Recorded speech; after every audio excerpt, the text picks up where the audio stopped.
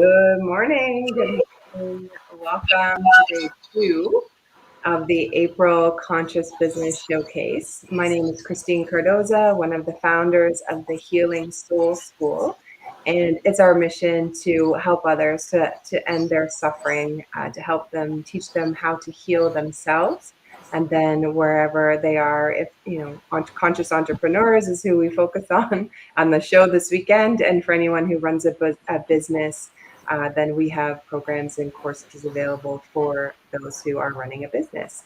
So I have been in the business world my whole life. And the last year, Virginia and I met, and we've really done a lot of deep diving in the spiritual community and also within our own healing. And we just wanted to come together and really just be that safe place where people could come who still had questions or still needed some help or support to be able to offer that. And so, Virginia, if you'd like to say hello. Hi, thank you, Christine. Good morning, everyone. Thank you for being with us today. My name is Virginia Mascal Fantasia. I am a meditation and mindset coach, energy healer, and spiritual mentor. And like Christine said, the whole point of the Healing Soul School was creating that place where people could find everything that they need all under one roof. So, those lessons that we want, because we all have healing to do. And I think that there always will be healing and learning and growing to do always, right? So it's really about bringing those teachers and those guides together under the one roof to offer people a place to come to meet them wherever they are and to help them in whatever way that they need. Because both of us felt that we kind of had to go out searching. We were always searching for, like, why am I going through this, and then you finding that person that can kind of help you through that or whatever. Right. So yeah, the goal is to make it a one-stop shop so that everything's all in one place and make it easy for everyone. So yeah, so the Conscious Business Showcase is really a place for us to kind of shine the light on those people, all those magnificent humans out there in the world that are doing wonderful things for other people. And let me tell you, I'm going to say they are and show up as who they are because they have done the healing themselves. So they have championed whatever struggle that they have been going through or that they went through, whether obviously some kind of healing or whatever. And the reality is, we're not alone. There is always someone out there that is going through something or experience something similar. So this is the whole point. Bring everybody together, shine that light. Look, let me show you how to get through this and on to the next step, the next level of healing, the next beautiful thing in your life, whatever that is, right? So yeah. So again, thanks for showing up. We really enjoy bringing all these people together and sharing everyone with you. And hey, and it's a ton of fun for us. We meet some really great people. So So true. So I don't know, Christine, did you have anything else that you wanted to kind of go over first? And then we'll do a little bit of a meditation or something before we get started. Cool. Yeah. Let me go over, a little bit more about the school for those who are new to us. I'm going to share one thing here. Give me a second while I share. And then I'm just going to talk a little bit about the speakers today. We have some really great speakers. If you have any fear or even any money fears, money issues, abundance, the law of attraction maybe isn't working for you, any of those things, we have a lot of speakers today. Fear, money, but how-tos, which I really like. And there's a really cool later on, we're hearing from the Lemonade Social, and this is a company that I found through a meditation that I was a part of from Vibe Queen. She's been on our showcase before, and it's a really cool platform for creatives, for musicians, coaches, healers, anyone who's looking for a space that is off of regular social media. They have built this platform to get, for people, and it's really, really cool. So I suggest, check in later. I think they're on at 11 or 12. I'm just checking. We have so many speakers today and yesterday that I'm just like, what time is everybody? Yeah, 12 o'clock Eastern is when their session is going to be on. And definitely for anyone who owns a business, I highly recommend checking out this platform because it's a great way to bring people together. You can do free stuff. You can have your own little lemonade stand. You can have things where you have events or tickets and they help you with the sales of the tickets. Really, really cool platform. And then we're going to have a little bit of fun for our Ask a Healer session today. We have a beautiful healer who's going to talk to us about Tantra and pleasure and sex. And then at 2 o'clock, we're doing sex and money for healers today. At 2 o'clock, we're having a lady come in. It's a fun day. It's Saturday. She's coming to talk to us about how to look after your money. And again, this is for creatives. And her program, To Rise Together, another beautiful person who just saw so much pain and fear in the community of creatives. And she said, you know what, I'm going to create an easy program for money and how to handle your money. And it's through sticky notes. So I haven't fully seen everything she has. I'm really excited for her to be on today. And Sarah's going to share, you know, how to look at your money story and how to look at your finances and how you look after them when you don't have a consistent income. And a lot of coaches, creatives, musicians, right? Our income is up and down depending on the clients that you have. And so this is a really great program she's put together for those who don't have a consistent income in the creative field. So that'll be really cool. And that's at 2 o'clock Eastern. And then now I just want to share, just before Virginia does the meditation, this is what we're putting together. I mean, if you've been with us from the beginning of the Conscious Business Showcases from December, we're really just focusing on how to teach people how to heal themselves. We are our own best healer. Inner consciousness, meditation. I mean, Virginia is so great at teaching meditation and how to go in, how to go within, how to calm our nervous systems. You know, and as we've been doing our healing, and I've really just been discovering a lot from my past and a lot of, you know, coming from Jehovah's Witness, there's a lot of control and a stripping of self-esteem and shame and fear. And that's what, you know, I've just discovered has been sitting in my subconscious, not realizing that's what's been holding me back. And so for our business program, you know, we help those who are just like us. And Virginia and I both have abuse in our backgrounds where we've experienced it. We understand it firsthand, and we really want to help see the whole person. If you're stuck, if you're, you know, you've read the books, you've been to the courses, and you still can't figure out why things aren't working for you, then send me a DM. Let's just have a conversation. Let's figure out why you're stuck, what your patterns are. And part of the conscious business, the Healing Soul School is to create a village. We always hear it takes a village to raise a child. It also takes a village to raise an entrepreneur.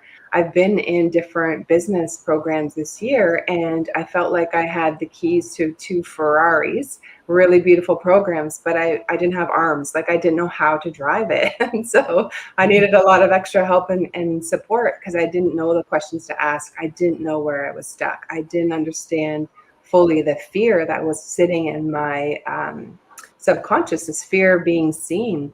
And I really do believe it comes from that childhood programming for myself when I lived in fear, living on eggshells, you know, or walking on eggshells. And that really comes down to anyone who has any issues with your first, second, or third chakra where you don't feel safe or you don't feel, having that support. That's what we're here for. We're here to help you. You know, our village is going to be a program where it's kind of like a gym schedule, but just imagine, you know, we've got healing on Mondays. Do you need to heal yourself? Is there something within you that's saying, oh, I just, you know, I'm not feeling great inside, or I keep having these emotions or these triggers and I want to be able to release it?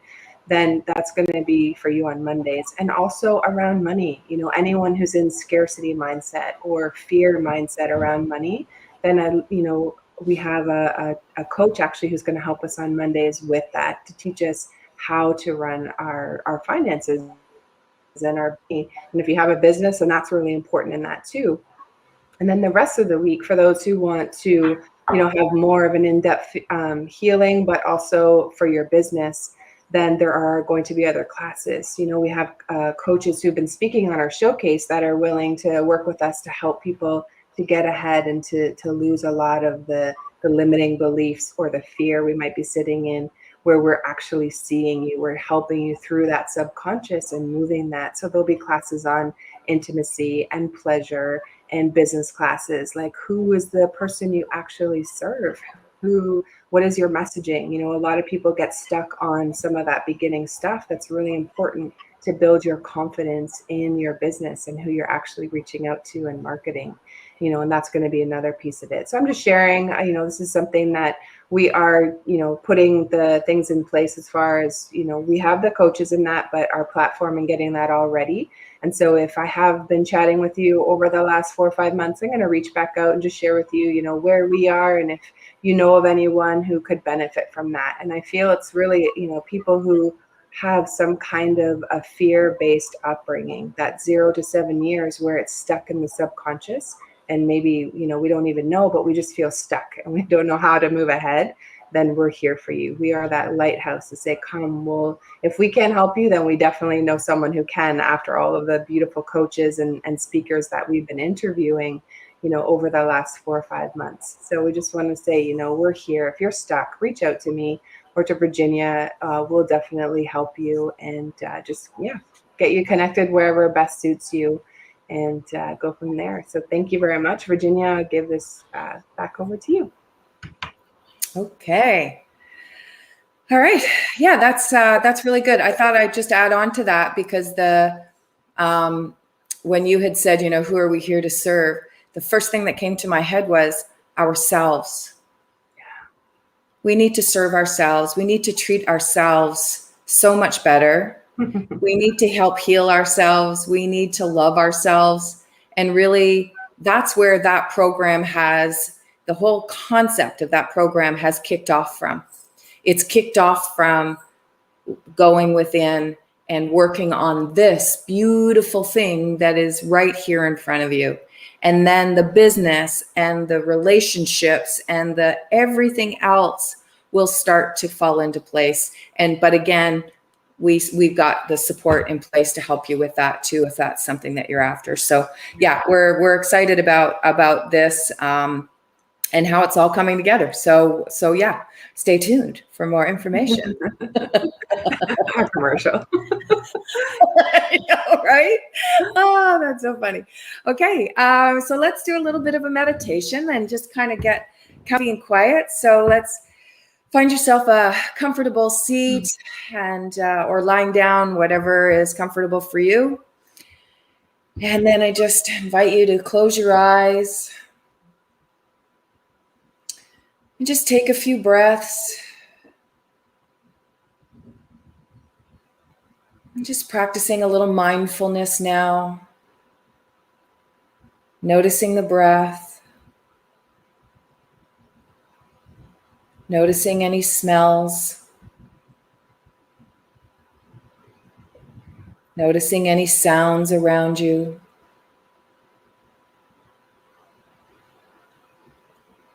What's the most prevalent thing you feel?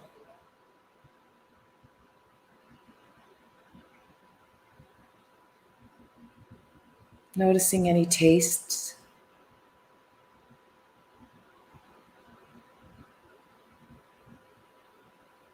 And just bring your focus back to your breath. Feeling your body winding down, relaxing. With every inhale, expanding. And with every exhale, relaxing and letting go.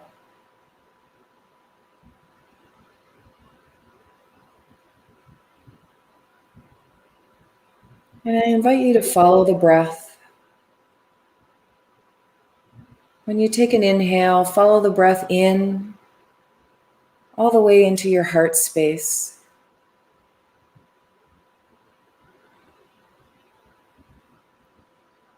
Breathing in, following the breath to the heart chakra, the physical heart, the space. And just breathe deeply into that beautiful heart space. On that big inhale, you're expanding your chest, your shoulders, your lungs, all into the heart space and feeling into that.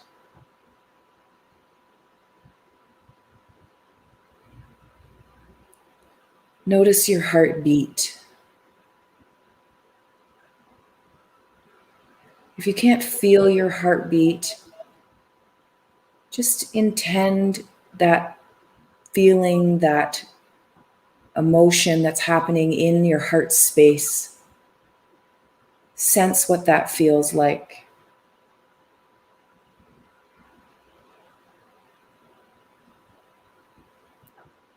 And with every inhale, just sending in more breath, more love into your heart space.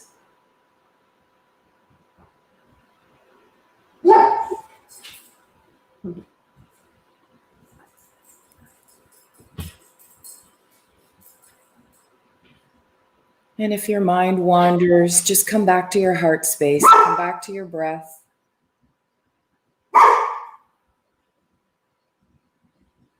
Just feel into that heart space, feel into that beautiful energy.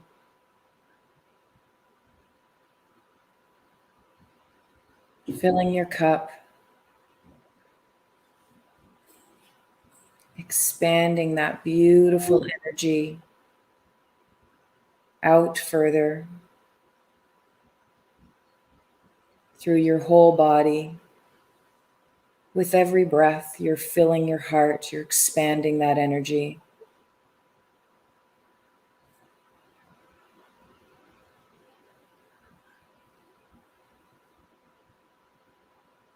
And just sit in the beautiful calmness of that expansion of that wonderful energy. And just keep your focus on your heart space, the love, the feeling, the sensation. And just relax in that for a minute.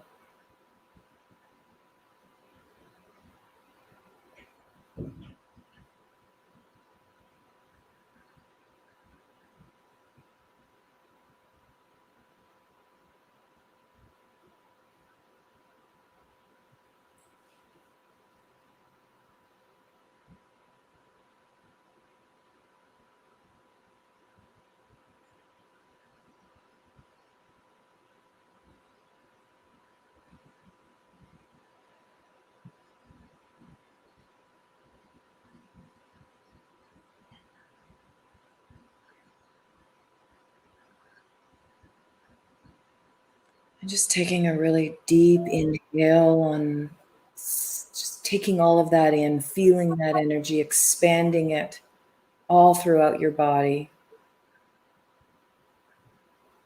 And on the exhale, just relax and let that breath go, grounding you down into the earth.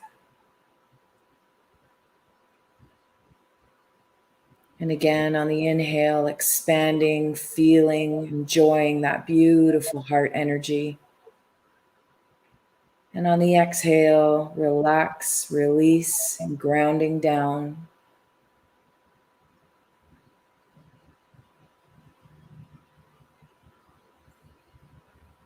And just coming back to your breath.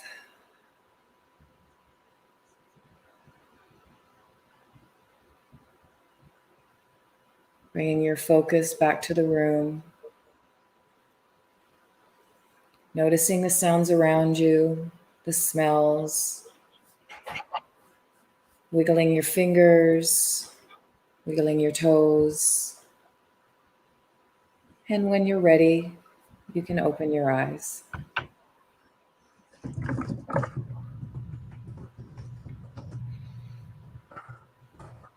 Okay, nothing like a good little heart expansion first thing in the morning. All right. Cool. All right, let's get started. We have Deborah Fryer. I'm going to bring her up. And she is going to talk to us today about money and mindset. Super excited. Hi, Deborah. How are you? Good morning.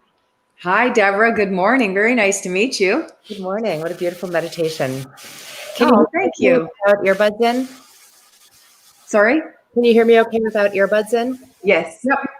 Okay, We great. can. Cool.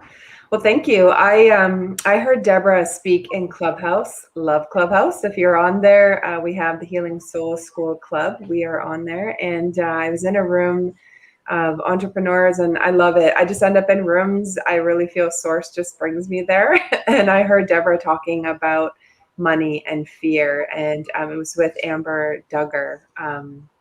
From the Unstoppable Entrepreneurs that I'm connected with. And I just heard Deborah speak, and I reached out to her and I said, wow, your chat today on money and fear was so powerful. You know, would you come and speak to our audience? And thankfully she agreed. And so I just want to say welcome. We're super excited to have you here today. Maybe just share a little bit about your business and what it is you do. And then if you want to incorporate any of your story of how you got to what you do today as well, it'd be great. Yeah, thanks for inviting me.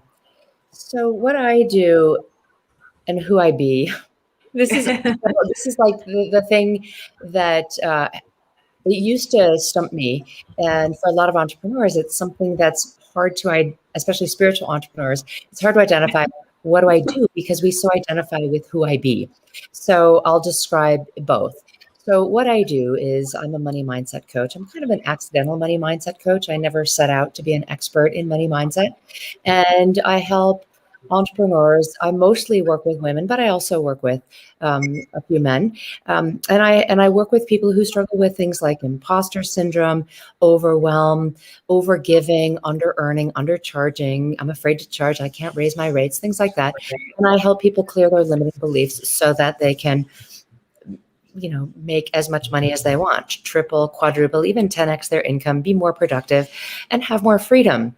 And what I really do, I sometimes call myself an electrician because I help people reconnect the circuitry when they go dark around money conversations.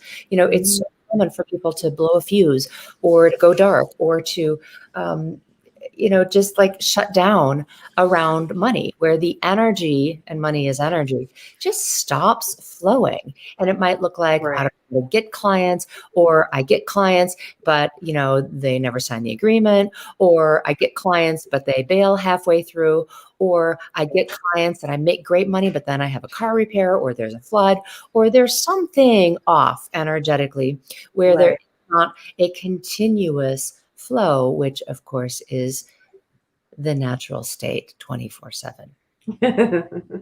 Right. Oh, that's so beautiful. How did it come up? Like accidentally, did it come based on your own situation, or you were just realizing that there was a need out there? No, it was accidental based on my situation. Okay. There is a need, and more than ever, there is a need. My situation was that I identified as a starving artist, and I identified as someone who was spiritual and couldn't be rich.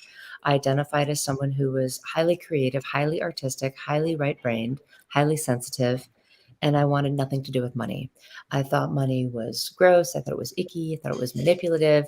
I thought people who had money were jerks, and I wanted nothing to do with it. And as a result, I struggled because I didn't want to ask for money. I had work constantly. I was often pulling all-nighters for my clients. I was often quadruple booked, but I didn't receive a lot of money in return because I had some subconscious blocks to it. And this is something I see with all my clients, especially very spiritual people, is that they are subconsciously very resistant to receiving money. And as a result, don't charge. So it was me. I was about 100,000 in debt. And one night I was, sitting there with my husband and complaining about, this roller coaster of there's money, there's nothing, there's money, there's nothing. And I just felt like I fell through the cracks. Like, what's wrong with me? I'm smart. I have a PhD. I work really hard. I do excellent work. Why am I struggling? And I said, I should have been a real doctor. I should have gone to medical school. And, here I am discounting my PhD. I didn't realize at the time how much I devalued myself, but that's where I was on my trajectory. And he said, well, why don't you just go to medical school then?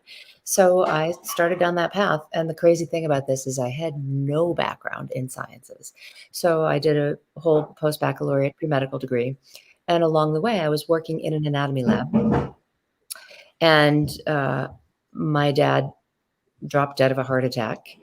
And the next day after my dad died, and he just died like that of a massive coronary. The next day I was working in an anatomy lab, and it was my job to take the heart out of the body. And I thought, I can't do this. And the Wow. next thought was, I can't not do this. And I went into the anatomy lab and I removed the heart from the cadaver. And it turned out that this cadaver, who was a man, had also died of a massive coronary. And Wow. the heart shows you the heart, you can see what that physically looks like in the body. The heart, in ideal, optimal, healthy conditions, works in a coordinated fashion. So, it squeeze and release, squeeze and release, squeeze and release. And Right. it does this, for our whole lives in this coordinated fashion. When a heart attack is happening, it's doing this, right? And so it's not empty, fill, empty, fill, empty, fill. It's just like going haywire. And so what happens is one side is completely empty and one is overfull.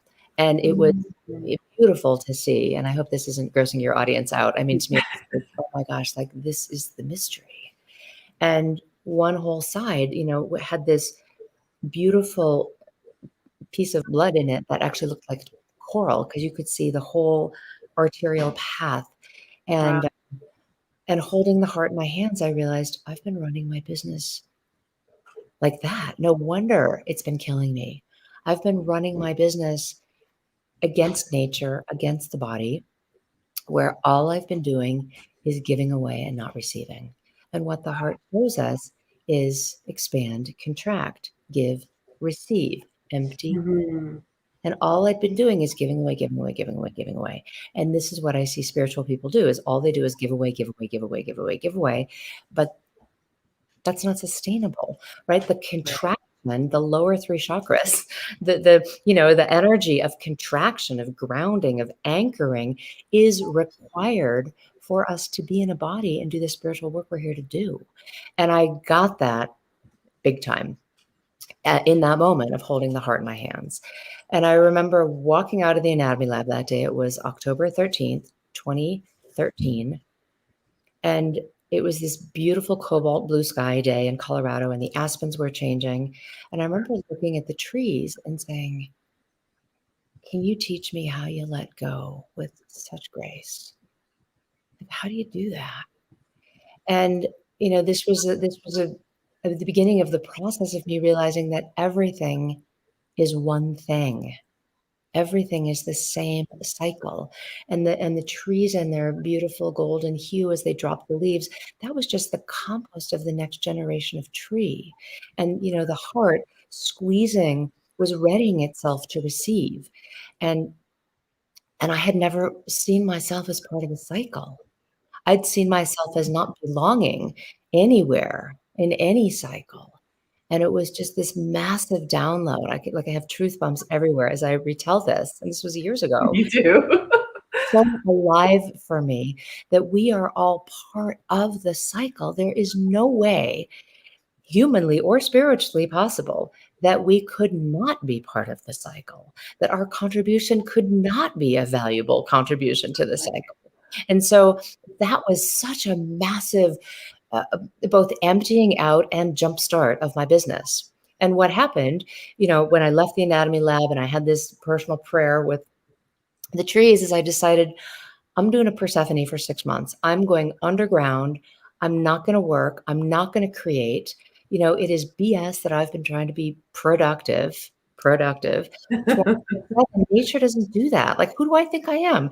That I can go against nature. I can go against the human body, and I can pull all-nighters, and I can be productive 24/7. Like that's just not sustainable in any system. And I'm the same system as the trees, and like the air I'm breathing is creating this. And I really got that. So I just took it to my meditation cushion. I took it to my journal. I took it to the bathtub. I took it to the bed. I took it to my body and went on hikes. And I decided I'm not going to create anything for 6 months. I'm just going to grieve. I'm just going to receive. I'm just going to be deeply in the divine feminine of Earth. Mm. And I'm not going to do anything until I see the first crocus. Remember, this was October 13th. First crocus comes up in March, and the phone rings, and it's a client. It's a film client that I've done many, many, many films for, and I used to charge about $3,000 to $5,000 for each film. And this client calls me up and says, "We have $50,000. Can you help us spend it?" It's like, Wow. like I didn't do anything out there. I didn't do any marketing. I didn't reach out. I didn't pound the pavement. I did nothing but my inner work. Right. And the inner vibration creates the outer reality. So that's kind of a long answer to how did my business start? But that's literally how it started was, a painful, very painful experience that was exactly the kick in the ass I needed. Right. Right. Ooh, truth bumps the whole time. That was so beautiful. And I want to cry. Like, even just like, how do you let go? As soon as you said that, I was like, oh, yes, I can relate. Definitely. Oh, so beautiful. Cool. And so that was 2013 that happened. Mm-hmm. Okay. And then, so what have you been doing like the years to bring you up to where you are now? So in 2013, I was still working full time as a filmmaker, but my income exponentially increased just because I was attracting larger projects. And then so I didn't have a coaching business. I wasn't teaching this mindset stuff. So your question was, how did I become an accidental money mindset expert? So I was just doing my own inner work. And I was noticing things were changing on the outside. I was doing my inner stuff, things were changing. So at some point, I started teaching Kundalini yoga. And I'd been doing Kundalini yoga throughout, but I started teaching it. I was bringing my gong to yoga studios. I was teaching meditations. And somebody came up to me. This was probably about 2015. Somebody came up to me and said, "What have you been doing?" And I said, "Oh, nothing." And she was like, "Well, I know you're doing something because, I've been watching you, I've been meditating with you. And, like we've known each other for years and there's something qualitatively different about you. What are you doing?" And I said, "No, it's nothing."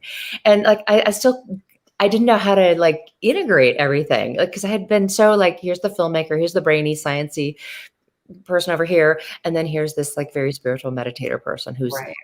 like, here's over here, I'm spiritualizing the material, and over here, I'm materializing spirit. And like, how narrow the twain shall meet? Like, how do I bring these two together? Right. So she was like, "You're doing something." And I'm like, no, it's nothing. So she signed up for an 8-week meditation class that I was teaching. And I still kept saying, it's nothing, it's nothing. So she follows me to the parking lot, and it was almost like she cornered me in the parking lot. And she was like, "Deborah, I know you're doing something and I want you to mentor me." And I'm like, "Well, I don't do that." And she's like, "Now you do." I'm like, "Well, I don't." Your first client. I'm like, "Okay, like I'll make something up." So I made something up for my first client. And then I was like, "Okay, I guess I'm onto something." So then I hired a business coach because I don't know how to do business. I'm a spiritual person. I don't know anything about marketing or copywriting, or I don't go on camera. Like, I'm invisible. I'm spirit. I'm invisible. Like, I do not do this visibility thing. And so I hired a business coach. And then within 5 months, I had broken 6 figures. And then I was like, "Oh God, nobody's going to be my friend. Like, I'm such an imposter. I've never made any money before. Now, who am I to be like at this level of income that has always been off limits to me?" Again, I don't know how to integrate these two things. So, it's been a continual unfolding. And, in the last, whatever it is, I've been in business now for 5, 6 years. I'm on year 6. I've just realized I have the capacity to expand time. So I could make 6 figures in a year, or I could do it in a month, or I could do it in a weekend. And it's really just like, how quickly am I willing to compress time? It used to take me, let's say, if I was making 12K a year, so that would be 5 years. No, I can't even do the math. 10 years to make 6 figures. And then I compressed it to 1 year, and then I compressed it to a month. And then now I'm playing with compressing it into a weekend. It's just, Nice. it's playing with, I am playing with my capacity to flow more and more life force, source energy through me, source Mhm. supply. And this is the work that I now teach people how to do. And it's both abstract and it's extremely practical. I can help you have consistent 10K months, 20K months, 100K months. It's really up to you and your nervous system's capacity to flow Right. this much energy through you, which is why I call myself an electrician. Because if you don't have the circuitry to flow this much energy through your system, you'll blow a fuse, right? A bulb that's set for 40 watts is not going to be able to run 100 watts of current through it. Right. Which is a direct metaphor about our resistance, because the resistance in the bulb is directly proportional to the brightness of the bulb. Wow. So the more resistant we are, which all of my clients are super resistant because they're a vibrational match to me, and I was super resistant. We are, the more we know that we're resisting our own magnificence, our own brightness, our brilliance, our own, life force that's streaming through us. And it's like Marianne Williamson's quote, who are you to dim your light? Who are you to do that? Right. And we've been taught down here on the earth plane, that's normal, that's expected. And as spiritual beings, how can we dim the truth of who we are? It's not possible. And therein lies the conflict for spiritual entrepreneurs. Right. So going back to the piece about, first the heart, and I really liked when you were sharing that earlier about how one side was really full and the other side was empty. I think that's also a correlation of the balance that many of us don't have or are searching for with the feminine energy and the masculine energy within us. Usually we're weighted on one, and it's usually based on our childhood and how we were raised. Right. So yeah, that piece, but also I think that kind of ties into the resistance and, our past limiting beliefs or traumas, we all had a need that wasn't met. That's just part of the human experience, to come and for us to evolve. How do you walk people through that? Or I guess finding or releasing that resistance? Well, what you said is spot I have on. so many questions for you. What you identified is really spot on, that we all imprint when we're young, and even in utero, and even in previous lifetimes, we carry imprints. And, if you think about this from a physical perspective, when our moms are pregnant with us, how can I say this?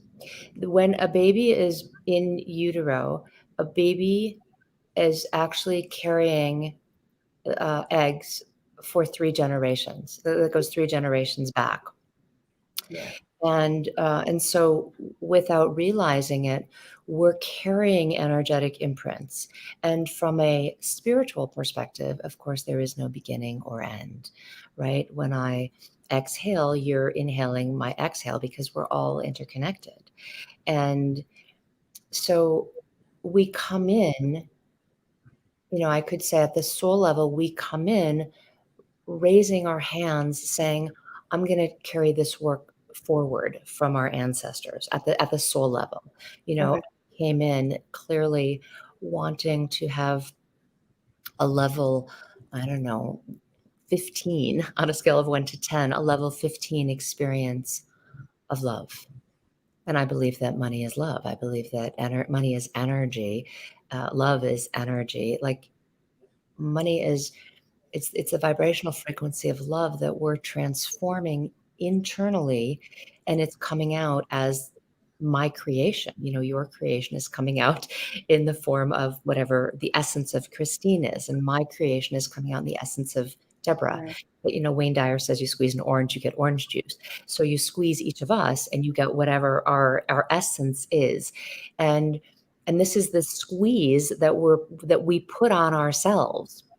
Right. So we come in with this soul purpose, this mission that we have to carry the work of our ancestors forward. We're born into the family that we choose, actually, is my belief. And then there are certain conditions that are set up that we, on a subconscious soul level, requested. We requested them to play certain roles so that we then are playing a certain role. Like for me, it was the victim. So I needed some people to be the ones more in power, so that I could play the role of the victim, so that I could realize, I need the obstacle so that I can rise to my next level. I can't, like hero's journey, I need the obstacle in order for me to discover that I'm more powerful, more capable, more resourceful, and then I become victorious. So, and on a soul level, I believe, we actually request these very conditions that we consider to be challenges. We request them because they're required for our growth. So on the physical level, on the psychological level, on the earth plane, what happens is we're born into a family and somebody looks at us and says, "Oh, you shouldn't say that." And then I realize, "Oh, okay, I won't do that." When I was a little girl, I was extremely creative. Duh. Like this is part of my essential self. I had 64 Crayolas and I'd draw all over the wall because I'd see a white wall and I'd be like, "Great, there's a canvas for me." And that was like a big no. I actually, for many, many, many years, I had this belief that if I was wildly creative, I would not be loved. So I thought it wasn't okay to be super creative. And, I'm clearing that day by day, but that was a no-no. In my family of origin, everybody was vegetarian. It was a no-no to eat meat. And I do sometimes. And like, that was a biggie for me to like break that taboo. In my family of origin, I had one parent who was very educated, very arty, into yoga and pottery and granola. And I had another parent who wasn't. And the one who was into pottery and granola and meditation and education didn't make a lot of money. And the other one did. And they were divorced. And I was in the middle. So, there I was, kind of a ping pong ball where if I loved the granola parent, the rich parent was mad at me. And if I loved the rich parent, the granola parent was mad at me. So, I was trying to like please everybody and pleasing nobody. And I decided I can't make money because the granola one won't like me. And if I want to go the other way, and if I don't make money, then the rich one won't like me. So like I ended up in this rat's nest of I'm just like effed and I'm not lovable no matter what. And like this was kind of the entry point into, well, I think I'm going to go to medical school because like then the rich one will approve of me. And I mean, I'm kind of glossing over the whole thing because I'm not in it anymore, but it was extremely painful to be stuck in the middle of that dynamic when I was stuck in the middle of that dynamic. And a lot of my clients come to me in the middle of that dynamic of feeling like, well, I'm really loyal to one of my parents who didn't make very much money, and I really want to make money. And what do? You've got to clear it at the subconscious level. You cannot at the conscious thinking mind level. Right. And it's this fear of of leaving them behind. Well, a fear of being rejected from our family of origin. I mean, it's so primal. We're wired to survive. And this is the polarity of living in a human body, is that we're wired for survival. We don't want to get kicked out of the tribe. And if I do something to betray or piss off or disappoint one of my parents, I'm going to get kicked out of the tribe. Like that's really what it feels like. They're going to reject me. And I mean, it can feel like that when you're a little teeny weeny. It's totally unconscious when we're little babies and they look at us, they give us the stink eye and we're like, oh, I better not eat that. I better not say that. I better not cry. Whatever it is. Or I better do this. I better respond and like I better smile even when I'm mad and then they'll approve of me. Like we're so conditioned, we don't even realize it. But it also shows up when we're 30, 40, 50, 60, until you clear it, you won't realize where the triggers come from. So I think we get really conditioned and we're afraid that we're going to get kicked out of our family of origin, which is how we're wired. We're wired to be afraid. And the polarity is that we want to be a bigger version of ourselves than we are because we're wired to grow. We want to be more self-expressed than we've been before. We want to earn more money than we have before because we want to serve more people. We want to have more influence. We want to contribute more. And so this inherent desire to grow, it is our birthright to grow. Nature's constantly growing. We're constantly growing, right? Hair is always growing. Fingernails are growing. We're always growing, but yet we're wired for things not to change, right? Because if we change, it's threatening the status quo. So there's inherent polarity, and the divine masculine, the divine feminine is an inherent polarity. And in fact, every cell has a plus and a minus. So like biologically, we are polarized beings, and we're orienting towards a unity rather than a duality. And I think what happens down on the earth plane when we're in a not so conscious state and in a not so aware state is we push away. This is what I was doing, what I described. Mm-hmm. These two things can't come together. The spirituality and the money can't come together. My mom and my dad can't come together. So I was deliberately creating a division within me. I was deliberately pushing these parts of myself apart from other parts of myself. And the spiritual perspective is the opposite, which is it's all included. So it's bringing it all together. And in fact, this is what the heart is showing us, is that it's all together. It's all one thing. It's all one thing. And I don't have to live in the compartmentalized state of being arty and not being wealthy. And I used to be a starving artist, and now I call myself a wealthy hippie, right? I'm the same being, but I'm an integrated oneness rather than, well, part of me is arty and part of me makes money, and like they can't coexist in the same room. Like they're all on the couch together right now. Right. Well, I relate to the gypsies, and so I'll be the wealthy gypsy. Me too. Yeah. Romanian. And I like that.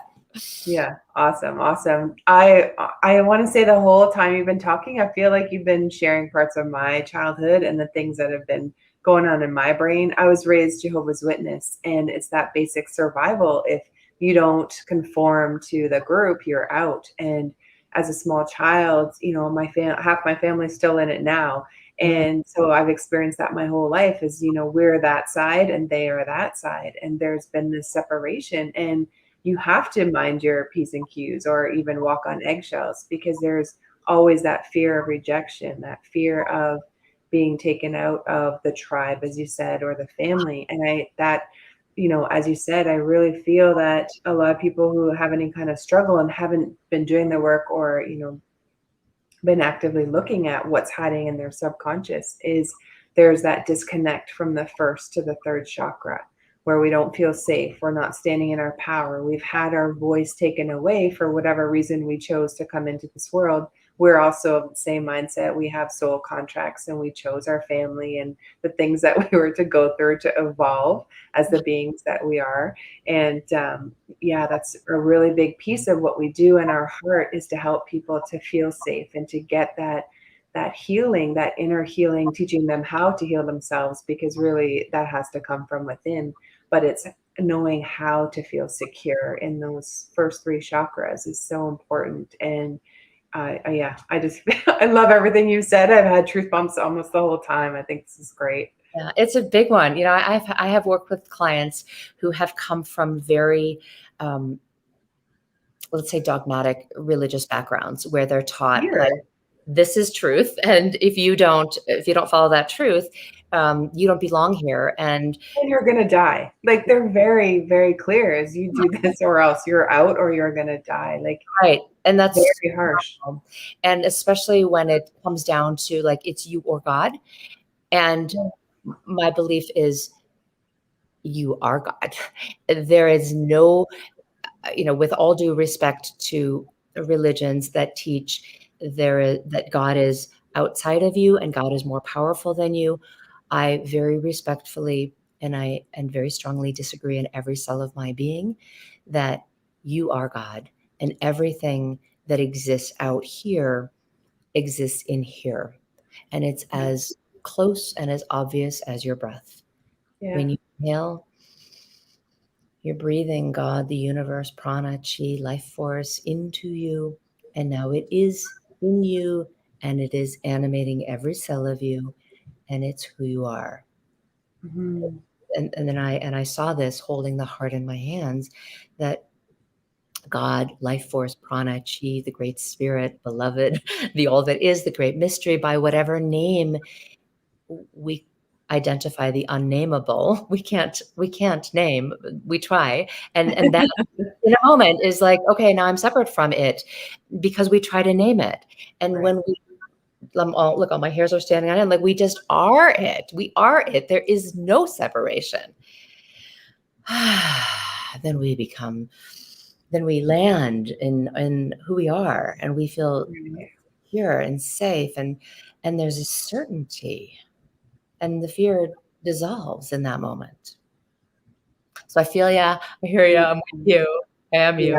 Beautiful. And I want to say you're way kinder than I am. I'm like, heck no to the fear raising, from Jehovah's Witness, I married into a Baptist family. I went to a Catholic high school, and I basically just traded fear dogma Yeah. into, and it's just this, you have to do this, otherwise you're not worthy, you don't belong, you have to go, we can't talk to you anymore, like all of these things that really rock, I feel, our first three chakras and our security and our base of who we are. And so then, what I've been learning, I didn't realize I didn't even feel safe in my body until I started meditating in Right. October.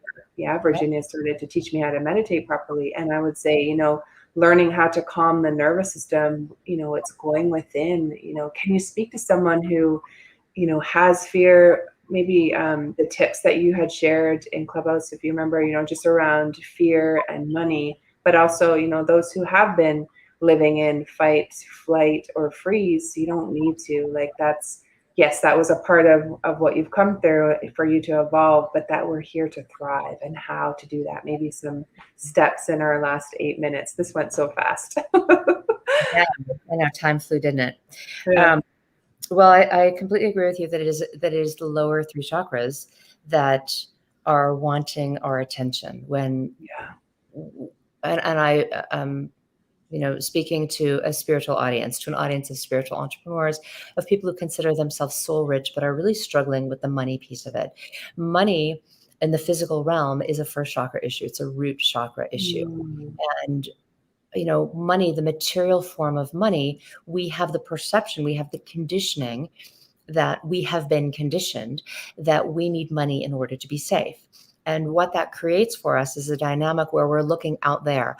I need either a job, and somebody's going to be my boss, and somebody's going to then tell me how much money I deserve to earn. Somebody's going to set my hourly rate. Somebody's going to decide how much vacation I get and what I wear to my office and or to their office, and when I show up to work and all that stuff, right? We've given our sense of safety to somebody out there, and let's just call that person a boss, right? If you go to a job where somebody else is in charge of that, it creates a false sense of safety. Oh, they're going to pay my paycheck, they're going to pay my insurance, right? And and then COVID happens, and all of a sudden your job goes away, or you get downsized, or whatever happens, and all of a sudden you're like, oh my gosh, now I'm really insecure. Well, you were never secure in the first place. You gave your security away. And and our security, my belief is that our security can never come from out there. Whether it's, I need that person to approve of me, I need that, that person I'm in a relationship to approve of me, or I need the client to approve of me. If you're always looking out there for somebody to meet your needs, whether they're going to pay you, or they're going to approve of you, or they're going to say, yeah, good job. If you need that, you're never going to be secure, because they might go away. They could die, or they could be mad at you, or they could be unavailable, or who knows what. Right. They don't want to be the person who's supporting you, the person who's like responsible for you feeling good about yourself. Right. This is when codependent relationships go south, is because, one of the people is like, no, I am not the person to constantly give you your sense of self. Right.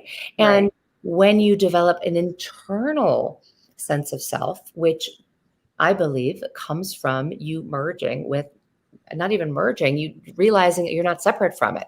It's not that you go get it. It's you already are it. You need to stop resisting it. You need to dissolve the boundaries that you have between you and all that is, because you just conveniently forgot that you are that all that is. You're never not that. You become much more secure, much more confident, much more safe and certain in who you are, because any externalization of money starts with me. How did I build my business? I didn't have a business when I started my business. I didn't have a film business when I started it. I didn't have a coaching business before I started it. How did I start it? I started teaching what you and I are having a conversation about.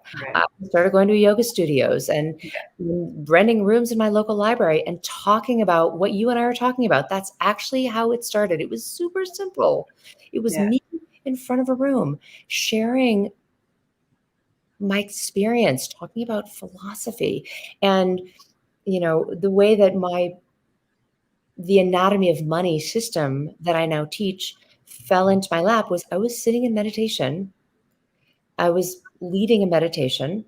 It was 4 a.m, and there was nobody in the room but me. Nobody came to do sadhana with me except me and all my guides and spirits and all the non-physical were in the room. And I'm sitting there meditating and I'm chanting, and I was actually doing a chakra meditation. I was doing sounds on each chakra, each energetic wheel in the body. And it was like the planetarium opened in my head, and this entire thing just went whomp, and it landed in my lap. And I could see the vibrational frequencies of every chakra in my body. And I could see that, the Wow. crown is a very luminous, open, airy frequency. And then it got denser and denser and denser and denser and denser until it was all the way at the level of bone, which was earth. And it was like, oh, earth, water, fire, air, ether. Oh, I could actually see me compressing me into the form of me.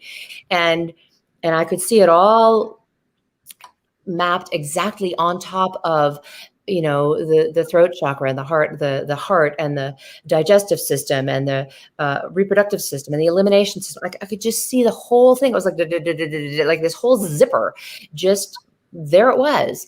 And I started talking about the chakra system and the root chakra and the second chakra that was about water and flow and creativity, and the third chakra that was about anger and passion and seething and digestion and metabolism, and the heart, which is about this reciprocity, and the throat that was about manifestation and that's my brand, that's me and my voice and how I self-express. Like, it was just super obvious. And it's a little bit harder to translate the feeling, the sensation into words, but that's literally how it started. Was I just started talking about it, and then people came up and they're like, I want to work with you. And then I hired a business coach, and then I put together some programs, and I now have a 12-month program where I help people remember and remember, literally physicalize. Your members are your arms and your legs, right? So I help people physically put back into their body the vibrational remembrance of what it was like before you abandoned you, before you gave your power away to the church, or you gave your power away to your parents, or you gave your power away to your siblings, or you gave your power away to the government or the patriarchy or whatever. Like, we've all got these layers and layers and layers of conditioning that are simply conditioning. And when we stop living as the conditioning and we start living as the truth of who we are, it's liberating and it's fun and it's joyful and it's a consistent stream of flow and creativity. Right. Does that answer the question? Oh, so good and so beautiful. And yes. There's lots of comments. Love it. Carla actually, she teaches and coaches very similar to what you were speaking of. And this is so great. Hi, Sarah. I'm just going to read. There's some really beautiful comments if you want to come back in and read after. And I just say, exactly what you've been sharing this morning is our heart. We want to teach people the how to live consciously, how, remembering who we really are and why we're here. We're not here to struggle. We are so meant to thrive. And, as we figure out our own stuff, it's being able to then turn around and help the next person up, right? Based on what it is that we find, or what has been, our findings. And it's really, or usually based on what we've been through in our own life, because we live it. It's our zone of genius. We know it. We don't need a manual. We can actually speak it from the heart. And so beautiful. Love your work. Love what you're doing. Are you on Clubhouse on a regular basis? I am going to start being on there on a regular basis. I've been at a lot of different times, and I've hosted a room, and I will start being there on a regular basis. I love it too. It's fun. Yeah, it's a great platform. So people can find you on your website, on Clubhouse. You can add her by her name, Deborah Fryer, and just such an honor. Thank you so much for being here, and looking forward to connecting more with you. Yeah, thanks for having me. The best way to find me, I can see my websites on there. I also want to invite you all to the Anatomy of Money Academy. You can just that Facebook, Anatomy of Money Academy, totally free. It's a group of heart-centered entrepreneurs who are interested in, integrating the spiritual and the material so that we don't have to keep them separate. It's the Anatomy of Money Academy, totally free to join. Just Google it on Facebook, and I'll let you in. All right. Super. Awesome. Well, thank you so much. Such a pleasure. Have a great day. Thank you so much for Yeah. inviting me to join you. Thank you. See you. All right. Next up. Hello. Hello. I'm going to exit stage left. Your microphone. I don't hear you just yet. Sorry, my bad. I might have muted myself. I forgot to unmute. Cool. All right, we're passing the baton. All right. See you in an hour or so. Okay. Have fun. Okay. All right, friends. That was so awesome. Deborah was great. I was backstage just listening, and wow, powerful stuff. And she just says it so simply, right? She just makes it so simple. All right. So our next guest we have coming up is Marcia Daly, and she is with the Transformation Kiosk doing a program called Total Radiant You. Marcia is backstage here, so let me just bring her up to the stage. There she is. Hi, Marcia. How are you? Good, Virginia. It's nice to be with you. Yes, thank you. Thank you.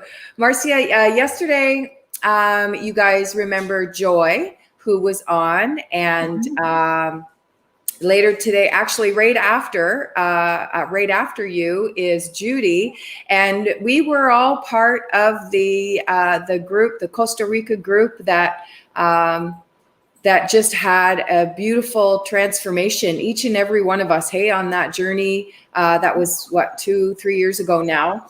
And we all met there, and it just brings me great pleasure to bring so many of you guys here on this showcase to just share all of the fantastic things that you're doing and how you're showing up in the world. So let's get started. So you have, I know your business is Transformation Kiosk. You are a life coach and an image Consultant. Thank you. I knew that there was a word. I was like, why am I not getting that?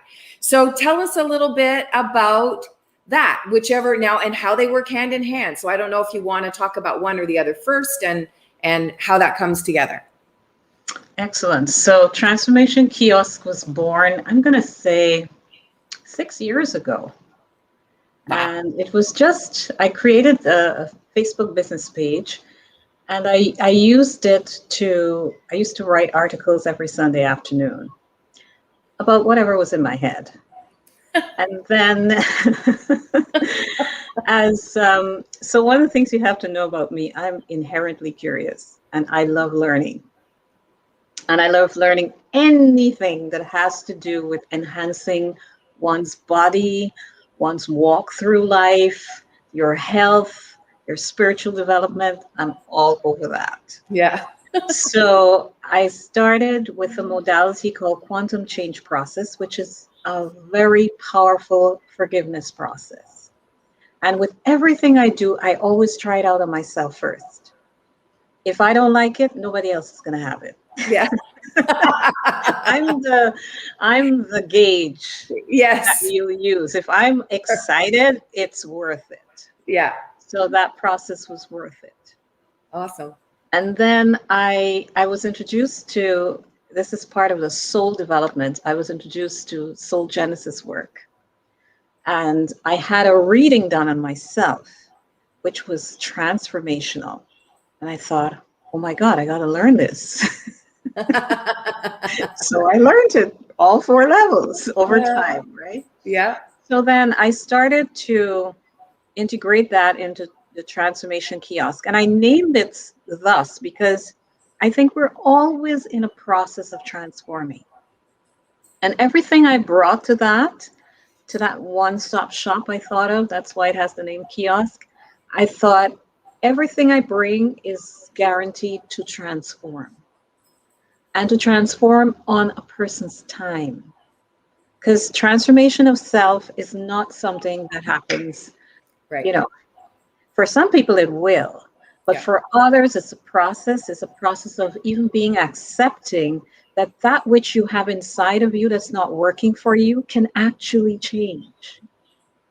I think some people get stuck and they feel, oh, well, look, those people over there, they're leading a really lovely life, but I don't know that I will get that. And so I am so firm, it's so firmly rooted in me that there's nothing that's permanent. It can be changed. Yeah. So as time went on, I have so many talents within me that at different times I'll choose to bring up one and, you know, let the other one take a rest for a moment. So there was a point when I gravitated towards chef training because I absolutely love to cook and I absolutely am passionate about good nutrition. And then I moved into the creative side of me. So that meant that I was picking up crafts that I used to do as a child and as a teenager. So I picked up crochet and I accidentally fell into art using alcohol inks. Had never heard of them. But it created such a wonderful experience for me that I started to, and that was my relaxation. I'm not your greatest meditator. I'm going to say that. Yeah. But you know what? That can in itself, and that's what a lot of people don't realize, is that crocheting, knitting, art, gardening, walking, that can all be a form of meditation if you just allow your mind that relaxed focus, that time for that relaxed focus, right? That's so true. That's so true. And what I said was, I'm creating something beautiful from virtually nothing. Just ink colors on a page. Beautiful. So the colors and the explosion of designs led me back to something I had been, when I go back through my journals, I see that the first time that I ever thought of doing it was in 2009, and that was becoming an image consultant. Because I have a background in sewing. I learned to sew when I was 13, and then around the age of 28, 29, I created a business sewing garments for full-figured women. And I did that for 5 years. So it was like all these things were coming together. Yeah. Because image consulting is not just dressing someone. It's addressing the whole you. That's why I came up with the program Total Radiant You. Yeah. Beautiful. I say it's looking as good as you feel and feeling as good as you look. It's a total package. While I'm working on the outer, transformation is going on in the inner. Yes. And you can't have one without the other. Yeah. It's like a tag team. If I look good on the outside, invariably some transformation is going to happen. I'm going to smile more. I'm going to walk with my shoulders back because I feel more confident. I'm going to be able to receive compliments because I know I look good. So it's like you're projecting outward this wonderful energy. And it's like the alcohol ink work I do. I say you're transforming into something beautiful. Oh, I love that. Yes. Yeah. I love that. Yes. That's great. So that's so that's the image consulting and kind of, and now with your coaching and the Total Radiant You, how is your program and how is that kind of all tying together and I know that you work especially with women midlife, because often we get there and we're like, well, now what am I supposed to do? And that has been a part of, me for the last 3 years. It's like, oh, okay, well, now what am I going to do when I grow up? Correct. So, and you have created and enjoy working with exactly that. And I have to assume it's because that is something that was close to your heart and that you worked through, therefore being able to help someone else, as so many of our great speakers are too on here. Absolutely. I think you don't come to something unless there's a prompt of some kind that you go after the answers for. And that's me. I'm always going after the answers for something. And just like you said, I got to a point, I'm going to say it probably started just before I turned 50, where I started asking the question, is this all there is? Really? And that period was so tough for me because I didn't really have someone to take me through the steps of what it means to start entering midlife, what it means when your body starts changing. I didn't have that. Yep. My mom passed away about nearly 4 years, it'll be this year. And I was trying to ask a lot of questions because I knew once she was gone, the questions that I wanted answered, they would not have been answered. But one of the questions I did not ask was, what was midlife like for you? Yeah. Because I wasn't there yet. Yeah. And Yeah. so I felt pretty isolated. I didn't understand what was going on in my body. I sought the counsel of people that I thought knew, and I got some horrific answers. And I'm like, no, my body's just screaming, no. Please. No, you're not doing that. No, please, no. Yeah. So I knew I was not on the right path. I'm not going to bash those people because they are qualified in their own right, but I just felt I was not receiving the guidance that was beneficial for me. And that's you tuning into you. That's you tuning into your intuition. And when you say that, what always scares me is, what about all those women out there who are in the same boat and feeling isolated? Because as you're talking, it's like, you know what? Yeah, I felt the same. And it's not a topic of conversation that just comes up with anybody, right? And I think with our generation, our parents didn't talk a lot about that. They just didn't. Yeah. So if it's not addressed until you get to it, you wouldn't even have I don't think you have the bandwidth and know what questions to ask. Yeah. And once we're in this period where our parents start dying on us, it's like, okay, what do I do now? Exactly. Yeah. So I'm happy that I question everything. And so, and I connect in my own way. I connect and I ask questions of the universe. Yes. So in a really serendipitous way, I lost my job and I was working from home since 2015. So I had a lot of material that I had to send back. And as I was sorting through this material, a card that I had gotten at a networking group I attended fell on the floor face up. And I looked down at it and I went, holy smokes, these are the guys I need. And I had actually met with the lady who works with this particular doctor. So we had kept in contact for a while. And they helped me. Yeah. They helped me find balance. Bingo. Yeah. Yeah. And then other things came in. So it's like everything I'm putting together, my body went, oh, finally.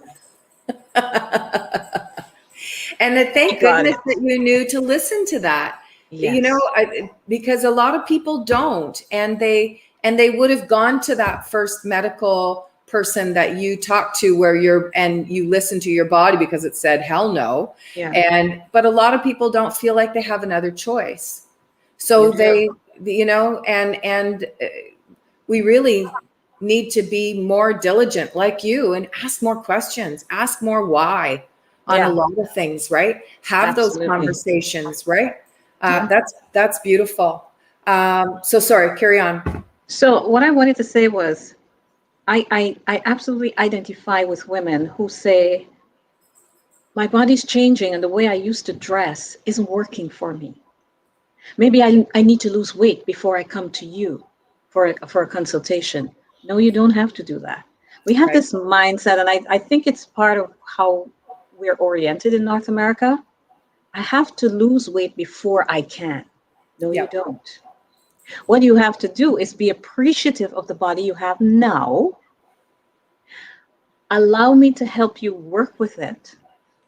Once you start to get the radiance on the inside and the radiance on the outside, all that no longer serves you, it will come to the fore and you will be able to release it.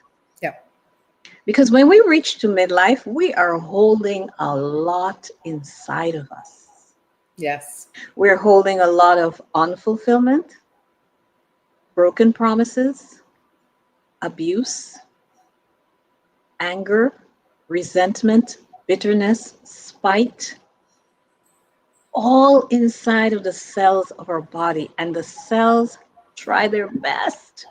Mm-hmm. The body is always trying to reach a state of homeostasis, of balance. But sometimes it doesn't have all the material to work with, all the resources. So it tries a little here, it tries a little there. And as it's trying, you're feeling the effects of it through ill health or dis-ease. Yeah. So I address all of that. I address not just your appearance, your image, and I should say the care of your appearance, because it involves your grooming. What do you do for your skin? What do you do for your hair?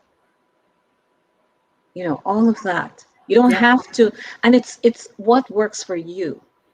There was a time when in my 20s I wore a lot of makeup. I don't do that anymore. I actually wear more makeup to appear on video than I do in any other part of my life. That's so funny. And you would know that when you see me in Costa Rica. Was I ever wearing makeup? Yeah, Absolutely. I know. Yeah, same, right? Like I don't. Yeah, exactly. But I understand and I don't do it because I have to. I do it because I feel good from within. Yes. Right?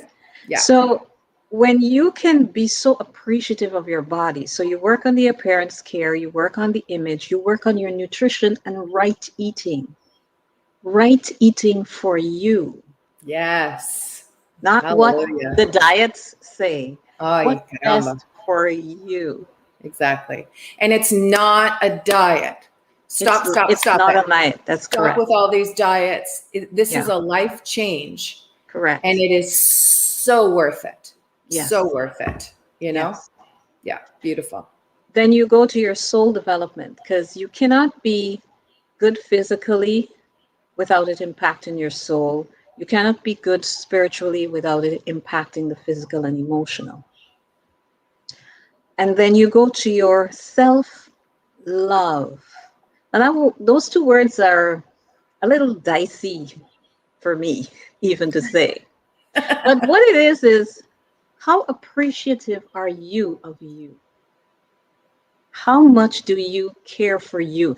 I think sometimes, I say this all the time, our cars get far more care. Or if you're a bike person, your bike and your car gets absolutely top-notch care. Yeah. We don't do the same for this. Yeah.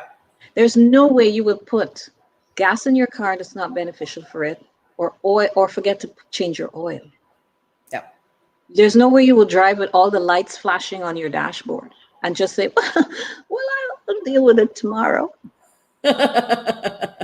I've seen people eat food, pick it up, put it in their mouth. They go, oh, this is not good for me. And they wouldn't stop eating. Yeah. You wouldn't do that to your car. So how come you don't have enough care for you that you would do it? And I think really it's the awareness, right?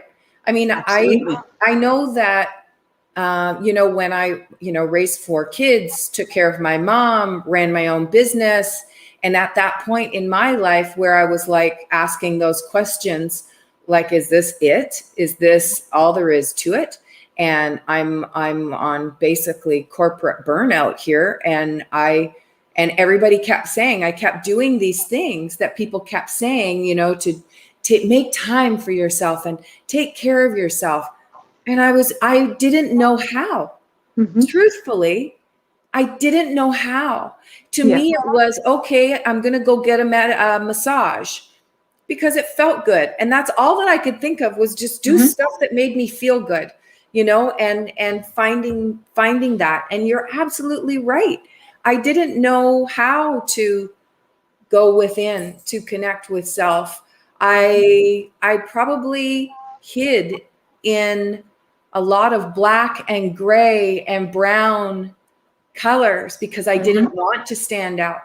Because it was an effort, and I could blend in those colors, and so yeah, you're absolutely right. We don't know.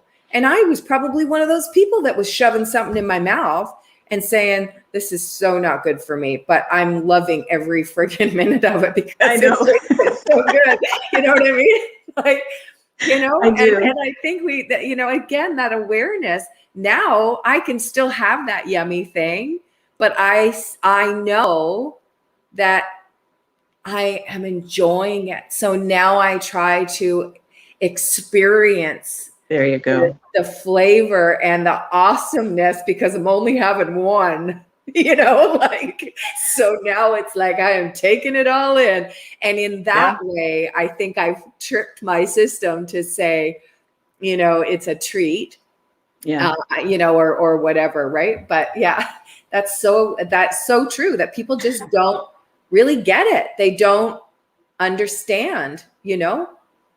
I was gonna, as you were talking, I remember that special dessert we had. I was thinking of that too. Because everything you're saying, like, that's me. Yeah. And that was it, because Marcia was the leader. I have to share this story. When we were in Costa Rica, we went twice in the 1 year. It was a smaller group the first time and a larger group the second time. And anyway, Marcia was, I think you had originally come across this restaurant when we had all kind of separated the first time. And there was only 2 or 3 of them together. And she came across this restaurant and this chocolate cake. And I don't even remember. I just remember she described it as, oh my gosh, we have to go back to that restaurant because the cake is orgasmic. I was just like, sold. I am there. I am totally going for that cake because and you were a great teacher in that, to just, although, yeah, you know, that's not like the perfect thing health-wise for my body, but I eat great. I take care of myself. So why am I not allowed to have an experience of joy? That was an experience. Yeah. It was a Belgian orgasm, by the way. Oh, that was it. Yes. That's right. Yeah. Oh, that was a ton of fun. You and know, we all did go back there and get that cake too. Oh, yes, we did. I made sure. You know what? It was done for me. I made sure I got it, and you just were like participating. You brought us along. Okay, well, good. I was glad I was there.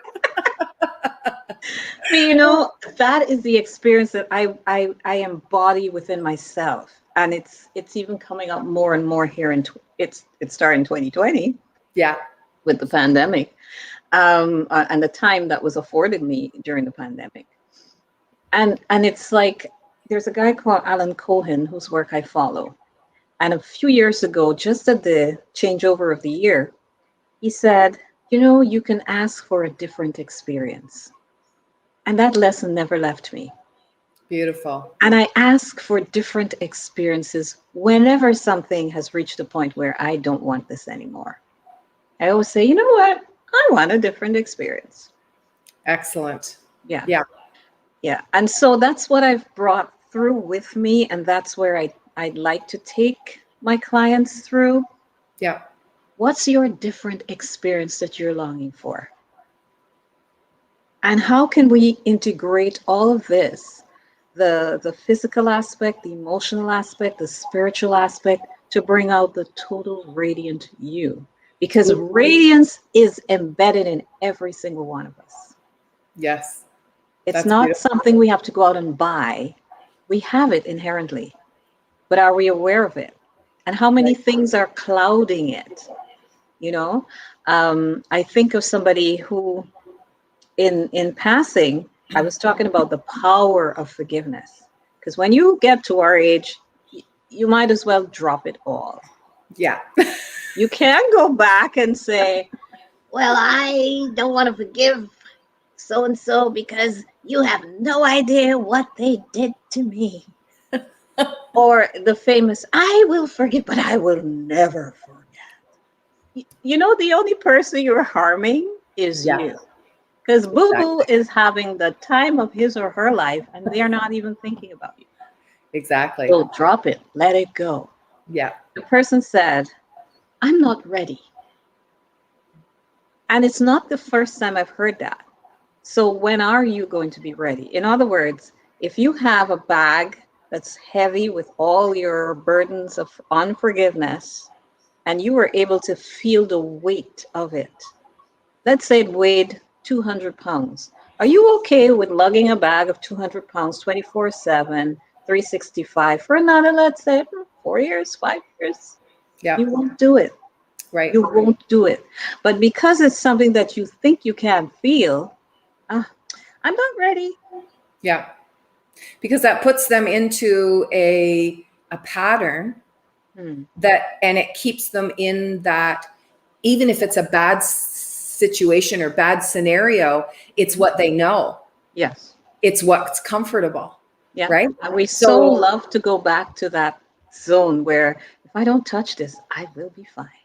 Yes. Forgetting that if I touch this, I will have discomfort, but it will not last forever. Right. And once I get over that, it's like, whew, I start to soar. Yeah. And many people are afraid of that. They don't think that there is anything to soar. They don't think past that, again, because we often get caught in our own feelings and our emotions and can't get past that, right? Yeah. So that's beautiful. So your Total Radiant You program, is that a one-on-one program that you work with women, or? I like both. I like group work and I like one-on-one. And the reason why is because when I look at my own self, there are times when I'm good in a group, and then there are other times like I am not going to be in a group. I need direct attention. Yes. Yeah. You don't hear anybody else's story. Just focus on me. So that's why I am pretty comfortable doing both. Awesome. I'm in the process of creating my website, but if you go there right now, marciaedaly.ca, you're going to find a gift for you. Oh, all right. Marcia, hang on. Okay, no, it won't let me fix it. Sorry. Marcia E. Daly. Daly, yes. And Daly is Daly, has no other letters. Yeah. There are other variations of spelling. So. marciaedaly.ca and download your free gift. That's so awesome. Beautiful. All right. And maybe if you want to come back into the comments, Marcia, and maybe drop that link in the comments, that would be good. And then if anybody wants to pick up their free gift or get in touch with you, either about working with you one-on-one or working in a group, whatever form you have, that would be great. Start the conversation, right? Yeah. And the two Facebook groups I have right now are Women Mastering Midlife and Write Your New Love Story. So yeah, just quick, we got like a couple of minutes, but I know your Women Mastering Midlife program obviously surrounds a lot of what you're doing with the Total Radiant You. Yes. What's the Write Your New Love Story? So in a nutshell, writing your new love story is how can you change the nature of the relationships that you've had if you're still single and you haven't found the one you're looking for, or you haven't been able to attract that person into your life. And invariably it's because the things blocking you. So in it's not a writing, it's figurative. The objective is to clear your slate. Gotcha. Everything is energy. Once you clear the energy that's keeping you stuck, again, you're going to soar. Yeah. Beautiful. So really kind of guiding women to love themselves. And that's where the self-love and the Total Radiant You comes in. Yeah. And kicking all the gook away to open up that space to allow love in. Yeah. I love that. That's so awesome. That's a beautiful combination. And the last thing is, if you want to see my artwork, which has been transformed into clothing and books and cups and so on, journals, it's on redbubble.com. And the name that you would put in the search bar is Marley 289. So I will put that in the comments as well. Yeah, that would be awesome. I'd love to check that out. That's great. Yeah. Perfect. This has been amazing. Yes, it's been a ton of fun. Thank you so much for coming and joining us today. And thanks for being you, showing up in this world. You're doing a lot of good. You're helping a lot of women because we've been there, right? I totally get it. So what you're doing is a powerful thing. You just keep showing up, sister. Thank you. Thank you, Virginia. All right. Love being Thanks, here. Ryan. We'll talk soon. Take care. Absolutely. Thanks. All right. That was so awesome. That cake, I got to tell you, it was really awesome. I just got to mention that. Okay, I'm just going to switch up banners here. So next we have Judy Richardson-Schroeder coming on, and Judy has been with us before. I don't know, it was a couple of showcases ago now. Judy is and her partner, Deb, and I know she has a really big last name, and it's not coming to me right now. They own a Carnelian Moon Publishing, and they, you may remember them coming on a couple of months ago and talking about their programs and stuff like that.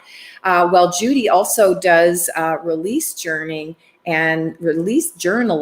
and has a fantastic program that she works with people on. So we're just going to bring her on the screen here to talk a little bit more about that. There she is. Hi, Judy. Hello, Virginia. Oh, it is so wonderful to be back with you and with your audience. I just love what you're doing. So thank you so much for having me again as another guest. Yes, you're very welcome. And I'm excited to hear about this. You had sent all your bio stuff in and that, and I was like, oh, this is so cool. Like, I almost don't read all of it because I want to like save some juicy bit for surprise or something. You know what I mean? I totally understand. I went a little bit overboard on the bio, but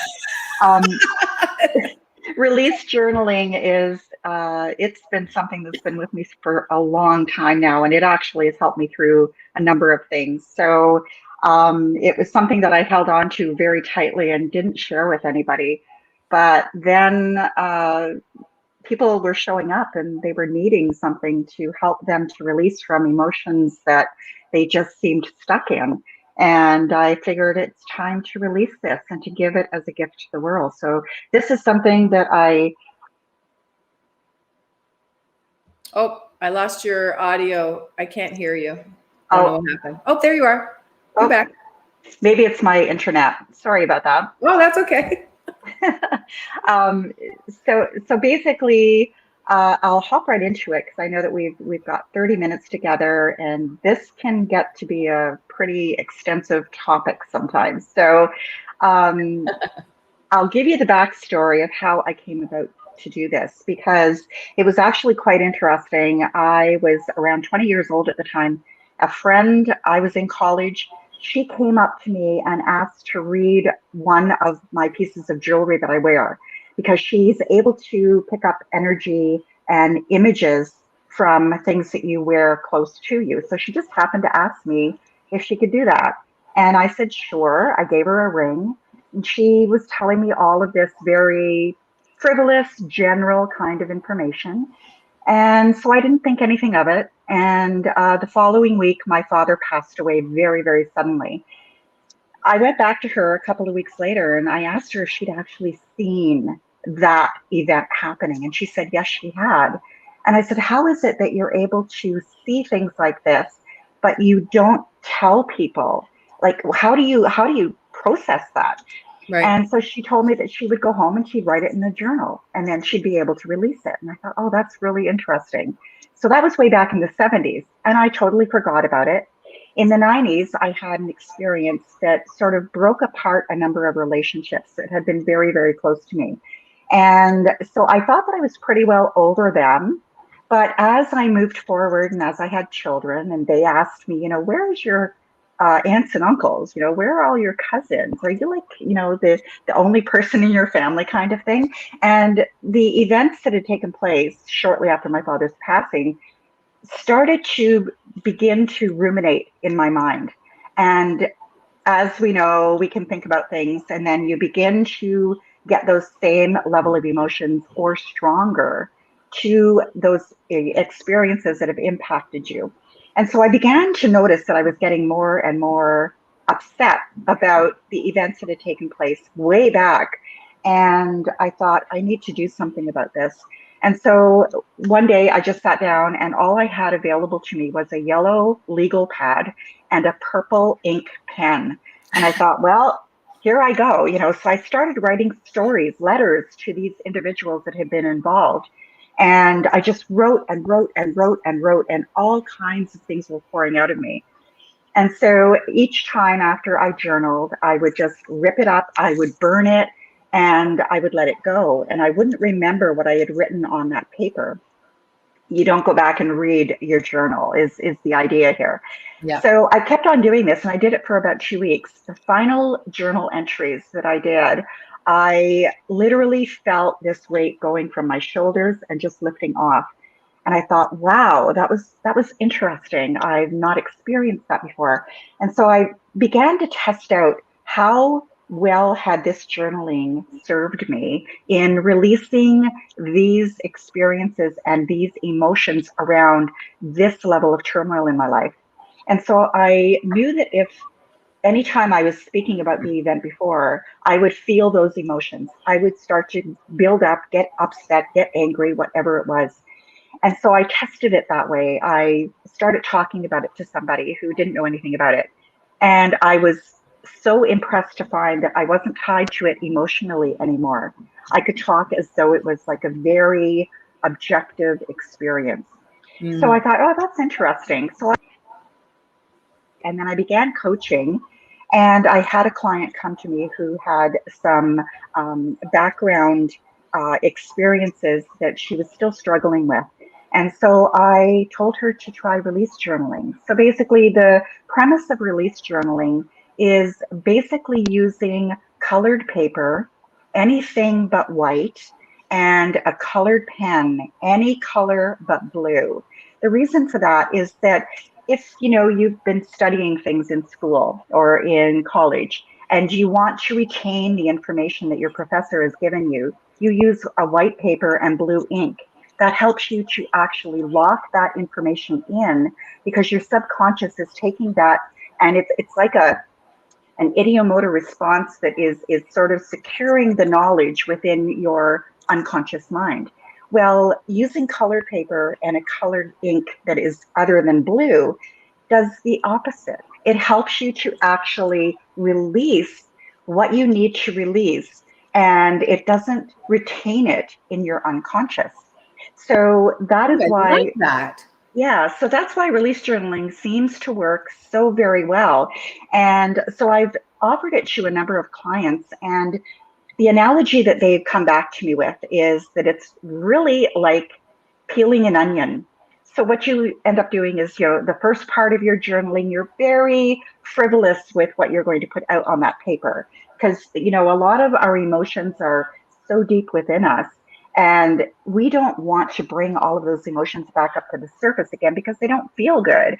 Right. We may have anger or jealousy or fear or whatever it might be. And so how this actually works is it allows you to bring up those very light moments. You journal about those, and then you release them by either setting the paper on fire very carefully, or you rip it up or you shred it, however you're going to destroy it. And you don't go back and read what you've written. And so then you do this process over a period of either days or weeks, depending upon how deeply those emotions are entrenched within you. And what ends up happening is you begin to be able to peel away that very light film of the onion and then start to get into the heart of the matter. And you just keep on writing as you're journaling, and then it opens things up, allows you to release whatever that is until all of a sudden you've gotten to the core of those emotions, and you're able to then discharge them and allow them to release so that you are no longer energetically experiencing the negativity from them.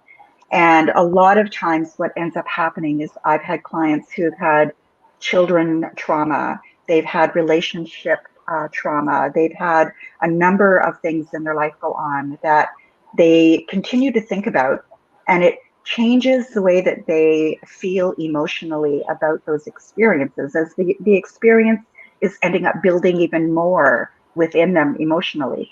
And release journaling helps them to release that and do so a little bit more gently and a little bit more effectively. And some of my clients have said that they ugly cry. There's a lot of ugly crying sometimes, but that is allowing them to actually release and to heal and to discharge those emotions so that they then can move forward and they can continue to live their lives and not ruminate over past events and the power that those past events had on them. So I heard Marcia talking about how, we carry around this baggage with us. Well, release journaling is something that helps people to release that baggage. They still retain the lessons, they still get the learnings from it, but they're no longer emotionally tied or energized by whatever those emotions were. So, illness can't set in from things like that. Like you have people say he's a pain in the neck. So they have neck pain, or there's something in their back or a shoulder or wherever it might be. And release journaling helps that to move out as well. So. Yeah, that's beautiful. Because it brings us back to that. Once you release all the gunk and stuff, then you're able to kind of move forward in your life, understanding that not that you don't get pissed off at things or people sometimes, right? Exactly. But you're able to come back at it and go, well, that was an interesting experience. Exactly. Because we understand it from a different level then. Because it is an experience. It is. And it's the emotions often are what tie us to that, Exactly. Kind of like the orgasmic chocolate cake that we had. Yes. Exactly. We tied an awesome experience to that. So the same holds for those negative things, or maybe those things that someone said to you and you've taken it to heart, or whatever. And what I've been noticing lately is that a lot of everybody has had some kind of trauma. Like it's, and not that I look even on my own personal life, I look back on my childhood. I don't feel trauma. I don't feel any of that. But yeah, I was in an abusive marriage. There was trauma. I was in an abusive relationship before that. So again, there was traumas. And I apparently hadn't learned the lesson. So I had to do it again to figure that out. But it's, and what's interesting, Christine actually said something about this, about, my ex and that the abusive relationship and blah, blah, blah, and how I would describe that, or would I describe it as narcissism and whatever. And, and I said to her, I said, honestly, if you had asked me that 10 years ago, I would have said, hell yes. Yeah. But now I understand and I see my ex-husband as just another being that is here or was here. He's no longer with us in this realm, trying to figure it out. Yeah. And learning off of his experiences and his traumas that he didn't know how else to show love. Exactly. So we often assign these labels to people when really I feel like we need to see them. Not that they aren't behaving that way. That's the experience that you are having or they're having.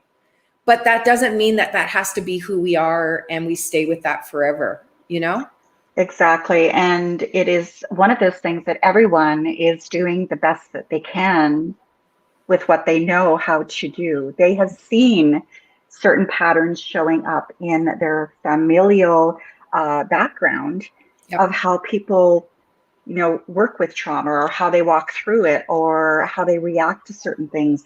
And so there is that level of, we need to understand that part of it. But the emotions always get into the way. We've always got our part that we need to say, or that we need to get out there, that people need to know about us. And then the other individuals also have that same thing as well. So you've got that opportunity for volatility to take place.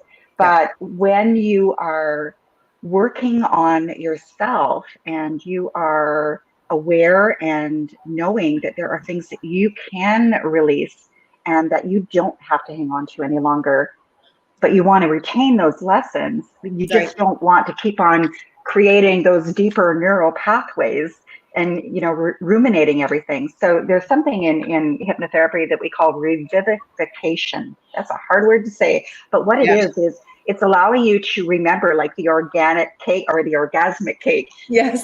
You know, that wonderful feeling, but it also works where it will help you to heighten the emotions that are around something that was traumatic to you or that was difficult for you to walk through.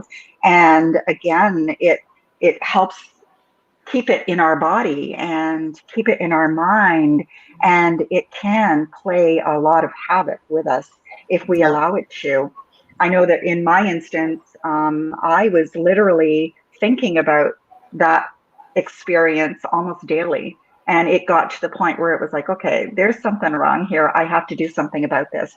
And that was how I just sort of basically fell into the release journaling aspect of things. And since then, I've had so many people reporting how powerful it is. And I'm so grateful for that because it is something that I benefited from. I literally felt the energy leaving in the negativity and giving me that opportunity to be free, and forgiving ourselves and doing all of these wonderful things for us helps us to then be better individuals for those who are out there that we may come across who are wounded, who need healing, and we can then support them even further. So exactly. Because in the end, it always, we can see how other people are and maybe how their behaviors are affecting us, or we don't like them or whatever. But in the end, it's triggering something in us. Yes. So when it's not about that person doing the work, or you got to change your shit, man, because that's just not, you know, and yeah, maybe they do, not that they don't, right? Exactly. But in the end, it's about us.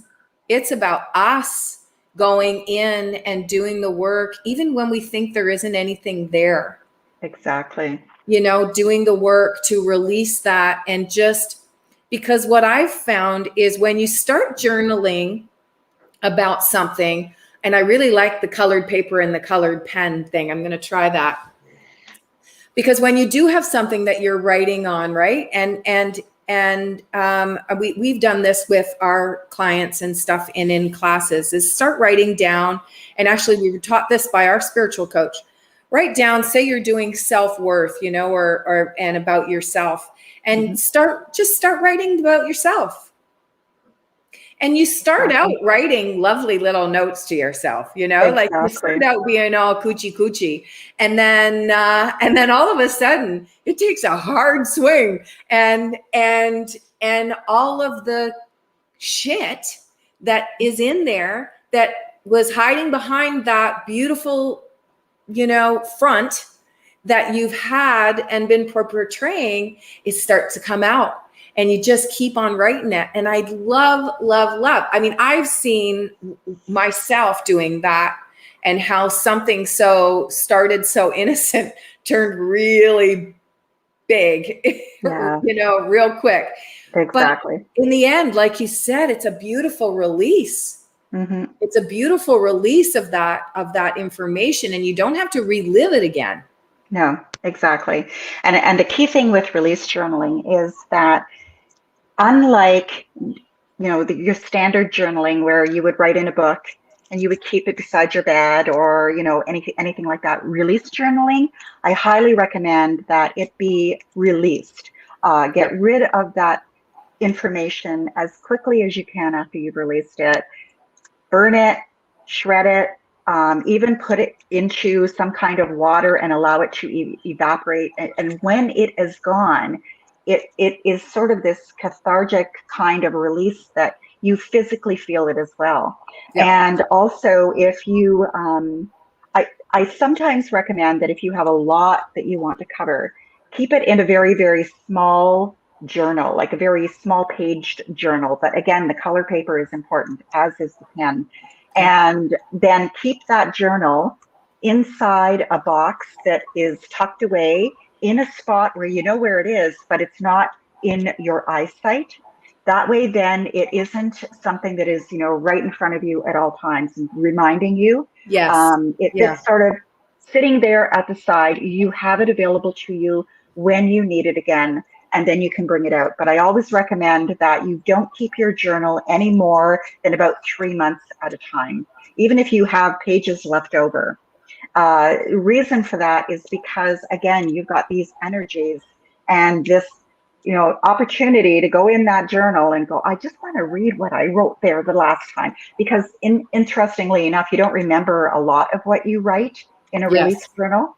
And so that's the way it is meant to be. You're not supposed to remember any of this because this is something you're releasing. You don't want this to be a part of your life any longer. Right. So all of those things together, I have a guidebook on my website that I give to anyone who wants to download it. It steps you through the process. It also offers you a couple of colored pages at the back of it so that you can begin your release journaling. You can basically print it off. Nice. And that gets you started. I may even publish a release journal. I'm not sure yet, but I'll see where that one goes. But. Yeah. Well, you just happen to know somebody who can do that. So what the I heck, do, right? yes. I have a connection. That's right. That's so beautiful. And now with your release journaling, and you have a program that you're launching, is it next month? Actually, that is going to be on the carnelian moon end of things. Yes, there is a mastermind that we're going to be offering everyone. It is something that's going to be more for individuals who are entrepreneurs and who want to really establish themselves, not just as authors, but as, experts in their field. And so we've got a whole bunch of exciting stuff going on with that. Awesome. My guidance from within coaching, I am actually adding another aspect to that, which is going to bring in more of the belief system end of things and how we can change and improve our life. And it's sort of along the lines of ikigai, which is the Japanese philosophy of, living that wonderful life and living your passion and purpose, etc. So I'm going to be bringing that on very shortly as well. So there's a lot of different things that I do through my coaching, including Feng Shui, which I am a huge fan about, and also moon phases. So I have a lot of woo-woo stuff that I do with my clients, and I'm going to be getting back to that in a bigger way as well. So yeah, so awesome. I don't really have a program per se, but I do have something that I am going to be sharing with people on how to manifest and do so through the power of yes. So I'm going to be bringing that on board shortly. So, and you wrote a book on the power of yes. I did. I don't promote it very often because I never really fell in love with the cover, but I've just redesigned the cover and I'm republishing it. And I'll be adding a little bit more information to it. And yes, it's called One Magnificent Yes, or Oh My. And it is all about my experience through 2016 and going forward when I decided that what I wanted to do was say yes to things. I didn't want to wake up on December 31st in the same position that I had woken up, January 1st of that year. I wanted to move forward. Groundhog Day. Yeah, so it worked really well. I got to Costa Rica and met all of you amazing ladies. I wrote books. I did all kinds of things. And so I decided to write a book about it. And it is something where in order to say yes to something, if you want to try something out, just imagine that you're trying on a thing of clothing and you're just trying it on for size. And choose 5 empowering words that yes has to answer. So for me, for example, it was, will it strengthen me? Will it grow me? Will it empower me? Will it motivate me forward? And will it excite me? If I could answer 3 yeses to that, then I knew that I wanted to try the experience. And I had every bit of permission to release it if it wasn't going the way I wanted it to go. And it really helped to take your unconscious, move it to the side, that comfort zone that we all get into, and just let your subconscious sit there. And it was interesting how you didn't get held back. There was no fear in moving forward. It was just you're trying something on, seeing how it's going to work. And if it doesn't work, then you let it go and you release it with love and, with energy. And it worked really well. I was starting out, I was only going to do it for 15 days. That turned into, I think it was 3 months. And then it turned into a lifestyle. So that's how I live my life now. And I've had so many beautiful experiences because of it. So I'm going to be doing a course on that. Yes, I'm going to be sharing that out with people as well, because it was so much fun and I really enjoyed it. So yeah. And you know what? You're bang on. And that's kind of been my new motto that I've really stepped into in this last year. Although, like you said, I'd been living it before then, knowing that, because sometimes it's easy to say no to things because it's, like you said, out of our comfort zone, or, my go-to was I don't have time. And it was more about I didn't want to make time. But, and now in the last year, the world has had to pivot. And I just kind of stepped into, what? If I'm not having fun, I don't want to do it anymore. So that's awesome. Exactly. Yeah. If anything else, the last year or a bit has taught so many of us the fact that, we're like, what are we saving up this for? What are we, the good China, why are we doing that?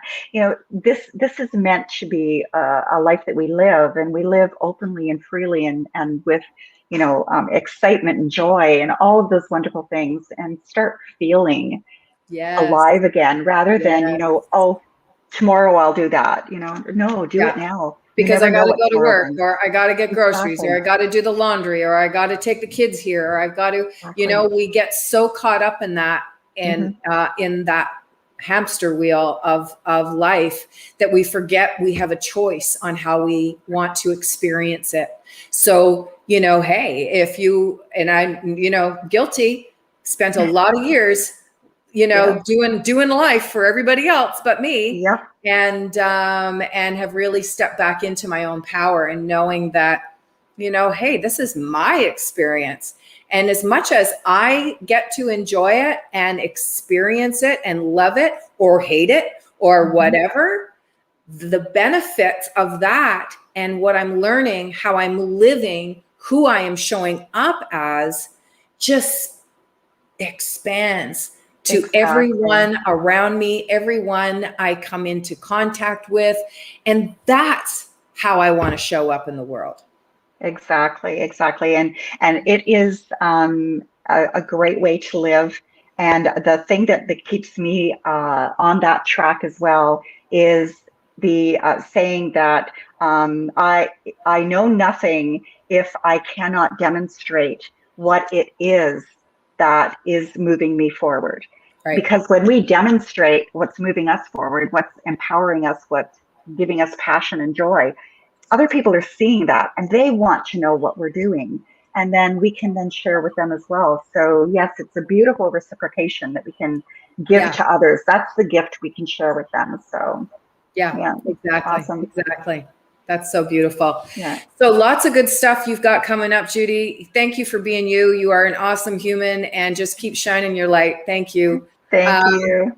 For anyone that wants to get in touch with you, check out your programs, anything like that, guidancefromwithincoaching.com is probably the best way to reach you. Exactly.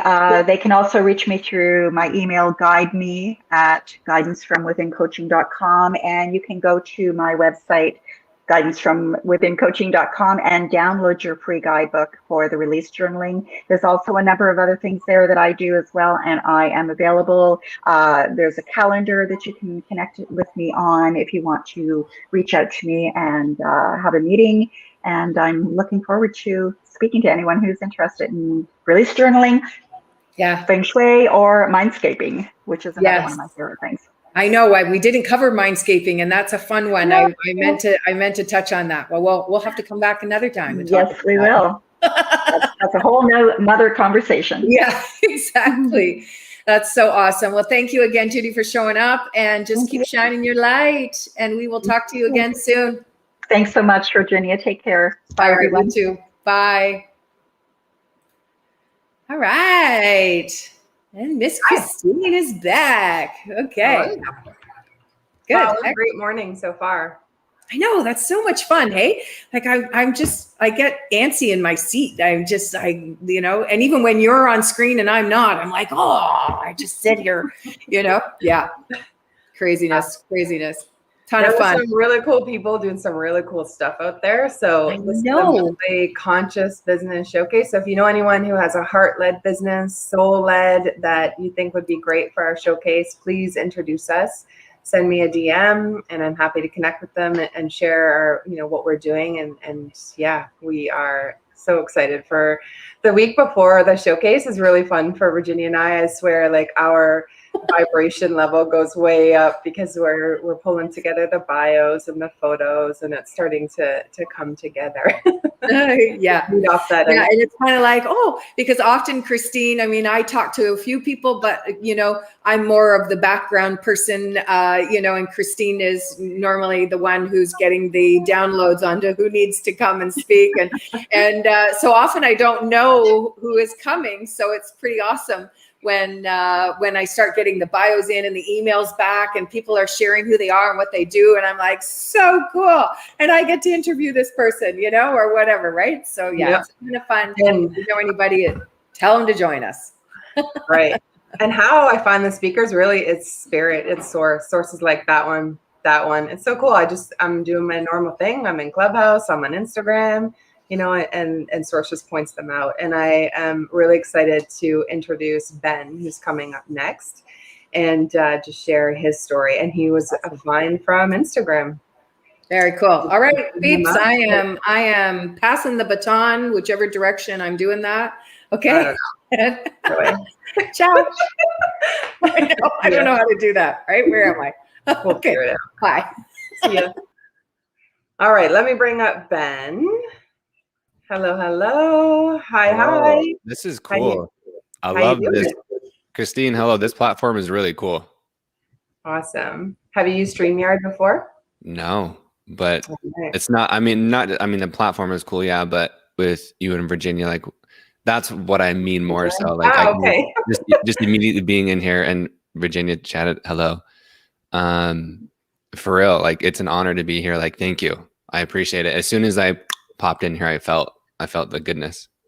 Felt the goodness. Yeah, we are all about the good energy here. We're doing very much similar to what you're doing, and we'll share your story in a second here, but just really teaching people how to live consciously, right? How to go within and remember why we're here.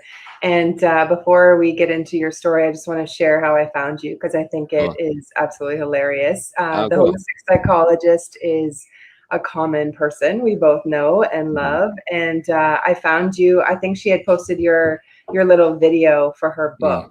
And this is something that has been near and dear to my heart, how to do the work, because she was the one who helped me out of a depression 4 years ago. And just so I've been following her and loving her growth. And so you worked with her in person or from Instagram? No, I'm her internet stalker friend. So you were early on. 4 years ago, you were right at the beginning. Yeah.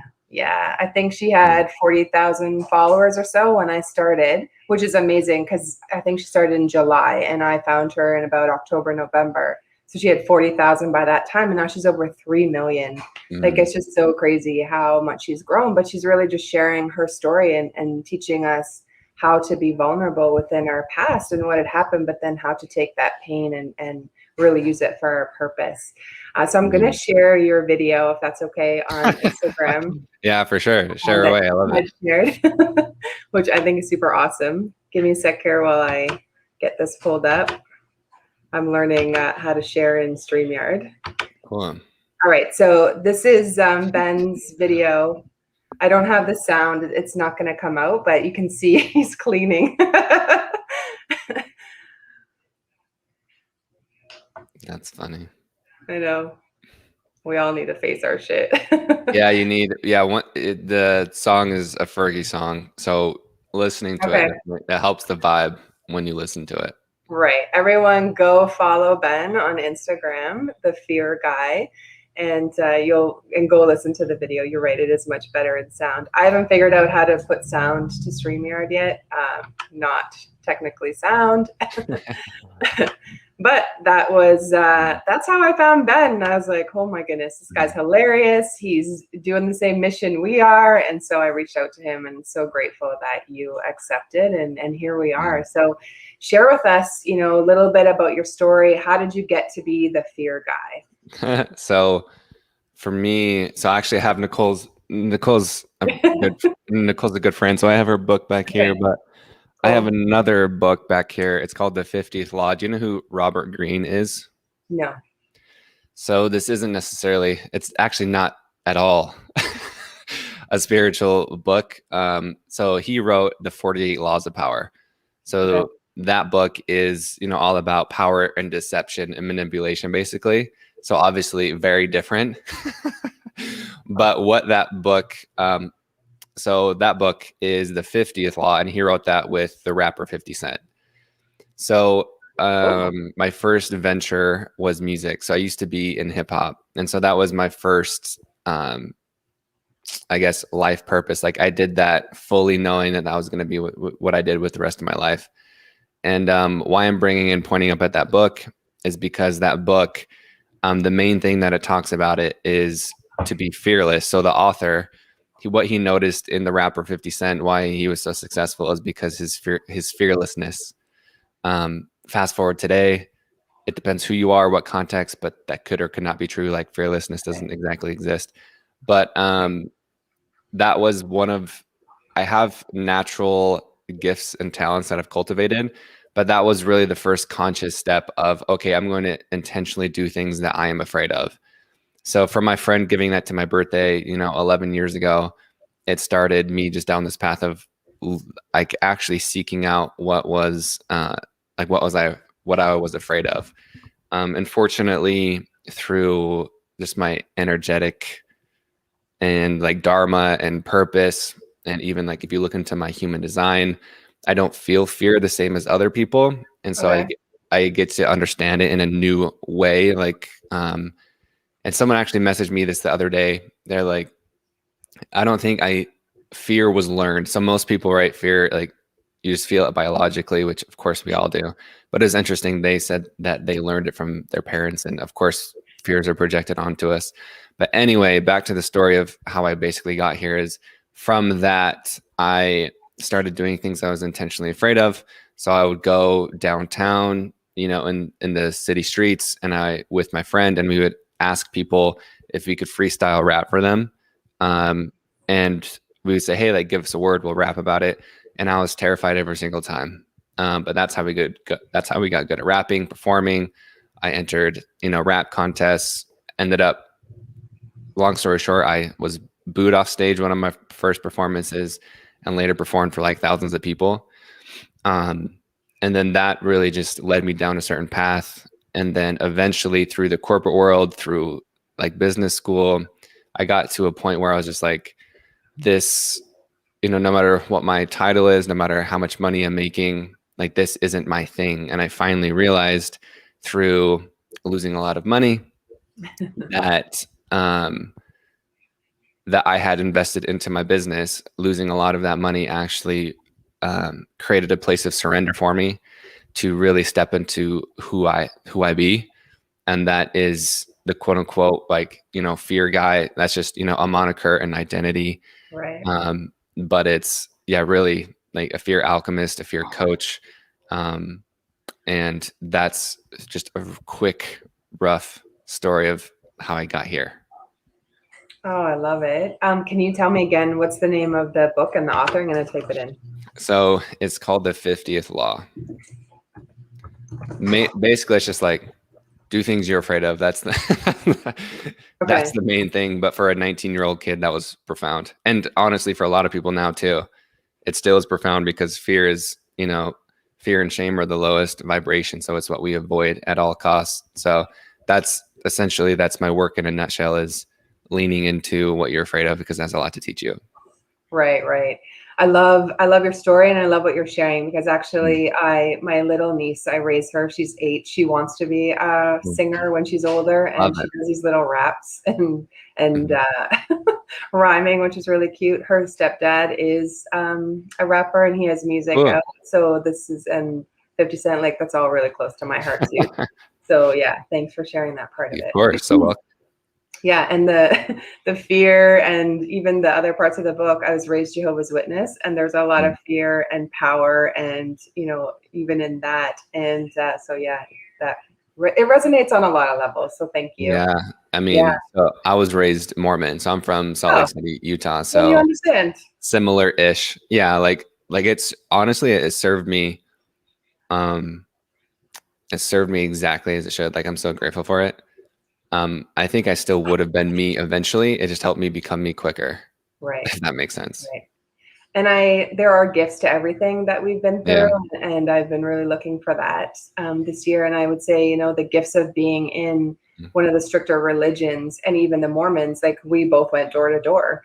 And so you're out there, you're talking to people, we can talk to anyone about anything, and we have no problem being the weird one, or fighting for the underdog. We have no problem, sharing things that aren't, what the rest of the world has adopted, because we've been that person. And I really do feel that for what we're doing now, that was part of our path to help us to lose the fear of being able to speak our heart and our voice, because our stories are very much needed now as the lighthouses, or, the way showers for those who are stuck in their fear, or stuck in not really understanding who they are from that conscious level. And that's, what our work is today. So it does definitely all go in together, but definitely, what we went through in those stricter religions is helping us today. We know how to study. We can study anything. Right. Yeah. And it's helped me. I mean, from a young age, my mom has told me this story when I was 3. Instead of, like, for my birthday, instead of going to, like, a bouncy house or like a jungle gym, I wanted to go to a Mormon temple. Wow. So for whatever reason, right? So being connected to that feeling, to God, to universe, to source, that probably played a vital role to make sure I was connected to that from the beginning. Right. Right. Wow. That's really neat. Do you want to speak a little bit about your spiritual awakening? So mine, so I don't have like a necessarily a quote unquote spiritual awakening. Okay. Just because honestly, I think I've always been awake. It just is in different contexts and different meaning, and always, continuous remembering.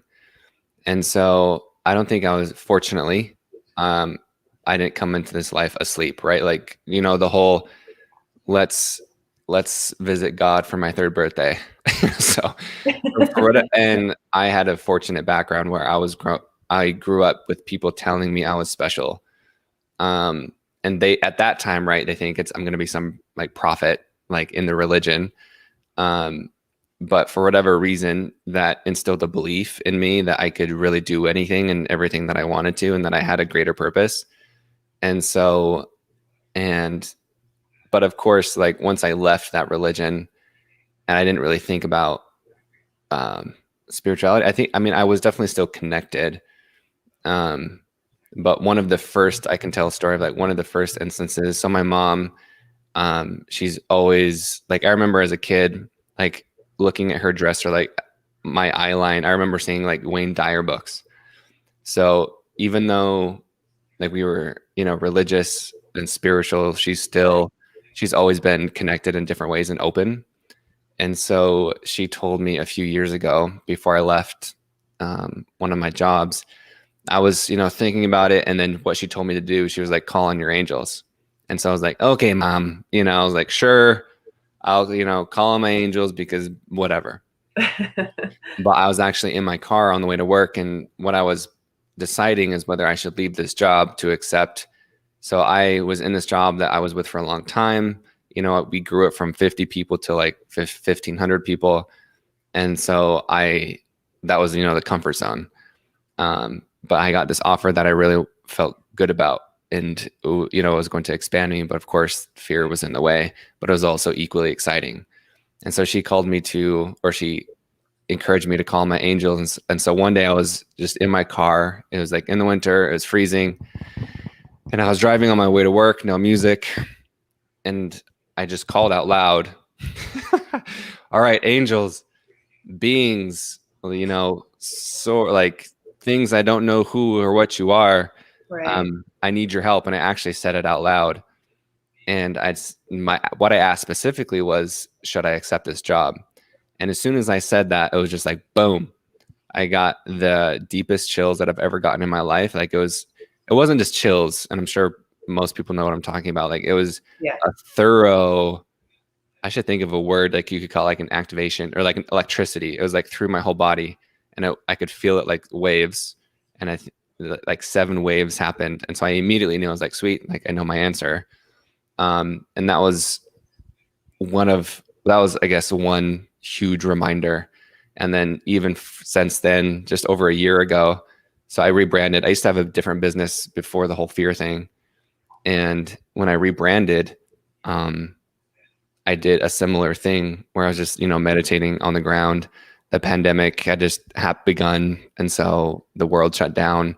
Right. And I had just left my home on the East Coast, driving west with nowhere to go. I landed perfect timing at my mom's, got a mattress on the floor in her office. And I remember just meditating and asking a similar question. All I asked was, like, am I on the right path? Same thing happened. Mm-hmm. And then I rebranded a week later, and boom, like it exploded from there. Cool. So for me, just being in touch with that and asking specific questions, and being willing to be guided is a huge part of where and why I am. Right. Virginia said body buzz. I'm getting truth bumps too, like all over. Goosebumps. Ooh, I like that. Truth bumps and body buzz. Yeah. And as you were speaking, I had a message for you, is that you're here to create a movement. What was that? You're here to create a movement. I actually just got, yeah. That's actually emotional. Thank you. Yeah. I see you. My soul sees you. It's so beautiful. Yeah. And that's what's been like, to even just share that with people, like, I'm so, this is fun. But I think that's why so many people can even resonate. Like I still feel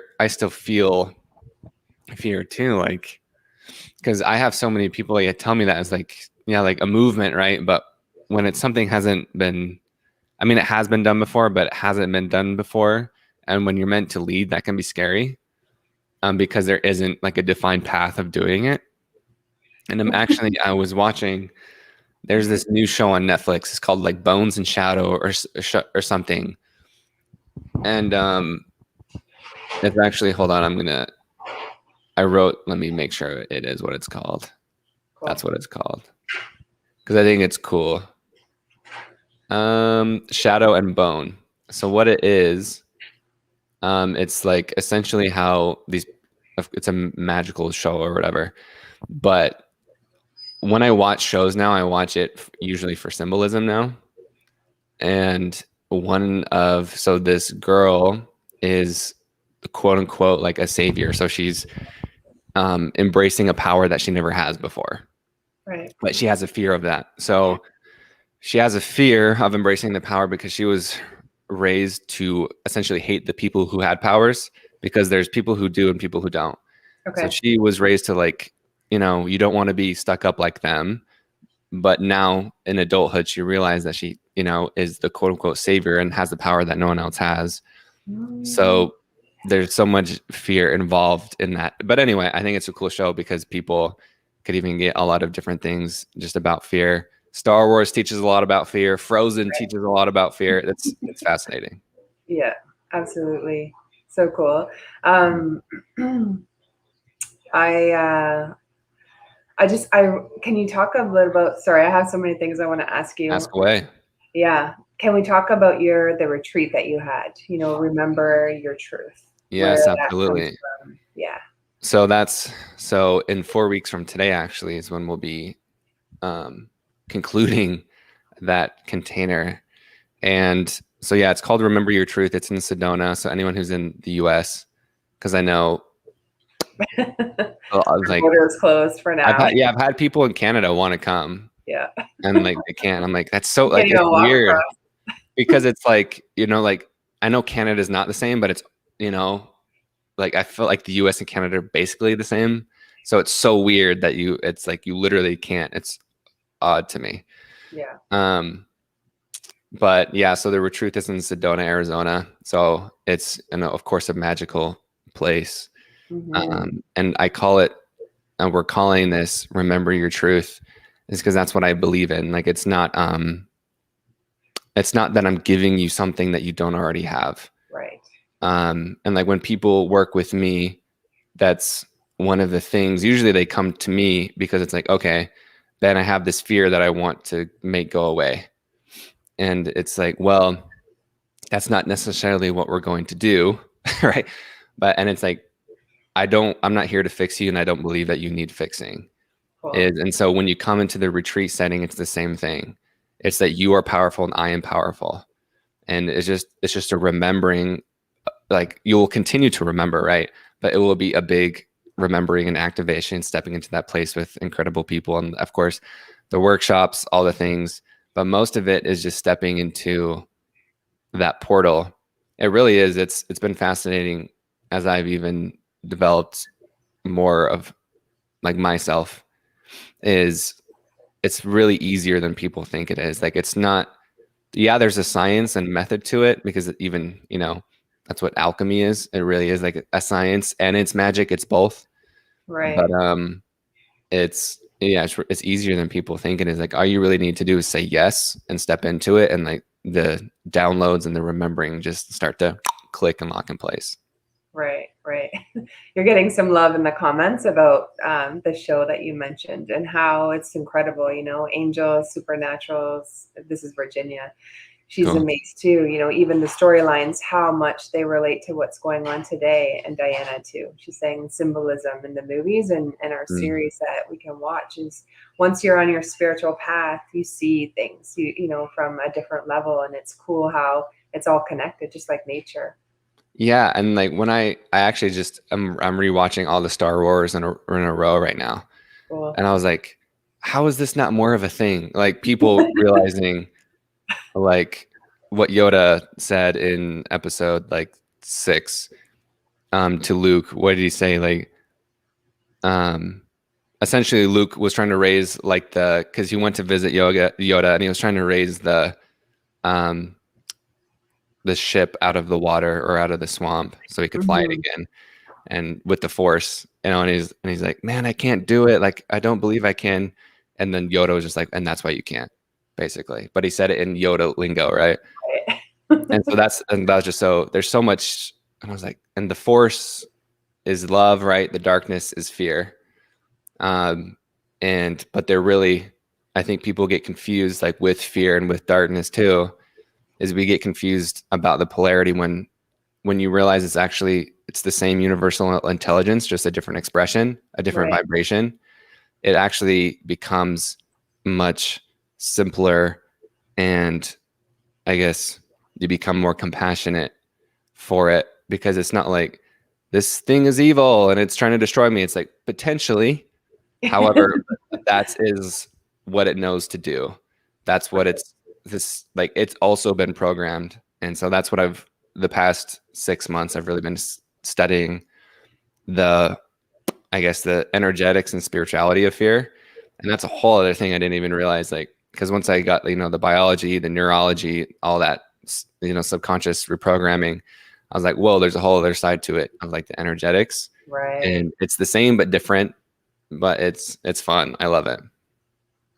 Would you say then that's science and spirituality coming together? Yeah. And actually I've been writing. It's funny. Last night I spent writing something, and then I found that show right after, and Arthur C. Clarke said something about how magic is the name for science that we don't understand yet. And that's exactly what it is, right? It's not the same. It's the same. And people think it's like it's this versus that or one or the other. It's like we actually need it. I view it like the masculine and feminine, how the feminine is like the unknown and the wildness, and the masculine needs that for inspiration to discover. But the feminine needs the masculine to provide structure and discipline. So it's not like this is better, this is worse. Right. It's like, no, we need this. Like magic isn't bad. It's the same as science. And the magic, the unknown, is where creation comes from. I think that quote you mentioned just validated all alchemists, witches, healers, anyone who's been, has had this inner power that we all have, but has been looked down upon, right? For centuries, like long time. And now like things are changing, which is so beautiful. That we can come out, we can speak, our truth and what it is, and it is all tied together. It's so beautiful. And I love that piece, we bring in the divine feminine, divine masculine, that exists within all of us. And I really feel balance, the world, as we learn how to balance that energy within us, then, we're able to live consciously, be able to respond instead of react, be able to date consciously instead of, all of us wearing garbage bags, basically, and looking for another partner that has similar garbage that, matches, or there's some kind of a vibration there. And just simply, going within and being the beautiful soul beings we are, and, living from that experience. Yeah, I love that. And it's funny, the same show that I just referred, one of the things it says about magic in that show, which is, maybe I watched that for this specific conversation, but it said, we're conjuring what's already around us. So it's the same thing when this girl who gets her powers, she's like, well, how do you do the magic? Or like, I can't believe it. Or like, she's questioning it. And he's like, it's not magic. He's like, we're conjuring what's already around us. Wow. So it's the same concept. But we're taught to fear it because they don't want us to be in power. And so, but that's why you got to go into the fear, baby. That's right. Awesome. Do you have any last words for our audience, last couple of minutes, just so, going to leave with maybe around fear and dispelling anything that's holding us back? I mean, what would be for you, and what do you think is most helpful for your audience? Like, what do you think? Perfect. Thank you. We have a lot of healers in our group, and I would say the fear of being seen. Oh, the fear to charge what people are actually worth. They have such beautiful gifts. I'm going to throw myself in there too. And it's, cool. It's, yeah. So first I'll lead with a fun plug, because I'm actually creating something right now for that exact thing. Because what I've seen working with people, and so many healers, coaches, creators, light workers, whatever, is there's so much fear in it. And so I'm developing something right now where it'll be a group setting, like a community setting, where it's dedicated to fear specifically for these people. Because exactly what you said is, you have this message, you have this magic that that you are called to, but you're not doing it because of fear of blank. Yeah. And so that will be out in a month or so anyway. So yeah, just go connect with me and you can stay in the loop. But the fear of being seen, I also did an entire podcast episode about this. So you can go check out the podcast called Feeling Free. And what I do in my podcast is it breaks it down. Like, I'm not just overcome your fear, like I'm literally like giving steps of how to discover the fear, understand it, like where it's coming from, and giving you alchemy steps of how to release it. So the biggest thing, I think that's probably the best thing to say, is like, go listen to it, because it's in depth. But usually with the fear of being seen, is at some point in your life, you were like, an experience told you being seen was not safe. Right. So it's just redefining that, no, being seen is safe. So it's okay to be me. So a lot of people think that being seen is bad, So I'm going to hide, or I'm going to like muzzle. I like that word, but don't like it. But muzzle ourselves. And so it's just, you have to reprogram the belief that no, like it is safe, and it's not only safe, it's freeing. And what fear is trying to do is literally protect you, because you're normal. You believe that you're normal, as it's not safe to be seen. So Right. your fear keeps you in that same consciousness. It keeps you in that same habit. And so when you realize that fear is protecting you from the thing that you want, then you can step out of that, and you can just speak to fear. And I just released an episode yesterday about how to speak to your fear, like an energy work session. So there's tons of freeness just to go dive into. Right. And can they find all of that on your Instagram profile? Are you on Facebook? Yeah, so I'm on Facebook. Just search The Fear Guy. I'm on Instagram. My website, probably if you just go to my website, you can find everything, feeling-free.com. Okay, awesome. Well, thank you so much. It was an honor. And thank you. Yeah, thanks for posting that video on doing the work. Yeah, I appreciate it. Yeah, Christine, Virginia, thank you. This is a beautiful, beautiful thing. And I appreciate you for saying that thing you did too. That was helpful for me. Yeah, you're very welcome. My pleasure. If I can share a little more on that, as I really feel that men need someone to come to, that they can be vulnerable with, learn the divine feminine and masculine, from someone who is just like them.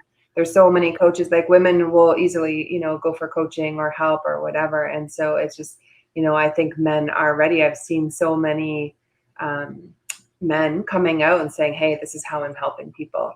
And I just love it. So if that speaks to your heart, or it's that balance, right? The feminine and the masculine within all of us. Cool. Beautiful. Well, thank you. I appreciate that. Yeah. Awesome. Well, all the best to you, and we'll continue to follow you online. And thank you so much. Thank you. I appreciate you a ton. Right. Love you. Love you. Love you too. Take care. Bye. All right. That was awesome. I'm going to go and check out that fear podcast. I see that Pam also was looking for it. That's awesome. I'm just going to change up the banners here while we get ready to welcome in Geoff. Talking about staying or living in the present. Hello, how are you? Hey, what's going on? I'm good. Another guy. Actually, there's a few guys on today, which is awesome. Out there helping people, spreading light and love like you are as well. Awesome. Very good. Yeah. Welcome, welcome. So I had been on Instagram, and Source God was like, that one too for Geoff. And I started, reading his posts, and they really spoke to me because, I could just feel his heart and his passion behind his posts and what he was sharing in his quotes. And so Geoff, share with us a little bit about your story, who you are, and why you started writing such beautiful, inspirational quotes. Oh, thank you. I'm a regular guy from Mississippi. I little bit about me. I think what really inspired me to start sharing quotes and things is I started to as I got into a journey of trying to be more at peace in life. I felt like there were certain things I could say in my way, because a lot of people would ask me about different memes and quotes I would share, and sometimes I just felt like I could simplify it a little. So I just started kind of just putting it out there. And a friend of mine actually like formatted it for me the way it is now, because I wasn't so much trying to like put my face with it or my name. I just would post little words here and there, and it started kind of catching on. So I just tried to continue it and keep it consistent because it was helping a lot of people. So that's kind of how it grew. Awesome. That's great. Tell us a little bit about you. Have a child. I think it's a son, sorry. Share what life's like with raising your child. Well, I think the unique thing about raising him is that a lot of people have latched on to is that he has autism, and he's 7 years old. It's a a unique journey. It's something that obviously you don't plan for.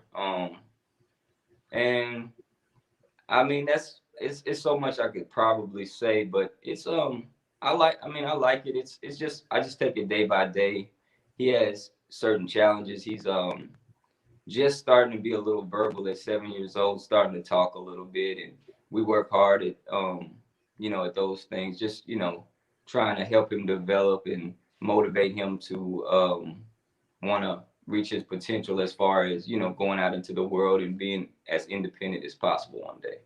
Right, right. Awesome. And I want to give you kudos because I did see one of your posts was reading a book on, raising a child with autism and special needs, and just that, wanting to share a little bit about your story and what you're doing. Because I think a lot of other parents who are in a similar boat of, they have this beautiful child, there's a gift there, and learning from that child. What has been, some of the things that raising him has taught you?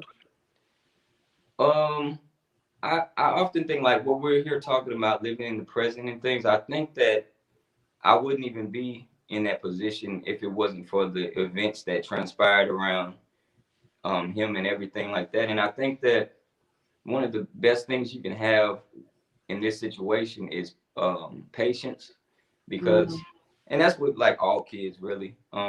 Yeah. Because kids kind of get a lot of stuff through osmosis.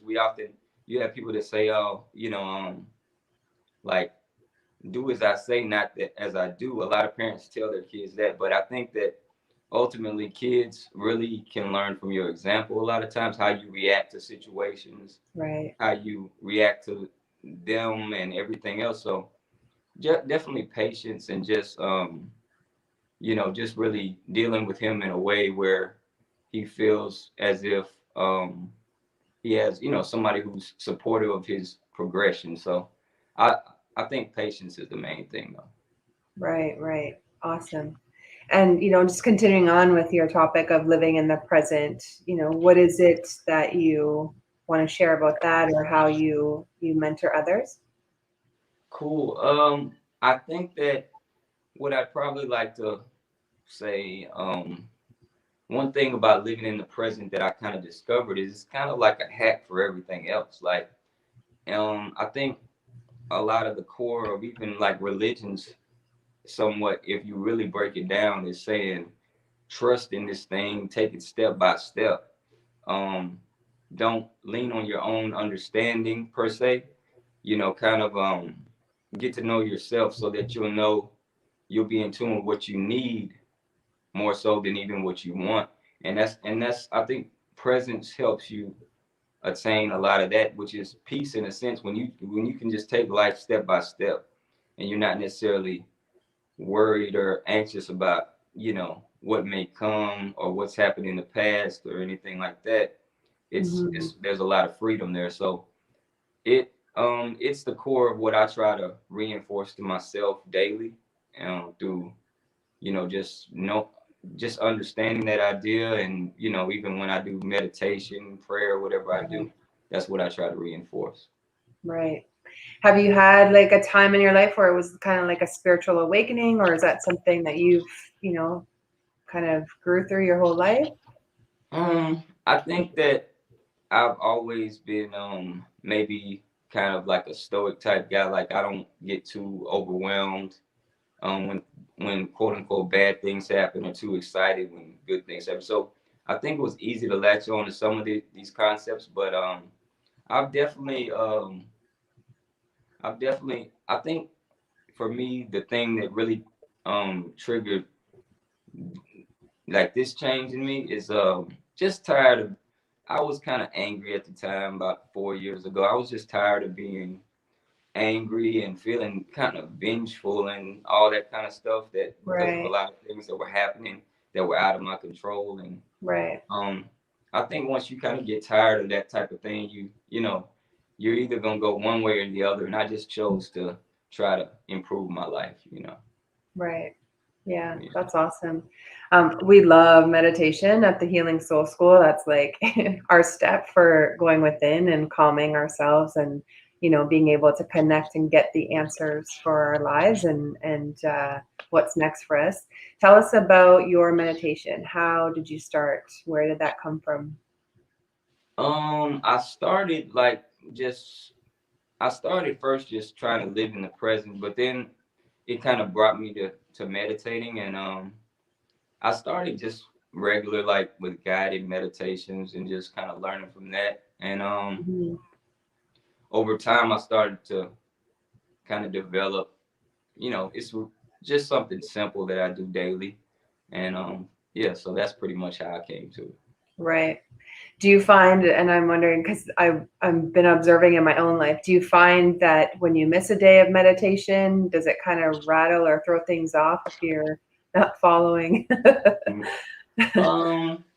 Yeah, well, I'll give you a little more backstory. If something like is maybe going sideways or I'm starting to feel anxious, I right away I'm like, hey, did I meditate this morning? Right. Yeah, it's definitely something that I like to try to stick with, definitely daily. So yeah, sometimes I feel a little bit like I need to go ahead and stay consistent with it.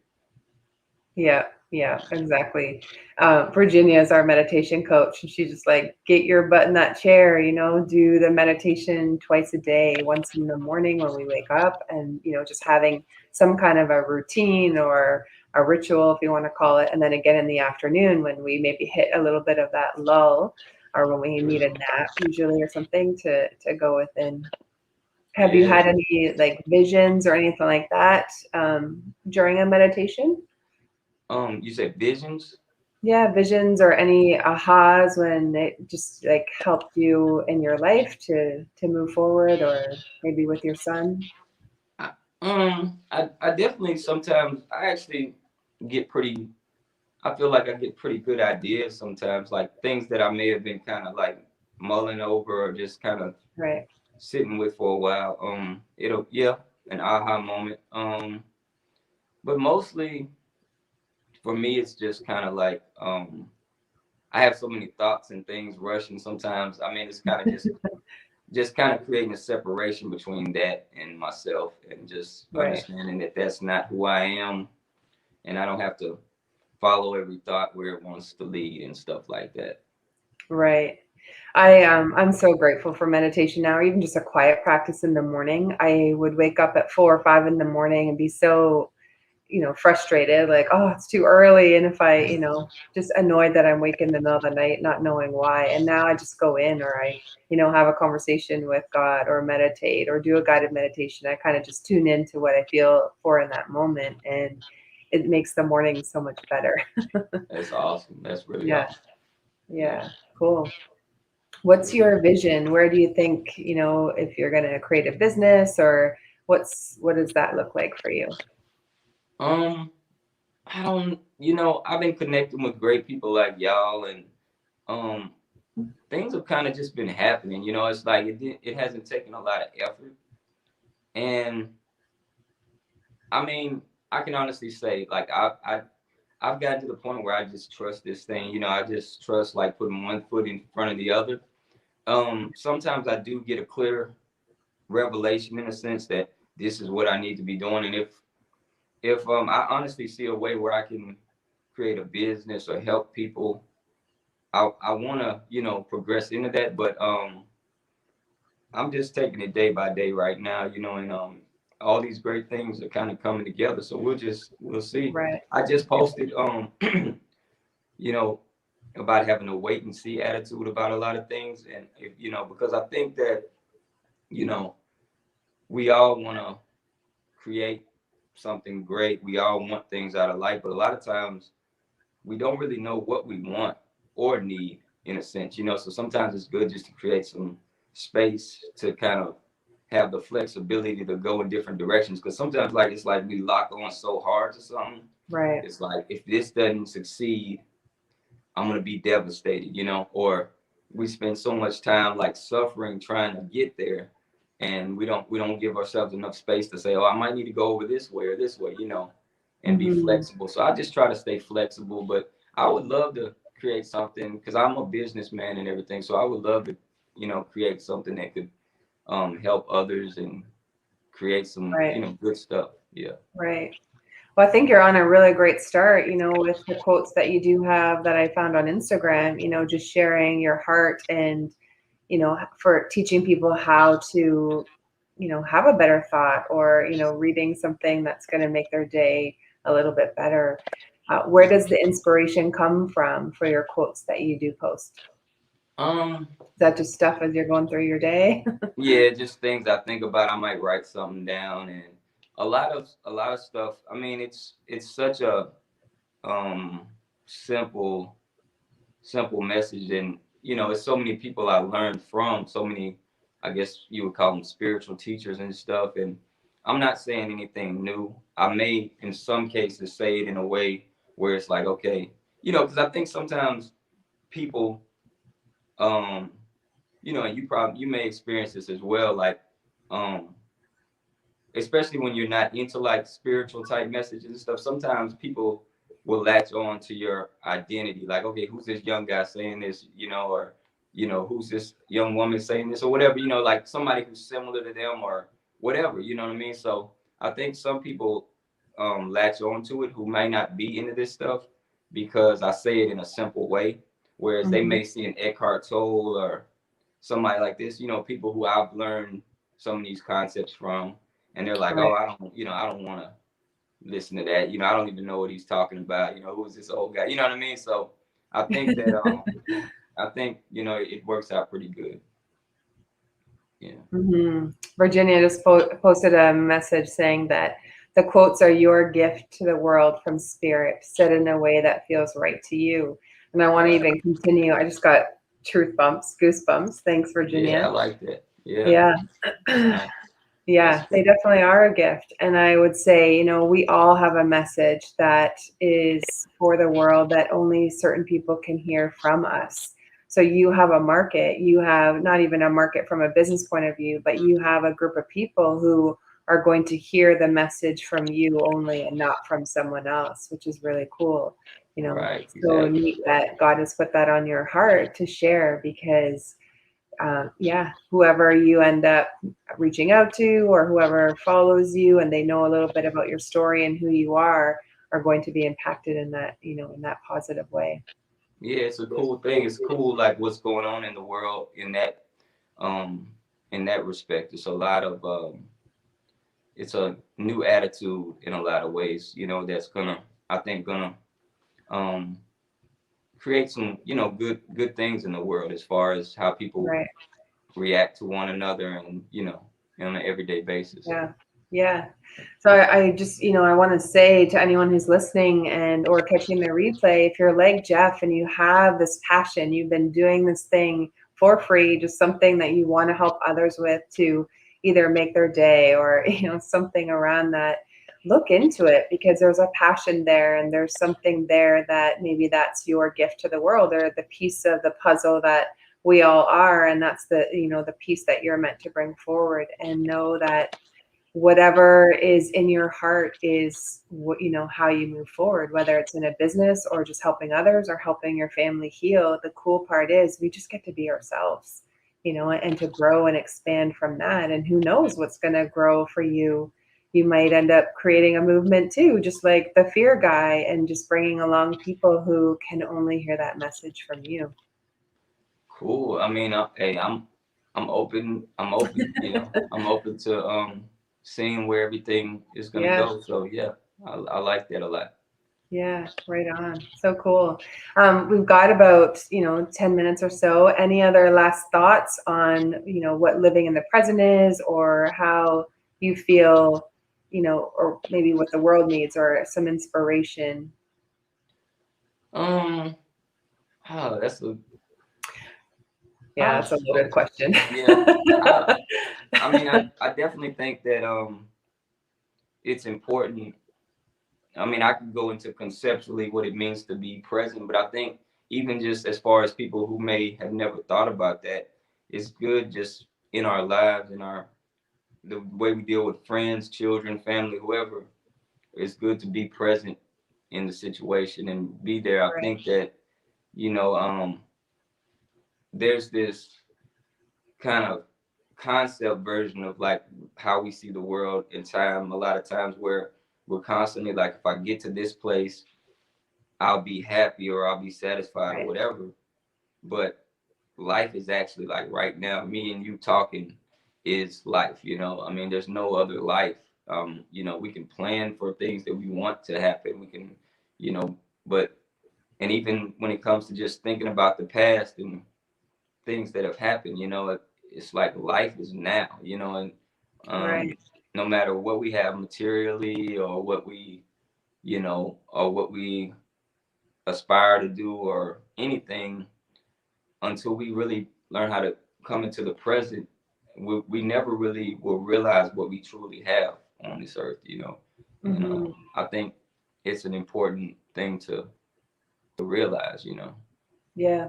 I think that's gold, honestly. What you just said is that people are always striving to get to that next space. You know, I'll be happy when I reach here. And I would say, you know, it wasn't until I started doing this work and working with Virginia and meeting other coaches, really understanding what being present is. I could say, like, I'm here and I'm present, but am I present in my mind, right? We can drive somewhere. We have no idea how we got there. We get there, we're like, wow, you know, it's just something that we do that's, you know, the program runs. And even if you're going from here to school or here to work, you just automatically know how to get there. But this time that we've been home has been such a gift, you know, for all of us. And I'll say, you know, through myself, it's really understanding what being present actually means. Like, what are you feeling in your body right now? You know, what can you smell? What are, you know, the things that you're thinking about? Is it stuff that's, how do I have a great day today and everything is for today? Or am I worried about, you know, what's coming, or bills, or, you know, stuff that's in the future for the kid, or, you know, whatever it is? It's really just learning how to get present. Yeah, yeah. I think that's so true. And I think that a big thing that we're often kind of afraid of, speaking of fear, is like kind of dropping a lot of the ideas we have about life and ourselves, you know. I mean, Right. when you think about everybody who had plans for 2020 and the COVID thing changed everything, you know, Right. we can say, okay, this is my plan for life. And sometimes it'll come out a lot like we envision. But at the same time, we have to have that flexibility to understand that this is metaphorically like a journey. It's like a walk, like you're taking one foot in front of the other. You may Right. know the direction you want to go, but ultimately you don't know what kind of challenges or roadblocks will be in your way or anything. But you can have peace no matter what happens, you know, or you can have something there. Whether, I mean, I know some people don't believe in God, but I think that, you know, even with God, I think that it's kind of like you're humbling yourself to think, okay, there's something with me greater than, you know, what the outer world offers, you know. And you can kind of deal with anything when you learn to, you know, kind of come into that, you know what I mean? So it's Right. such an awesome it's an awesome concept to get into, is living in the present, you know. Right. Right. We have a couple comments for you in the messages here. So Virginia's saying life can jolt us out of the present, and often, so true. When you see yourself bumped off the path, are there steps that you do that brings you back to the present moment? Yeah, I'm gonna tell you what would bump anybody off the path, and I don't care who you are, because it can happen. And you know, I'm not in anybody else's body, so I can't say somebody's not walking around like just this total at peace person. But I know that all of us have a past, and all of us have things that happen, and the subconscious mind can create so many things that come up sometimes, or remind you of a situation you've been through, or a bad memory or whatever. So we all have those things. We all have moments. Right. Like a lot of times, I wear a shirt that says "overcome anger," and you know, people say, "Oh, you know, you can't overcome anger." But I think what I mean more so is, I'm not saying that, you know, I never, you know, have a situation where I'm like, for a second, like I'm angry, but it's like there's a separation where I can kind of observe it and understand that that's not who I am. I don't identify with that emotion. I just Right. know that it's something that, you know, I'm not in control of. Like, we're not in control of those things. So they're not necessarily who we are, you know. And so, you know, when I get bumped off that path, I just try to observe or just try to anchor myself in kind of just doubting it and realizing I'm not gonna follow that where it wants to lead. So and I've been working on it, you know, for a while now. So it's pretty easy at this point to do that. But that's the main thing that I would say would bump me off the path is just things like that, like thoughts or maybe like if you're in pain or something like that, or really sick or something. But you know, I try to just always remember that, you know, and even like for painful situations, I try to just say, okay, this is something that you endure, and you know, it will pass, but you just endure it. And a lot of times your thoughts around it are making it that much more intolerable, you know. So you have to be very mindful and aware of like what's going on within you. And I think that awareness creates an anchor where you can kind of get back on your path, you know. Right. Mom, if you're watching, can you get the stove? Sorry, I hear it beeping. Yeah, that's amazing. And we all get bumped off the path, and it's knowing and recognizing that and just coming back to center. And I like how you said that. That's totally what we teach as well, right? Just coming back to center so that you can get grounded again and not be thrown off. Carla says, the present is always such a gift. Noticing all the little things and feeling is super important. Being in gratitude is the most amazing practice. Yeah, that's so true. So true. And sometimes pain is a message to dig deeper and to find your own pain. So true. Like that is our medicine, right? Our triggers, our aches and pains in our body. It's telling you that there's something that's out of alignment, that's wanting to, you know, come back to center and figuring out what that is. And I love what Eckhart Tolle says about that. One thing that I took from him outside of just the present moment, he was the first, you know, obviously he wrote a book, Power of Now, that's very popular. So he was one of the first people I really saw just, you know, put it out there where I could understand it. But he says, you know, any situation you can either, what does he say, remove yourself from it, change it, or accept it totally. And anything else is madness. You have 3 options. So I think like even when you're in pain, when you realize, okay, there's nothing I can do about changing it at this moment, but I can do these things to try to, you know, what depends on what the pain is, but I can try to reverse it at a later date or whatever, you know, you just do what you can do. And I think that accepting what you cannot change, and all those things, it helped. Like you said, pain is a lesson, and it'll teach you something about what options you have in the moment and what you can do to change the situation, you know. And sometimes, especially when it comes to like our health, you know, there's so many things that we can reverse on our own a lot of times, you know, when we just change certain habits, you know. So I think that that's very important, you know, like pain truly is a lesson. Yeah. Awesome. Well, thank you so much, Geoff. It was an honor to have you on, and I know that there's powerful messages inside of you for the world. And yeah, thank you for sharing your quotes online and what you have been doing. Thank you. I appreciate being able to do this. Yeah, thank you. All right. You have a great day, and we'll connect. Definitely. All right. Take care. Talk to you later. Bye-bye. All right. Next up, we have Ishita and Jacob are coming to speak to us about their new platform called Lemonade. And I'm going to bring them up. Here they come. Hello. How are you? Hi, I'm good. How are you? Good. Nice to meet you. Let's bring up Jacob. There we go. All right. So give me 1 second.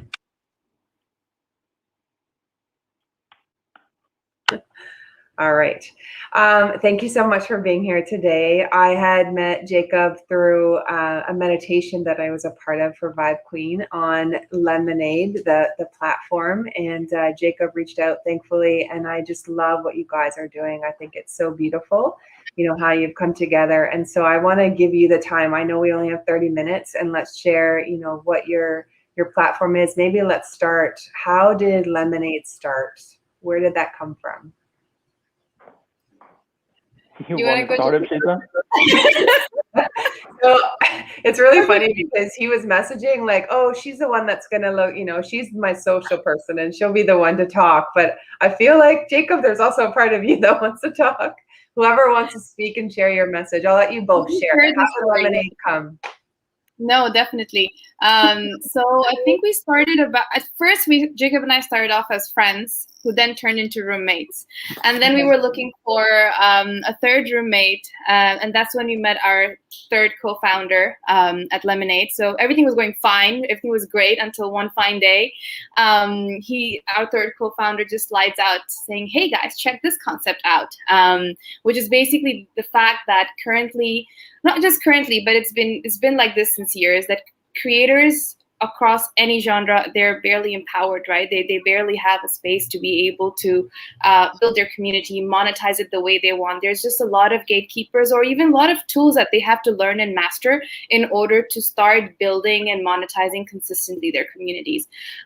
So it started off in our living room where the first Lemonade stand was actually our house. And I was one of the first creators. I love cooking Indian food. So the way we started out was, is this even going to work? Are these invite-only experiences going to work? And let me be the creator where my passion is to cook, and let's start building a community and let's start monetizing it. So I started off with cooking Indian food about 4 to 5 times a week, inviting my colleagues. At some point, my colleagues got bored, so it was always Jacob's colleagues who were coming and contributing about $15 to $20 worth of the dinner. And it was just so nice because we always got to meet new people, because the same people would invite their friends of friends. Jacob has an inclination more towards health and fitness, so he was testing the same model out with yoga teachers and fitness instructors, and all of this was happening in Barcelona. So I was more on the food side. Our third co-founder was on the music side, trying to find more creators who could come and host music experiences in our living room. And yeah, slowly with that, we started building out an app that would automate all of these processes for them. And that's where it was kind of born. This is my, I would say, like, broken version, but I think, Jacob, if you want to share your side of the story. Yeah, I mean, we started in our living room. I think that's actually the most fun part. And then we just basically tried to solve problems with technology. So whenever basically someone was hosting an event, or like me, for example, I have a lot of musicians as friends. And what we have seen is everyone who's good at like what they really love, doesn't matter like if you're a musician and you love doing music, they are good in what they are doing, right? But they really suck at promoting themselves. So that's basically what we saw. So what we basically did is you are able to co-host experiences with others. And like this, you grow automatically your community who truly supports you. So it's not about like that stuff what you always post on social media. It's literally about hosting experiences, meeting people, right? And building a true community. Yeah, and that's basically how we started. And most of the musicians, usually they ended up making way more money in comparison to when they were playing in bars, restaurants. Yeah, and then basically at some point it was not possible to do real life events anymore. So we had like, before Corona, we had like more than 1,000 so-called lemonade stands where people were hosting their own experiences. And then Corona basically happened and it was not possible anymore. So we completely went into the virtual world. Because the community we were building, they kind of gave us the feedback, hey guys, like we used Instagram and Facebook Live, but it's not basically possible for us to monetize on it. Like we get a couple of likes, but in the end, we need to pay our groceries. So that's basically when we went into the virtual world and started hosting virtual music festivals, virtual local farmers markets with local brands, collaborating with each other. We hosted last year, which might be interesting for that community.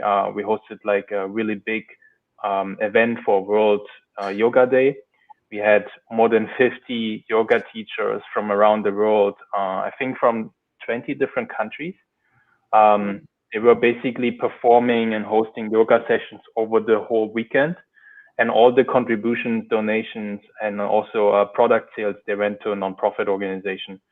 So yeah, That's beautiful. I love it because you're empowering those who it is hard to, find gigs, especially with, restaurants and bars and like even yoga studios all closed down. There's a lot of creatives, artists, musicians, healers, who are used to dealing with people in person who are now sitting at home going, okay, how do I make money from my device, right? And I think that you guys have just pulled that together so nicely. Let's share if we can. Do you have the slides ready on your side? Do you want me to? I have them just in case. Do you have them ready to share and you could share the screen? I think maybe the easiest would be maybe even showing the platform at itself. If you want me to, Yes, I can walk you through how it looks like and how it works. I'm just going to share my screen. While you do that and share, I'm just going to kind of, because I know our audience, so I'll just kind of walk them through how this could fit in their lives. So, for this platform, it's different than Facebook or Instagram or, we had talked about in a way, it's kind of like Clubhouse, but with video. And for our audience, coaches, healers, anyone who, yeah, go ahead.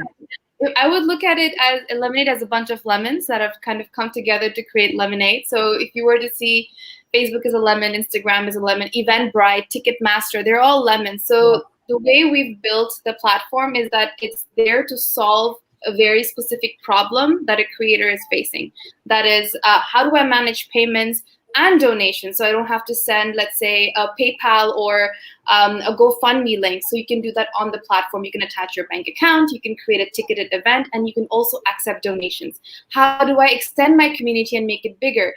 Then I add multiple co-hosts. You can add unlimited co-hosts and have each other's communities join in. Okay, now that I've joined, I've had co-hosts, how do I split my payments? Because I want to reward them. So you can also basically split your revenue from the ticket sales in whatever percentage that you want. And then followed by that, you're thinking, okay, I'm a great yoga teacher, but I also have these amazing healing beads. I have my own merch, basically. How do I sell them in the same space that people don't have to click out to go to my Shopify website? So you're also able to attach a pop-up store inside the experience.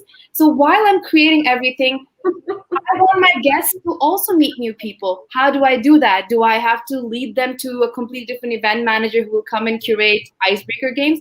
No, I have icebreaker games inside Lemonade where people can meet each other once every 3 minutes. So the idea was to take lemons from all over the place and bring them together all under one platform so that it's as less painful as an event coordinator or an event manager in any genre to be able to host beautiful experiences, and even for the guests to stop hopping around 30 different platforms in order to experience that one experience that the creator is giving. I love it. One-stop shop. Exactly. This is so great. Yep. And I have the screen up there. So can you share with us how that platform works and how would a creative, so let's talk about healers because there's a lot of healers in our group. So how could a healer benefit from this platform? Yeah, I'm just going to show basically some past experiences. This is the home screen where you basically see your past tickets. You can basically hang out in the lounge to meet people and like-minded people from around the world. And then of course also like your profile, which you can edit, where you can add your interests and all of this. And then basically just events from all over the world, from different communities, also companies and so on.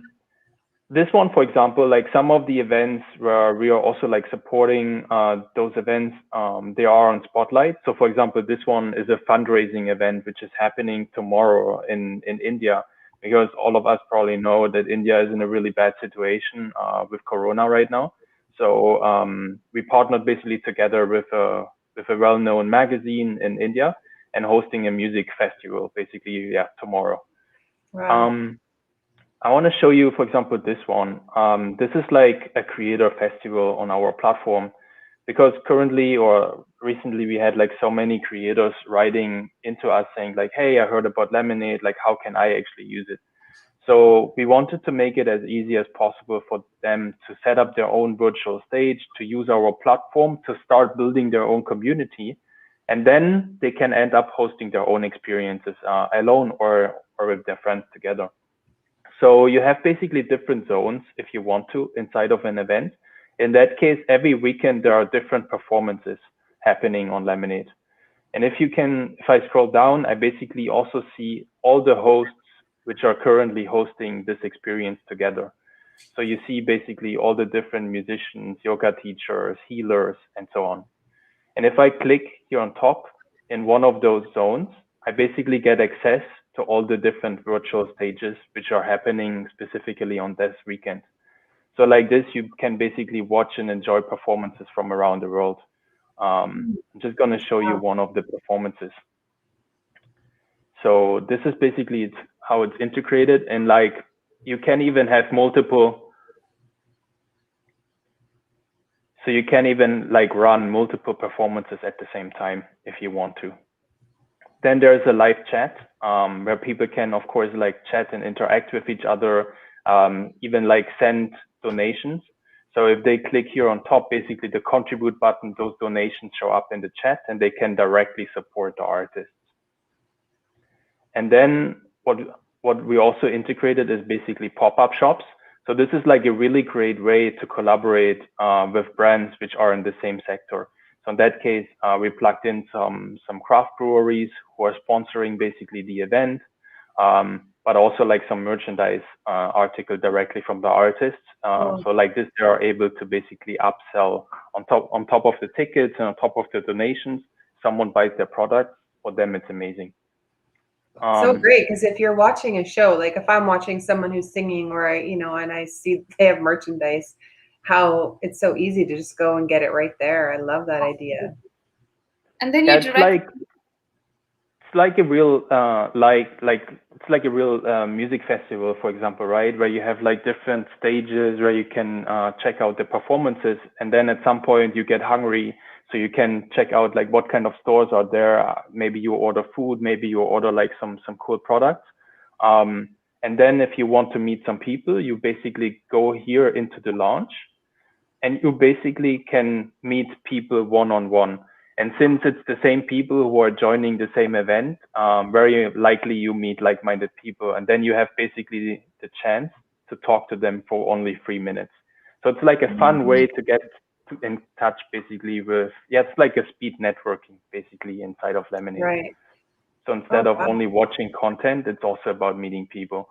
And then you can also host your own rooms. So you can, for example, like turn your camera on, or you can also turn it off. And if I want, I can share my screen, or I can actually create also a watch party. So if I invite my friends, I basically can watch one of the healing shows, for example, with them together. So instead of doing it alone, it's a little bit more social, like this. Yeah, so that's pretty much what Lemonade is. Did I forget anything, Shita? No, you covered it pretty much, except if you can just go to one of the profiles. I'd love to show them how basically their fans can just contribute individual artists and yoga instructors. So you might need to go to my profile or someone. So the idea is, as you can see, in live chat, people can donate. There's a separate donation button at the bottom. It's to directly empower as many artists as possible. And you can also go directly to their profile and contribute to them outside of any event. So this way, there are multiple channels how a creator can get support from their community through events, through merch, and even through their own profile, so that people can, that would be a great amount of donation to get support. Good number. That's really awesome. I love it. You're getting lots of love in the comments. Brilliant, so good, love it. This is such a great platform, and I just want to say thank you. Like, so super smart and brilliant to bring that together. And I know your heart was to share, for a way for people, creatives, to be able to make money, especially in the environment that we're in. But how cool that I feel we're coming together as a community, even on your platform, how you can meet other people. And like, we're going to create an event in there for sure, but then we can meet other people that are there. How many would you say are on the platform right now? We have around like 500,000 people across different countries. The biggest user base is actually in the US currently. Second biggest user base is in Europe, and then in India and Australia. Did you say 500,000? Yeah. They had 10,000, which was still a lot at the time. That's so amazing for exposure. So for anyone who decides to come onto Lemonade, what is the difference between them, like being on there and creating a profile? Like for us at the school, how would that look for us? You know, and then any other coaches or healers or anyone watching, this would apply to you as well. So for our business at the Healing Soul School, what would be the steps and what would that look like for us creating events, or even if we were running a meditation or a class? The steps would be very simple, I would say. You just have to create an account from your school's name, and then you have to apply for verification. We already work with Stripe that makes sure that everything is secure and the payout takes place on time. So the verification process is essentially for you to add your bank account in case you're looking to host ticketed events or to receive donations. The process takes about 24 to 48 hours to get verified, and once you're done, you're free to host unlimited events, invite as many co-hosts. So each of your, let's say, healer could be a co-host. This way they also get to bring their community and also kind of live off of the school's community. This way, you know, the whole thing gets bigger. So yeah, you can host unlimited events. Each event can have unlimited zones, streams, pop-up shops. I think the best way would be, if you guys know World Yoga Day is coming, is to have all your healers kind of come together. We can have like several zones dedicated to each healer and their own merch attached to the event, so people can just come and directly support them, not just by buying their merch, but also coming and watching their content. So we have like a couple of healers and sound healing sessions, wellness sessions on Lemonade, which are happening basically weekly or sometimes even daily. So it can be just one teacher showcasing, like basically doing classes, right? Cool. But basically also, like Ipshita said, it can also be a bigger event where multiple communities are collaborating with each other. If you want donations on top, they can go to a nonprofit organization, or it can be splitted between all the teachers. And the reason why we integrated the pop-up shops, it's because what I said in the beginning, the musicians usually are really bad in promoting themselves. And it's with others as well, what we have seen. But if you collaborate with a brand, usually they are really good in reaching people and also driving people. So if you have like a business behind it and they send out a newsletter, it's very likely that they can drive a lot of people to an event. And the more people show up, it's a win-win situation for everyone who's basically part of it. Yeah, that's so cool. And then for the payments, so someone wants to make a donation. I know when I was on the meditation that I was on, there was a donate button that was right there, which was really handy. So clicked on it, donated, done. And what happens on the back end for the entrepreneur, for the musician or creative? So the payout. Go ahead. The payout takes place within, so the payout takes place immediately after the event is over, and it basically hits the bank account of the creator within 4 to 5 business days. And let's say you've assigned several split payments across several co-hosts. The app manages that automatically. So let's say the 3 of us are together and it's 20%, 30%, 50%, and that's the percentage that we've assigned on the back end. For not really back end, the host has the rights and you can do it too. At the end of the event, automatically from the total revenue, Christine, you get 20%, I get 30%, and Jacob just gets 50%. So this way, even that hassle of having to pay partners is automated through the app. You just like alleviate so many stresses for entrepreneurs and creatives. It's so awesome. Yeah. We're also, maybe like one more thing on that. Yeah. Like actually from next week onwards, it's also possible that guests, but also hosts, can receive and pay in cryptocurrency. I'm not sure how interested that is for this community, but like it will be possible from next week onwards. And I think it also becomes more and more important, especially when you want to travel the world, because hopefully very soon everything opens up again, and then we're going back to real life events. So the idea is that creators can travel the world and basically earn money while traveling. So they can set up their lemonade stand basically in different countries, and they can choose if they want to get paid in euros, in dollars, in, I don't know, in Australian dollars, or basically also in cryptocurrency. So in terms of taxes, it might be wise to choose cryptocurrency, but that's another topic. That's another topic for sure. That's awesome. And is there a way to host some part of your classes or membership that's private within Lemonade? So for example, our school, like we have a free Facebook group and stuff, but we also have a paid space for our clients. Is that possible? 100%. So you can make the event as accessible and open to the world or as private. So there's, you can make it accessible to all. And the other one is that they need to be invited or on the guest list in order to access your event. And then you'll have to manually approve or decline for them to be able to pay. Right. Oh my gosh, that's so awesome. I love it. The first time I saw it, I was like, yes, our community needs to see this. This is so wonderful. Well, it's a very exciting journey.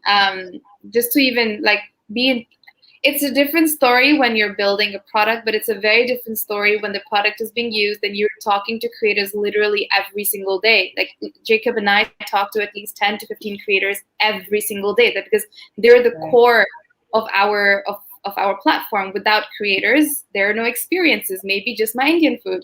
And Jacob, I wish we lived in the same city. It's good because we always get to hear feedback. We always get to hear the different challenges that we're facing, and we're always looking to answer that through tech and through by building features that would automate their life. Because eventually, what we want to do is, if anyone in the world is spending at least 40 hours a week on their passion, then they should be able to make at least about $30,000 a year. And if out of the 40 hours they're spending 80% of the time in just managing platforms and figuring out how to do different things for their event, it's impossible, right?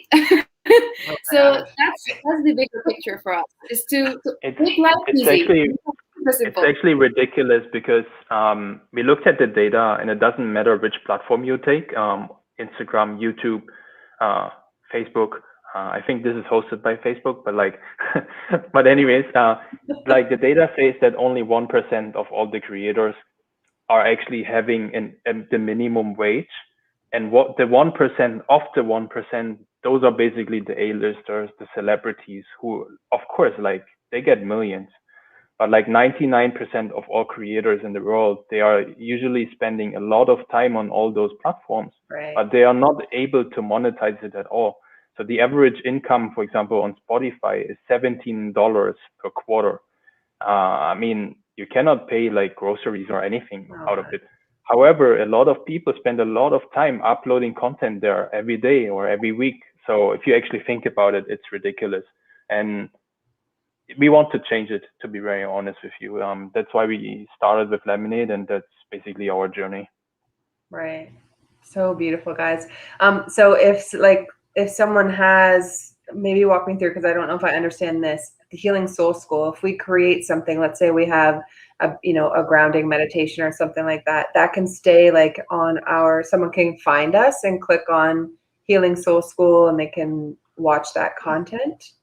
All your content on Lemonade is evergreen content. So let's say, for example, the event is over and it was ticketed at $5, for example, and I am new to the platform and I just discovered, I would still need to pay the $5 in order to get access to the content, which now stays as a recorded content.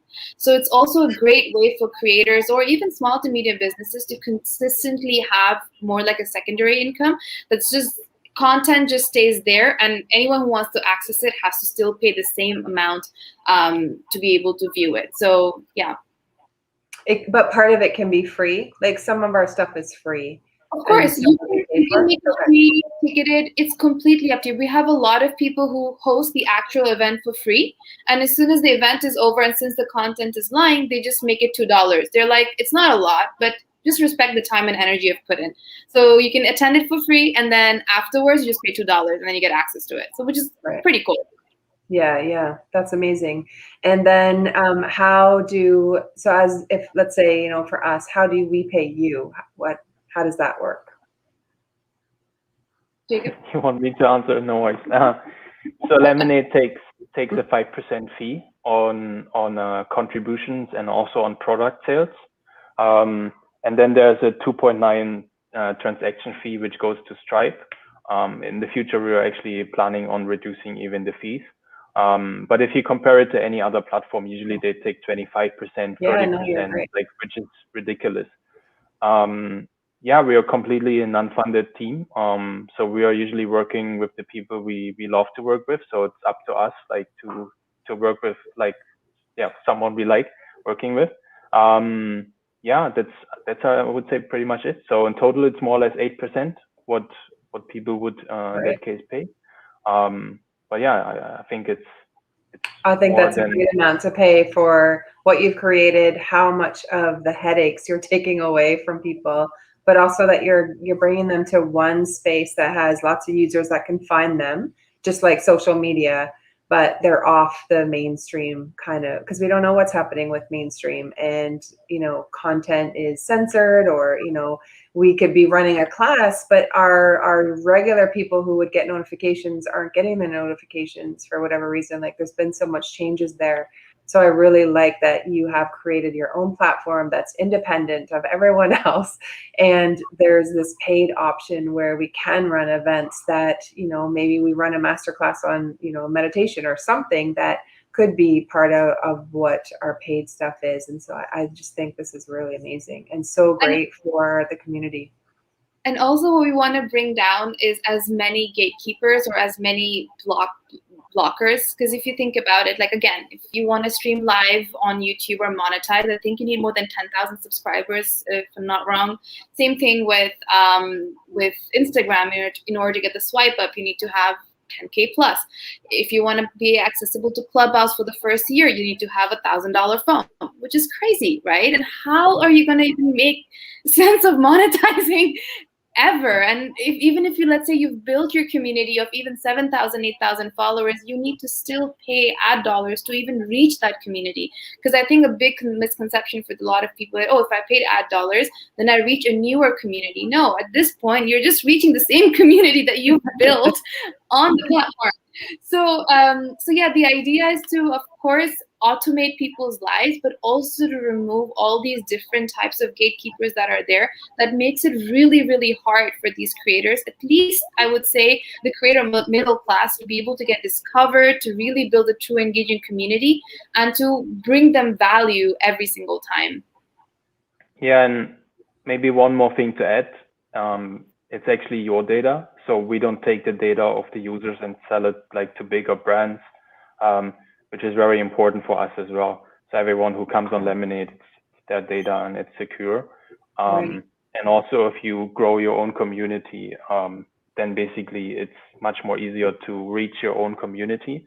So no one else has access like to the healing school, for example, and can mass follow them and steal your basically community. So yeah, there's usually a lot of thought about what we're doing and how we're integrating it. So yeah. Awesome. How does someone get started? So I'll put up your links again. Yeah, the thought is, tell us, how do we get started? How do they find you? Very simple. They can basically get in touch with us directly, or they can just basically go to our website, lemonade.social, and yeah, whenever they want, they can directly message us on Instagram or I don't know, wherever. Right. On our website, there's a small intercom button at the bottom as well. And Jacob and I are we're always there. We're in different time zones, so we cover the 24 hours pretty well. So they can always hit us up saying, hey, Jacob, I saw you at this event. I want to host an event. And then we will quickly get on a call with them. We always get on a call with every single creator. We never, ever let them go without getting on a call, because it's so important for us to know their story and what brings them here and how we can help them. And then obviously get their feedback on what we can do to make the platform better. So I think the easiest would be just get on our website, lemonade.social, and they see a small little intercom button, and they can hit us up directly there. And it is probably going to be us who answers them. Perfect. And on the website, is there some type of tutorial that would walk through kind of a general, I think I need another lesson on how to get involved? That's also one of the reasons why we do the call, not just to get to know them, but also to walk them through in detail about the platform. All right, cool. Well, we need a call. Good. Awesome. And if anyone else in the audience, if you want to be included, we could even just go on the same call. I know that I have a few friends who are in the audience watching. And yeah, you can hit up a bunch of us together. This is really cool. Maybe we'll just have you come in our group. Like we'll do a special call within our community for that way it's there if anyone sees it at a later time or is not available, that they can still access that information. I think this is so amazing. And thank you for, from the collective, for shining your light, for creating a space where, creatives can get paid for the work that they do, for creating events. I think this is absolutely so special. Thank you for having us, and let us know in any way we can help. Awesome. All right. Thank you. We have a few more minutes, so I don't know. Virginia, can you check our next guest? I don't see him backstage just yet. Do you want to share a little bit more? Hang on, I'm just getting an email for our next speaker about what has been your favorite event so far? Something that's been touching for you. I used to answer that question really fast back in the days when we had just started, but now it's like, Jesus Christ, which one is my favorite event? Maybe the most recent one for me was the one we did during the week of Cannabis Appreciation Week. We collaborated with a company here in India, Bohiko, Bombay Hemp Company, and they're actually one of the first brands ever to even bring hemp cannabis discussions, not just products, but actually discussions about this topic to the Indian society. So that's been that's been really fun. We hosted actually a really cool lifestyle festival with sound healing, workouts, yoga experiences, pranayama classes, lots of cook-offs, all of it using their products. It was just so much fun because it was a breather from the other events that we usually do, and yeah. Oh, that's so great. I like the craft beer festivals. I'm German, so I like beer. And we hosted like a couple of really big craft beer festivals, sometimes with like more than 20 craft breweries, and the guests were able to pre-order those craft beer boxes. So then it got delivered to their house. And then while they were watching like the beer tastings and like all of this, they actually had the beer at home and were able to taste it at the same time. So for me, that was a lot of fun. And it's also like a lot of fun to work with them because usually they think outside the box, and that's what we like as a company as well. Right. That's totally outside the box. That's even funny. Where are you two located? What cities are you in? Right now I'm in India with my family. Cool. I'm in Germany, in Berlin. All right, good. So that's how you guys offset the different hours. Exactly. Yeah. we have our team members based in Australia. Jacob's in Germany. I'm in India. We have another one of our co-founders in India. Then we have our CTO based out of Amsterdam. One of them in Canada. Another colleague in the US. So yeah, we're all over the world. We were actually remote even before the pandemic. So nothing really changed for us. If anything, it was like, yes, now the whole world understand what it means to work remote and be like flexible and everything. So it was good timing.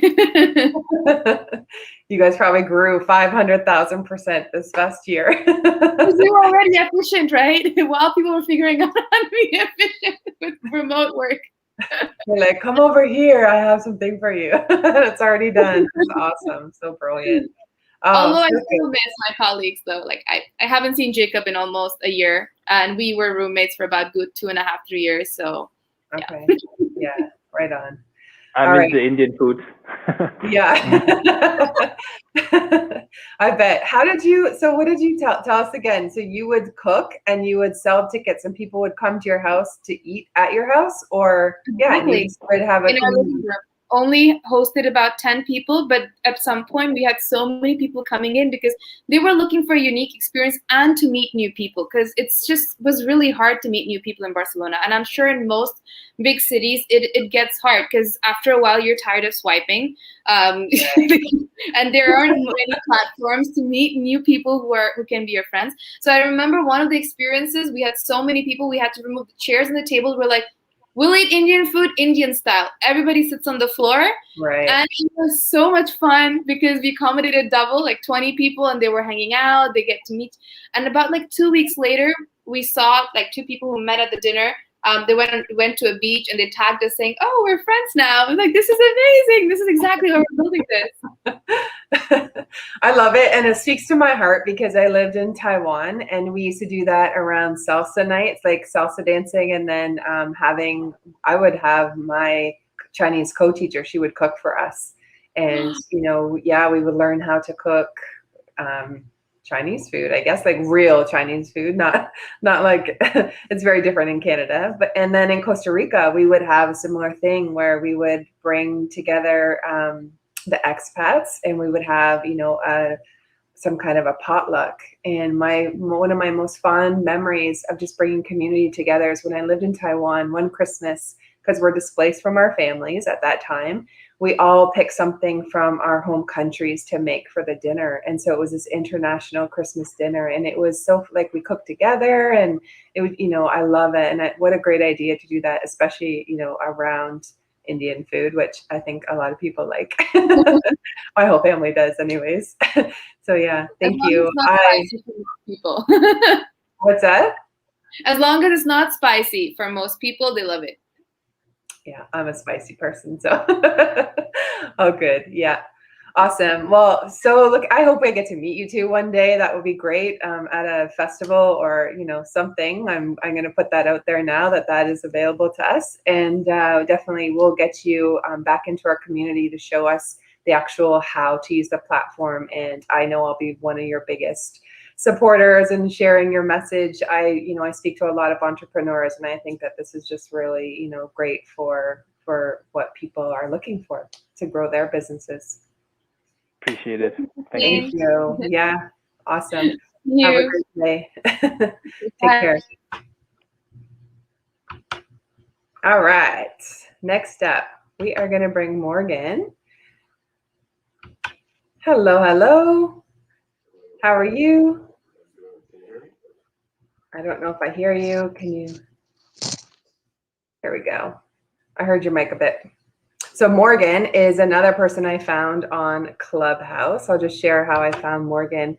We actually, we co-moderate a room, or have been in a room together on spiritual awakening signs and symptoms. And that room is so epic. There's just so much love pouring, and people come from all different walks of life and experiences, and Eastern medicine, Western medicine, or spirituality, from all over the world. And it's super cool because people will come in asking for questions and for help around their spiritual awakening, or, you know, something that they're experiencing that's different and new, and they have questions and they come in this room. And it's so beautiful because whoever's in the room, you know, shares based on their experience, or, you know, whoever feels called to answer. And I heard Morgan speak a few times, and I was like, wow, it'd be so cool to have him on the showcase because of his extensive knowledge of, you know, we'll get into your story of what you've learned, but I just find your story is inspiring as well.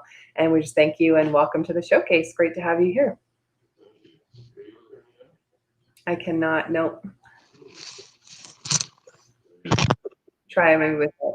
Yeah, I can. How are you doing? Oh, I still can't hear you. My mic was. There we go. Now we're good. I'm like, he has a deep voice. It's there somewhere. Welcome. How you doing? How you doing? Good, thank you. And the cool thing is, what's that? No, it's just thanks for having me. Yeah, in your space today. It's a great opportunity. Thank you so much. Yeah, you're welcome. There is a lot of knowledge in that brain of yours. So happy to have you here. Maybe just share a little bit about your story and how how did you end up in that spiritual awakening room? It's a long story. I wouldn't be able to get through the whole thing. I'd have to make a short version of this.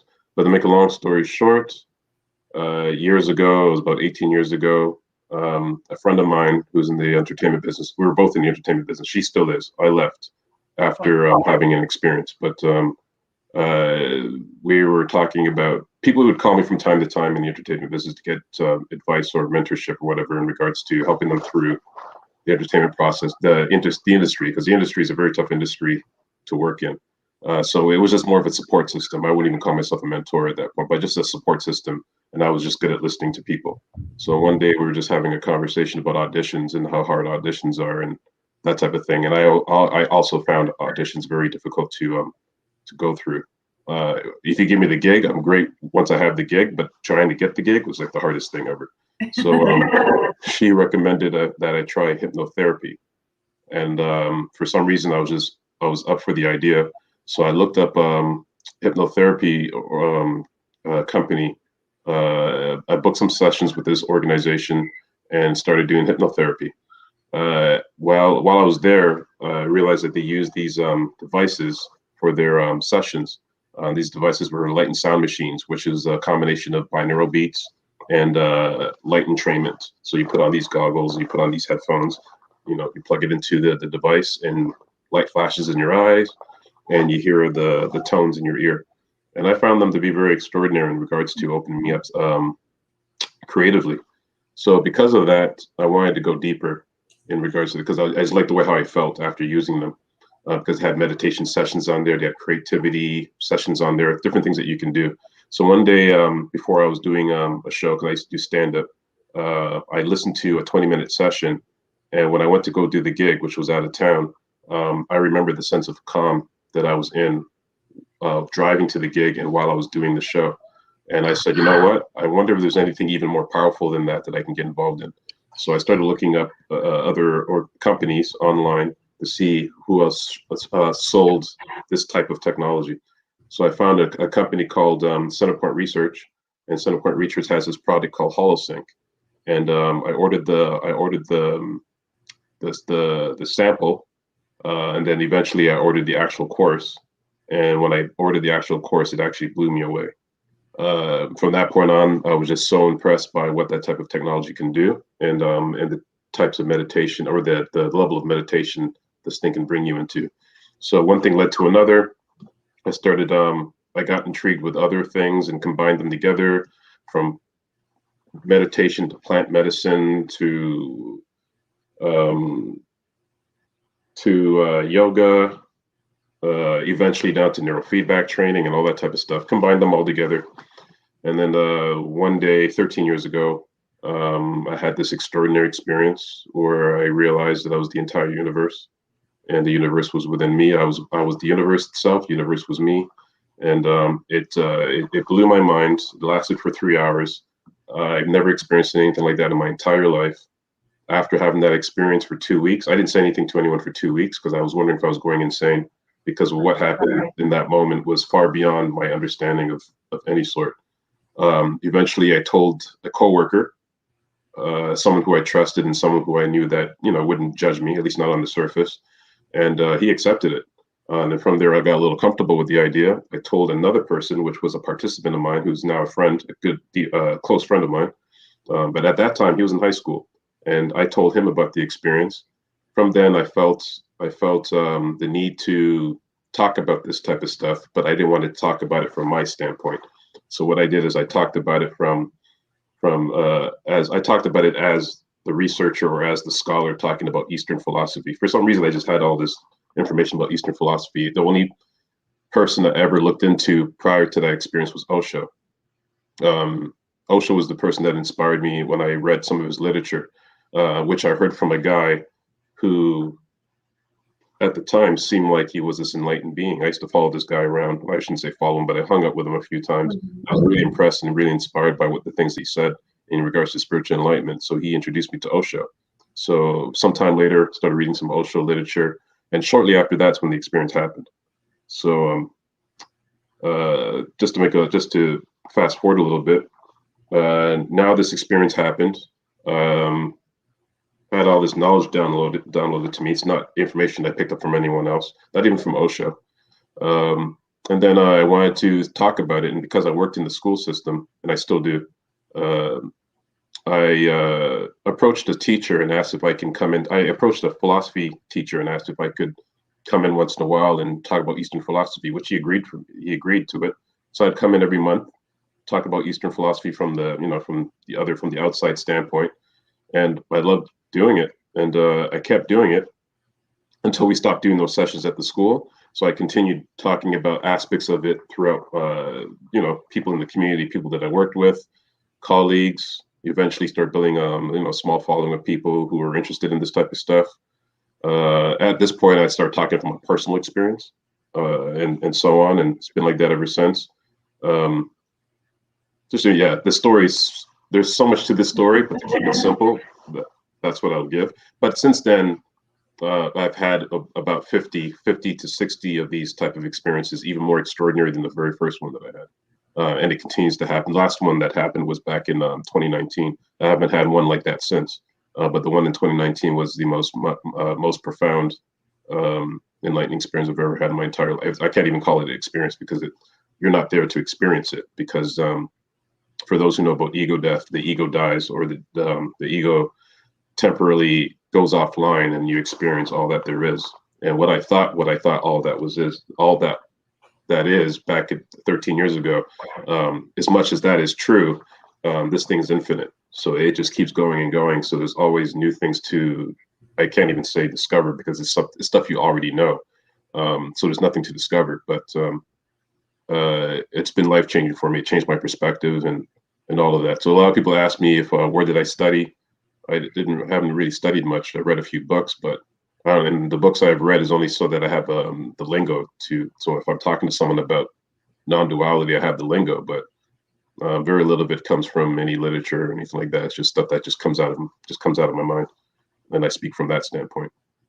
So cool. Like, that's a massive download that not a lot of people, a lot of people, were involved either in religion and realized that wasn't for them, and they started to go on their path, or, to search, but to have that, brought to you, and yeah, I just think that is so incredible, with that gift. Where, maybe can you talk a little bit about, your Mind at Ease program that you have for the students at the school, which I think is absolutely phenomenal. And then, let's do that first. Well, years ago, because of HoloSync, Center Point Research, I wanted to learn how to make brainwave entrainment myself. I wanted to learn how to do it. And at this point, I was playing around with the idea, but there's a lot I didn't know about it. So I approached Center Point Research and just asked them like some basic questions, like how does one find the tones and the sounds? Is there a generator I should be using? So one of the people there told me where I can start working on my own stuff.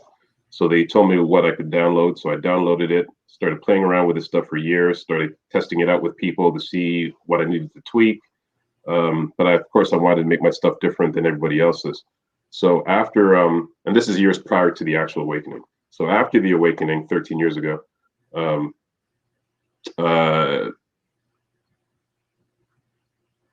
there was a mathematician by the name of Marco Rodin. Someone mentioned him in a radio podcast, and for some reason he just caught my ear, because I knew it had something to do with mathematics, and I had to learn the right type of mathematics to make my version of it different, or at least a little more unique. So this person mentioned this Marco Rodin guy. I looked up Marco Rodin and found out that he had this 4-hour workshop on vortex-based mathematics. For some reason, that just intrigued me. So because it had to do with the number 9, and I knew it had something to do with the number 9, but I didn't know where to go about that. I knew 9 was the number. For some strange reason, I just knew 9 was the number. And I heard other people mention the number 9. So I knew that was an important number. So when I looked up Marco Rodin, his whole thing was also about the number 9. So I sat there, I watched the 4-hour workshop, I watched it again, and I wanted to see if there was a way, once I learned it, if there was a way I can incorporate that with the work that I'm doing. So what happened was eventually I created what is called Eunergy meditation. So Eunergy meditation took off at some point. I found a way to combine his information into the entrainment that I was using, because his information, he claims that the numbers 124875 is the algorithm of the entire universe. For some reason, that made sense to me.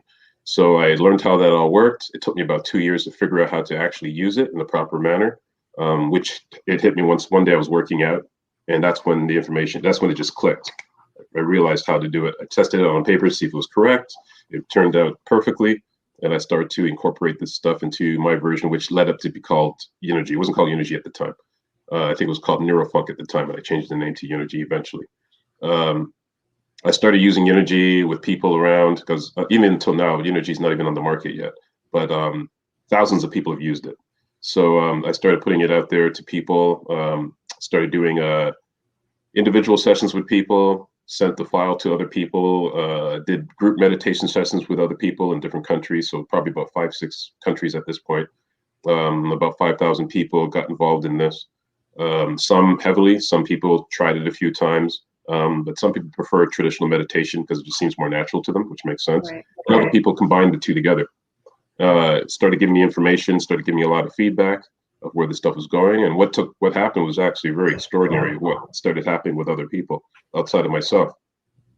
So I always used HoloSync and Eunergy with my own children. So I have 3 kids, and they were brought up on entrainment, brainwave entrainment, since my sons were 2 and 4, and my daughter when she was about 1. And so they've always used this technology because it's safe for kids. So they always use this technology. They would use it a few times a week. At the time, my sons would use it every day. But once I started working in the nonprofit sector, I didn't have the time to do that every day with them. So I would do it like twice a week. And my daughter, I'd do it like twice a week. Till now, it's about twice a week. But it was hard to get other kids to do it because they weren't brought up on doing traditional meditation or even brainwave entrainment. So 2 years ago, it just popped in my head. After 2 years ago, after a major awakening, which happened 2 years ago, it popped in my head. Why don't I just mix brainwave entrainment with urban music? So the idea popped to me. I said, that's actually a great idea. Maybe just instead of using meditative music, let me just use urban music.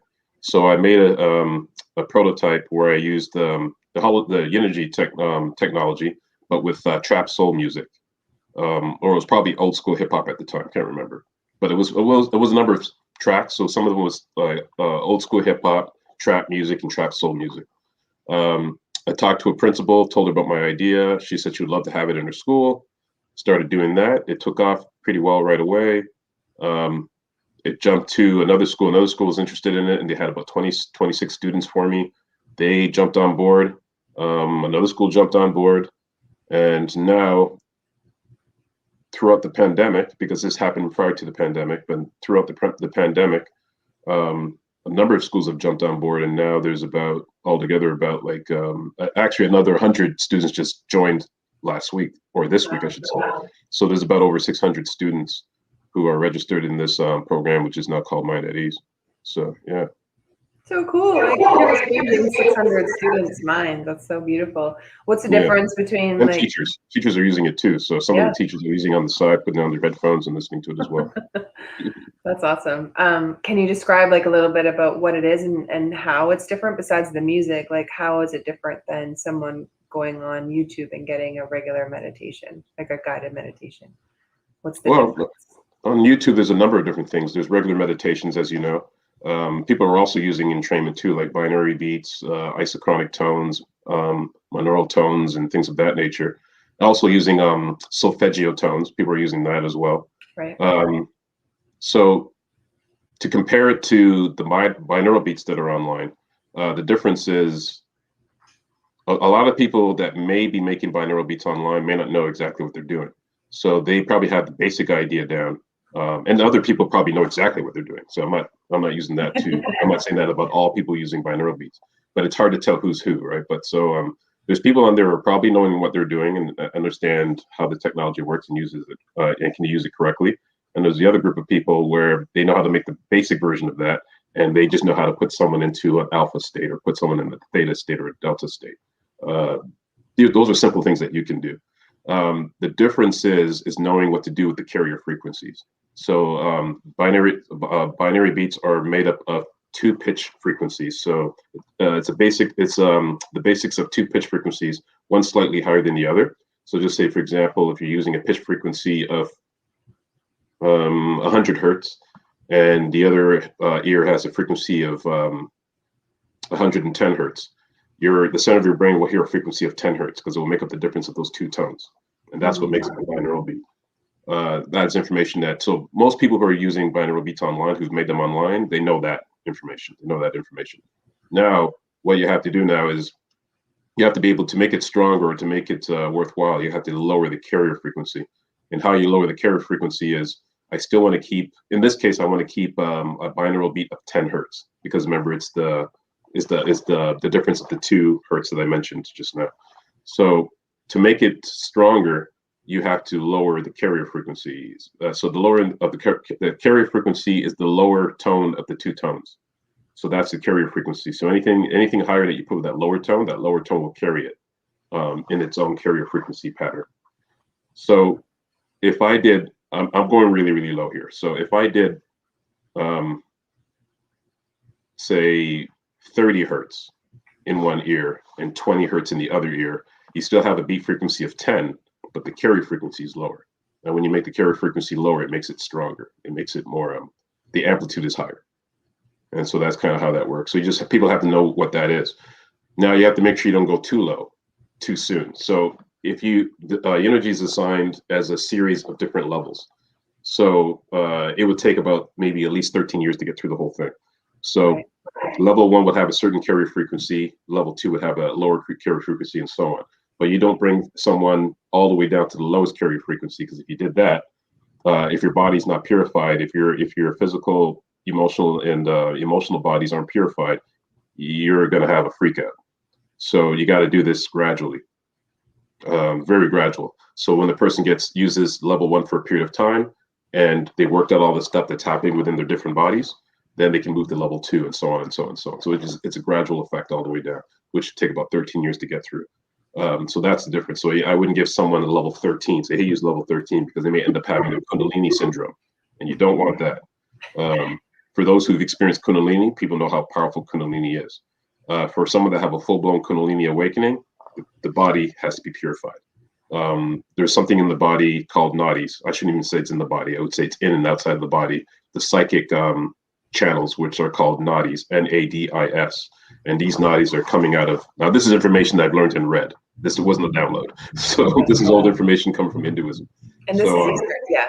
The Eastern philosophy. Yeah. So you have your 7 chakras, but you don't just have 7 chakras, but we have many chakras. Right. The 7 chakras is the 7 common ones, but there's others. Some people say there's 10. I'm saying there's even more than that.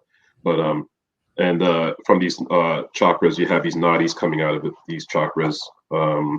Thousands of nadis, probably at least 72,000 of these nadis coming out of the chakras. I'm claiming that there's more, but there are. They stopped at 72,000 in documents that talks about this type of stuff. So you got to clean out all these channels. So once a person's able to clean out all these channels, I'm not saying 100%, but enough for that energy to travel through, the freak out won't be as traumatizing to an individual once going through that. So if you're able to clean out all the nadis, and the energy, the Kundalini energy can pass through them, a person can have a Kundalini experience at the highest level, where they realize that they're connected to the universe, and eventually realize that they're not just connected to the universe, they're the actual universe itself. But the nadis has to be clear so that you don't go insane when you're having that experience. So the difference between Eunergy and Mind at Ease, Eunergy is an actual program, which is a gradual program that takes many years of practice to get through the whole thing. Where Mind at Ease, it's at a lighter frequency, like a few steps higher than, say, Eunergy level 1. And so it's like at a standard level that anyone can handle. And the difference is instead of using chimes and bells and singing bowls, I'm using urban music to cover up the tones, so that anyone who's listening can be entertained by the music and still get the benefits of the energy, quote unquote, at a weaker frequency. Well, I had an opportunity to sample it, and I'm glad you said that people will freak out, because I did. But I want to give you a backstory, because yes, I lived in Taiwan, and that's when house really became popular and trance. So we would go out and we would go into, you know, a place that was playing house music or trance, and within 10 minutes I would feel so angry. I would want to beat the shit out of anyone. And I am such a lover, not a fighter. Like I don't beat up people, but it would just bring up this emotion within me of anger. It was so crazy. And I would just say to my friends, I'm like, I gotta leave. Like, if I stay here, I don't know what's going to happen. Like, I need to leave. And it was so interesting. Now I can listen to house and it's okay, whatever. But I liken it to when I think, because it's that beat, that when I was younger, my mom had an alarm clock, and she's a very hard sleeper. And so we would be yelling like, wake up, mom, you know, and I just remember, I think that's the correlation. I don't know. So when I was listening to it, I kind of felt that I didn't feel angry, but I kind of felt that same, I guess, a feeling stirring within me. And I was like, I don't know. So I haven't gone back to it to try again and to discover what it was. So we'll have a chat after, because I do have some more questions with you or about that. But I think that just really comes, I have been learning that, you know, there's been some past traumas and stuff from my life that I have just pushed down. And now I know that they're wanting to be healed. And I think this is just part of it. And it's just a more awareness of what's there. So I'm glad you said that, because then I don't feel, that's what it does. It's because it's designed to go through the different brainwave states. So at the delta level, that's where that's the window between your subconscious and your unconscious mind. So all this stuff that's stuck in the unconscious mind is now being dug up and trying to release itself. So it's supposed to cause emotional catharsis, emotional catharsis, by bringing all the stuff up out of your system, which would happen to some adults when doing mind at ease, but may not happen to children, because the children hasn't fully developed in their stages yet. But for an adult can put on a version of mind at ease and start to feel that coming up. Usually not from one session. Some adults have. I've met 2 adults that did mind at ease, and I was doing a session with teachers, actually. And so the teachers were doing it. I think I had 8 people in the room, 12 teachers in the room, and 2 of the teachers had a bliss experience, and they ran out of their chairs and ran around the classroom, ran down the hallway saying, "Oh my gosh, this is the most incredible thing I've ever experienced." 2 teachers at the same time. It was the strangest thing ever. So that can happen with adults, but with children, those things I've never seen anything happen with children. Children say, "This is very relaxing," or, "Man, I feel a little sense of this thing in my chest. It feels so good." But nothing to that level, because it doesn't seem to happen until children or adults get to a certain level of maturity. So so you're using a weaker version. Just imagine if I gave you energy, the full-blown first level. And also it's designed differently in the sense that energy is an hour long. So energy takes you from alpha down to theta down to delta, and keeps you in delta for 40 minutes to help you to start digging the stuff up. Whereas with energy, it doesn't do that. It takes you from alpha down to theta down to delta, and then it stops. So it doesn't even hold you in delta. It stops at the half-an-hour mark, and that's it for the program. Because I'm not there to try to help dig stuff out of people's systems at the especially to the system that I'm working with. So it's just to give them the sense of relaxation, and to also to introduce them to meditation, and probably makes their meditation easier if any of those kids start to have an interest in starting in that as they get older. So it's a more of an introductory level of what energy can do. Right. I think even just how cool for kids to be able to listen to a type of meditation that has an urban beat behind it. You're going to reach so many more people and kids, teenagers and adults, teachers that, you know, maybe wouldn't necessarily feel like they should click on a meditation. And so I think that's really cool. I think, you know, you're definitely empowering. I mean, just even 600 students right there. That is so beautiful, you know, teaching them how to go within and to connect to themselves. So bravo. Yeah. I think that is just so beautiful. Thank you. And I haven't even contacted that many schools. I was only contacting the schools in my community, in my area, because if I went out and tried to contact all the schools, oh my God, I don't know how I would get it done. I would need assistance. And right now I'm just doing this through work. So right now it's only just a few schools. I contacted, how many schools did I contact? I don't think I even contacted 20 schools. And 5 schools called back, hit me up. And then depending on the school, more than one teacher were interested within that one school. So some of the classes I have are from the same schools, but added up all together, it added up to around 600 students that joined in, which is amazing. Right. So awesome. Well, if you're a school, like a teacher or someone in a school, I don't know, can they reach out to you? Does it have to be if they're a TDSB student, they definitely, a teacher, I should say, they can definitely reach out to me, because I haven't expanded it out to the Catholic School Board. I haven't expanded out to the Peel School Board. None of those schools have yet. That will be the next step eventually. But if you're a teacher working through TDSB and would like to be involved in a program like this, they can email me at morgan@mfrc.org. So morgan@mfrc.org, and I can get them involved this way. I don't know when this airs, but the next cycle starts on Wednesday, actually. So May the 6th. So right now we have a bunch of new classes on board. But if anyone gets a hold of me before then, you can, or I can add you in while we're going through the next cycle. This is the last cycle for the school year, and then I'll start up again, hopefully September, October of the next school year. Cool. And for anyone, like, we're an international school. International. Morgan's in Toronto. I'm in Toronto, by the way. Yeah. I'm in Toronto. So I don't know what school board you just said, but that's in Toronto. Yeah, the TDSB is the Toronto District School Board. Yeah, cool. Kara is saying she's a teacher in the Catholic School Board, so she'll send you an email. Maybe email me that email, and I'll put it in the chat too, because we're live. This is being aired. This is right all now. live, huh? Okay, Yeah. okay. I thought it was recorded. Okay. Nope. We live. Right. That's cool. Awesome. I'm from Toronto, everyone. Yep. Right on. Okay, cool. Well, thank you so much.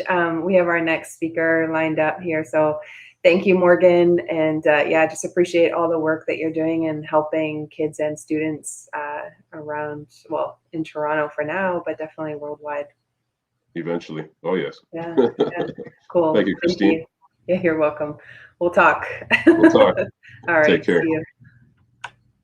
Okay. Next up. So funny. My mom's like, I'm listening.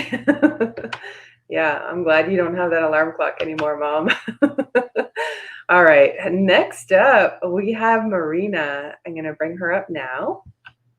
Marina, hello. How are you? Hello, everybody. Can you see me and hear me well? Yes, perfectly. And I want to say, everyone, you're in for a treat. This is the saucy part of today. Marina and I met, we have the same spiritual coach and as Virginia and I, and we met in that group. And I had been part of one of Marina's programs she did, I don't know, a couple months ago, just on connecting, and she's helping to open people up, the embodied feminine. And today we're going to talk about reclaiming your sexuality through Tantra. Men and women can both watch this session. But I just absolutely love, she's French as well. So she has this, mysticism, and the French are so good at love and, being able to express yourself. So super excited that you're here today. Thank you. Do you want to share a little bit about, like, how did you start teaching the embodied feminine? How'd you get to where you are today? Yeah, absolutely. It's a journey of a hero, right? And we are here to talk about love and pleasure and embodiment. And at the same time, it's like, if we can just plant that today as a destination or an exploration to play with today, I just want to open up the space to remove anything that makes it like serious or tight for a journey. Let's just like remove that out of the way. And I want to invite people to just play with it. Come in with curiosity, breath. Let's breathe together and open up this space for, like, what else is possible today? What else is possible for my own body, and deepening that connection with myself? A little bit about my own journey is I've been a yogini for like 12 or 14 years now. I've been practicing yoga and meditation since I'm 17. And then I started teaching at 23. And I kind of went in this devoted path of a yogini, you know, for all this time. And it was all about from heart chakra upwards. It was all like going up, intuition, ascension. It was all like up, up, up into the realm of spirituality and spirit. And it was like literally from my heart upwards. And then I've done a lot of personal development also, like on the masculine side with like Tony Robbins and Harv Eckert, like, you know, all the classical personal development teachers. So I've dabbled a lot in this like mindset, and then spirituality and our devotional practices and meditation practices. And then up about like 4 years ago, I've been also on a path of mystery school with the school of Teotihuacan, mostly known for the 4 agreements with Don Miguel Ruiz. Cool. So that's been an amazing adventure about like really peeling those layers of my heart. What else is there? What else is available and possible in terms of freedom, personal freedom? And I got this message to go into a vision quest. And when you go into a vision quest, you surrender to spirit with very little protection around you. It's a shamanic practice. You are usually assisted by an elder teacher, and all of the distractions are removed. You don't have a journal. You don't have a cell phone, obviously. You have a very limited circle space where you sleep. You hardly eat. You're just like consuming water or like electrolytes water. And you're questing for a message. You're really like surrendering everything that you know, and you're questing for the next stage of your life. So I was at that place after like, you know, separation and navigating life. And I'm like, okay, I've got this. I have a beautiful community. I was doing the inspired living community at the time with personal development and spirituality. And then I was still feeling like the next call for me for the next step. And the message that I got coming out of the vision quest was that you're going to go and study Tantra and you're going to teach Tantra. And I wasn't happy with that. I was like, oh my God, here is like, you're spending 4 days with God, with spirits, questing for the ultimate message for your life. And spirit goes, go study sex. And I'm like, seriously? And then you're going to teach that? The last thing that I was expecting or asking for. But since then on, my quest became from heart downwards. Like what's, like if you explore the chakra system, right? Like what's underneath, what's below my heart, you know, sexuality, sensuality, my roots, that wild nature, really embodying. So I feel that it's been a journey of spirituality and all this, you know, vastness and infinite possibilities into how do I embody it into this vessel here? How do I bring it into this human experience of living it with joy, with pleasure, with, you know, using the body as a vehicle of being alive on earth. So I kind of bridge both, but that's how the embodied feminine was born, is like, how do I now embody all that juiciness and the unseen and bring it into, you know, the seen and the material realm. Right. You're that bridge. You're another bridge between the earth plane and the spirit realm. Awesome. Maybe since this is our Ask a Healer session, are there any questions, or what kinds of questions can people ask you in their comments if they have, you know, what's your specialty, or is there any way you want to direct the questions today? Yeah, I'm pretty much like in service today, an open book.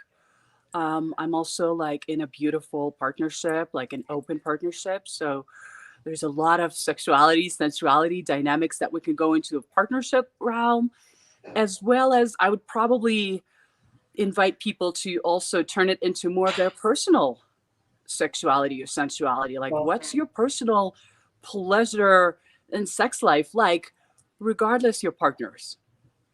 You know, because I think usually or traditionally for myself, for sure, it's like when I explored these realms of sexuality, it was always in reference to my partner.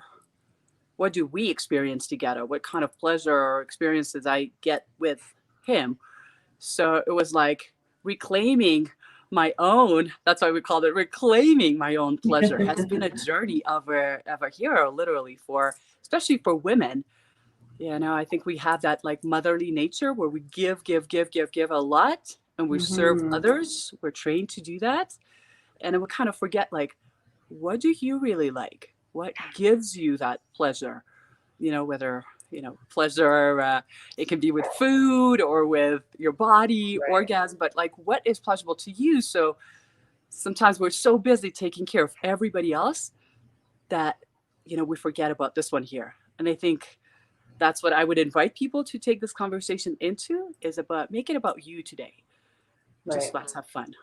I love that, because I feel that a lot of people, you know, especially I've been looking at my own past, you know, and raised in a very strict religion, and, you know, just a feeling of having my voice shut down, and just in life in general. And so how do we open up that divine feminine? How do we open up to the feminine side of us that maybe hasn't felt safe, or if there's been maybe some women who are listening, and men, you know, who've had abuse, or there's been something that has been, you know, very big where it's shut down that voice within us. How, you know, also how do we open that up? And for anyone listening, if you have questions of Marina, please ask in the comments, and this is your opportunity to ask an expert, you know, how maybe you've got something in your own life or some feelings or whatever in those lower three chakras. This is a really great opportunity. Of anywhere maybe you're stuck, ask in the comments, or if you want to DM me, I can ask her too later. But this is an opportunity for you to open up and have her answer your questions. So let's chat about the divine feminine. And for someone who's had that push down, how do you, you know, how do people open up to be that embodied feminine when it has not felt safe? Yeah. Well, I think first it's realizing what is that, like, first of all, I trust that everybody who's like gravitating towards this conversation today, if there is a curiosity or, you know, that genuine, like, leaning into the embodied feminine or the divine feminine conversation, that seed is already planted somewhere inside, right? So it's first like planting that seed as a desire of like, oh, I want to feel more of that. I want to explore more of that. What would that be like, right?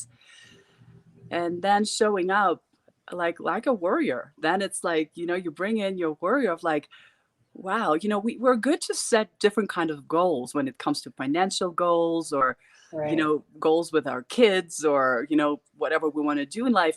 Well, how about planting that as a goal for yourself? I'm going to track my own pleasure. Or how would that feel like to be completely embodied and feeling like that divine feminine for the next month? Right. You know, and just embarking on that as an adventure, as a journey, and being curious of like, you know, with the healing path, it's never a straight line. Right? There's no elevator to get there. You know, it's a zigzaggy path sometimes, and it will take you down, you know, amazing things and amazing adventures. And then it will also take us to the past where we've had trauma, we've had tightness, we've had certain experiences that made us like close down, and then not feel and not speak, you know, not share our voice. So it's a journey of healing. And I see it literally as a pendulum, like with the spirituality and with shamanism too. We track a lot of shadow. We go into like the discomfort a lot, and we do a lot of like digging work, or digging the past and like healing the wounds and like the shadow pieces. But realizing that it's like a pendulum, that's how I see it, is we heal, and then we can feel and invite only as much pleasure as we can go into pain. So it's actually proportional. So I chose, for the last 4 years, I chose to, you know, explore more like, oh, what about the pleasure realm? Like how much pleasure can I invite in and welcome in my body? And it's proportional to how much shadow work I've done. And how can I hold my inner child? How can I hold space for myself, or my stories and my traumas that I've gone through? So it's proportional. And there are spaces where you show up sometimes with a lover, or, you know, a beautiful circle of people where there was like, available. There's so much love available and services available and dance and freedom and ecstasy. And I felt myself close down in those places sometimes where it's like, wow, those people are so open and so happy. Like I can't feel because of the extreme of that. Right. So tracking that too, that's been like, oh, what's alive? What's closed? And I think when we're talking about embodiment is like, obviously there's a lot of conversation today and like dismantling, the stories and the ways to get there, but it's about feeling. It's ultimately about breath and feeling. It's what 86% of it is feeling. So where, especially trauma and these responses of holding, protecting ourselves, live in the body. So I say whenever we're feeling a little triggered or stuck, just take a moment to feel into your body. Where is that tightness? And pause there, like go super slow right there, right? It's like, oh, what does not want to feel? What is dormant inside of me right now? And those are great questions to just sit with and explore and hold yourself as like, oh, why not? And like, let's look at some of the stories, and yeah. That's so beautiful. And just a great way to calmly start to wake that up of really just observing what are you feeling right now, right? I like that. What is alive or what is wanting to come alive within us? Yeah.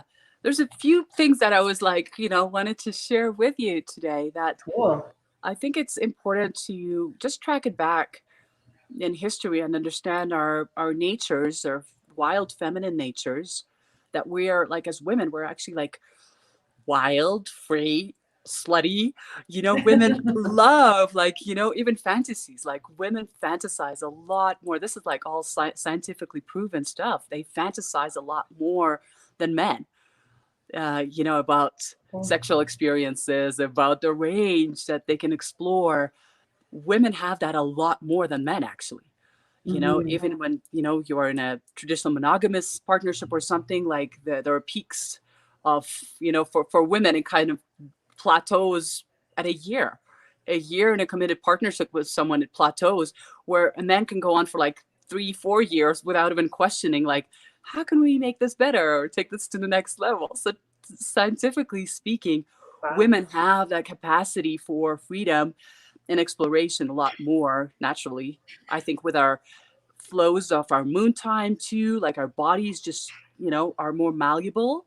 We can take in a lot of different forms and shapeshift throughout a whole month. Like if you look at our moon cycles, that's also something that I teach, is we shapeshift so many times in 1 month. That's when men are like, why are you so emotional? You're so like unpredictable. Well, that's the unpredictable feminine. And she's actually very predictable if you track the cycles. But you take it there, it's like, how or when did we get domesticated? When did we get tamed? When did that feminine, got repressed, or like what happened? So I think that's an interesting piece that, we've been under patriarchy. It's important to know we've been under patriarchy for 5,000 years, more or less.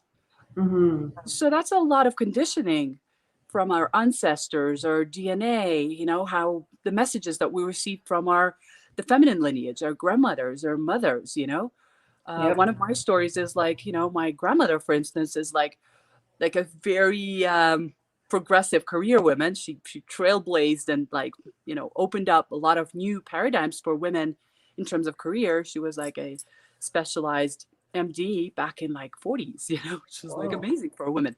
And yet still, she gave me a message of just like, you got to marry and marry well and just keep it quiet. Don't shake any trees and please your husband well. It's like that, like tamed feminine, so it's interesting. And I was always curious, like, where did that come from? Because there was this like natural pulsation in us when we get in circles, when we drum, when we put our bare feet on the ground and we feel the earth and we get muddy and like sweat lodges or something. It just feels so natural. For me, it's like we howl to the moon and we like, it feels so good, right? It's like, oh, I want to do that, you know? And like at what time or when did that, you know, something happened, you know? And in the 4 agreements and the Toltec school, we talk about domestication a lot. So that domestication for women happened with the agriculture. You can look this stuff up, like when the plow was invented, actually, like when the plow came into agriculture, because before that women were more on the fields, they would roam freely, they were more tribal, we were all more tribal, where in one tribe, like there was more trust, everybody kind of like takes care of the kids together, we don't know who the kids are, whose kids are they, you know, there's a lot more of that tribal living. And now with agriculture and the plow coming in, like men were physically fit to use the plow and women transitioned into more domestic roles of taking care of the household.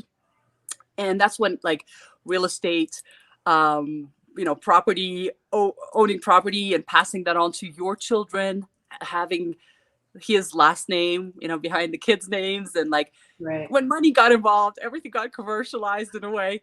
That's when it kind of went off. And then they wanted to possess their wives, the children, the wealth. And that's where it kind of all became more possessive in terms of, you know, who's that, like that freedom of the feminine. So that's one way. And then just intuitively what I'm tapping into is that it's a wild feminine. So she is unpredictable. She is intuitive. And if that's hard to comprehend for the masculine or the, you know, just the traditional, you know, world, it's scary. It can bring up a lot of fear if there's something we can't understand, comprehend, or control. It can bring up a lot of fear. And if there's fear, there has to be a need to control that and tame her. So that's where like hysterical women, you know, women who are like sexually alive and needed more sexuality were labeled as hysteric, right? Like this whole hysteria. Doctors would literally label them as like they're too, you know, turned on, you know, they have sexual needs, they're hysterical. So they were sick, you know, and that's how the first vibrators were born too, like the magic wand and all that. But it's really interesting how that untamed feminine was shamed. So when it piles up with, you know, repression and shame and guilt and fear, there are a lot of layers to that. So that's where I call it a journey of a hero, to literally how like we can wake up and start walking that path and unveiling all these stories of shame, repression, guilt that doesn't even, half of them don't belong to us. You know? Yep. Especially even from the grandmothers, like we have, you know, generational, even any of their fears and gifts too, from, you know, I think 3 generations back, or someone was saying today, and I had heard that too, is that, you know, we really carry what our grandmothers had, whether it was fear or some kind of even spiritual gifts that gets passed down to us through the eggs that our parents had when they had us. Right? Yeah. It down. That's where it's important to understand, like physiologically, our grandmothers had the ovaries that carries the ovaries of our daughters or our sons. So there's like 3 generations in one body, literally.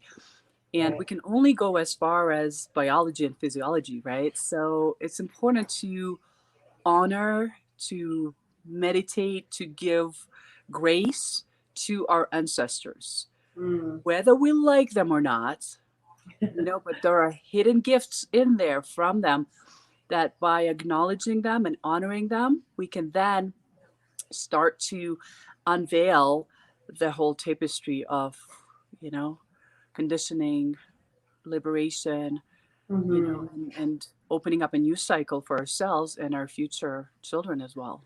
Right. Do you have more stuff you want to cover as far as the reclaiming your sexuality? There are a couple of questions in the chat. I'll come back to those later, but Yeah. I don't know if you had something else you wanted to share. I have questions too. The only thing that's coming up is really bringing, like, wondering for today, like that's what I want to like plant in there. That was a huge piece for me, is wondering about your own pleasure. Like just you know, what would I want to experience? So when it comes to pleasure, the wildest dreams possible, what would that be? Just allow yourself to like dream into that and play with that for today, or set yourself a container, like a month-long container. Today is also the sacred pagan holiday of Beltane. Beltane is the half point between spring equinox and the summer solstice. And this is the time where we light up our fires, right? With our, community or sisters, your virtual community here is like we light up that fire and we make that commitment to our own selves. What is that passion that lights you up, right? Passion is everything. Passion is like how we pour that into our work, our family, our love ships, our, intimate relationships. It's all of that. But turn that fire also towards you today and be like, what is that passion? What is that fire that I want to light up today for myself? Yeah. That's awesome. And I think that's really, it also goes along with what we're here for. And for those, watching live or they're recording, is our souls came here for not a specific purpose, but we came here to enjoy life. And so whatever it is that makes you feel good inside, that's for you. It's not like we have a certain calling or, a reason that we're here. We're here to simply enjoy and experience life in the human body. And whatever feels good to you is exactly what it's meant to be. Yes. Yeah. The remembering, why are you here? Awesome. Can you explain a little bit about what Tantra even is? I'd heard there's different kinds. There's kinds that don't actually, I don't know if it's white Tantra, which is not even about sex. It's really just about engaging with someone else or connecting with them without sex. Yes. So there are different definitions of meaning and schools of Tantra. There's Neo-Tantra, which is more like a New Agey Tantra, a little more directed towards sex.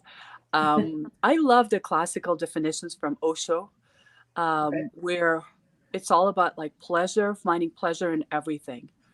And ultimately, like the classical schools of Tantra is like, you get to know yourself as God or goddess through sexuality, through Tantra and pleasure.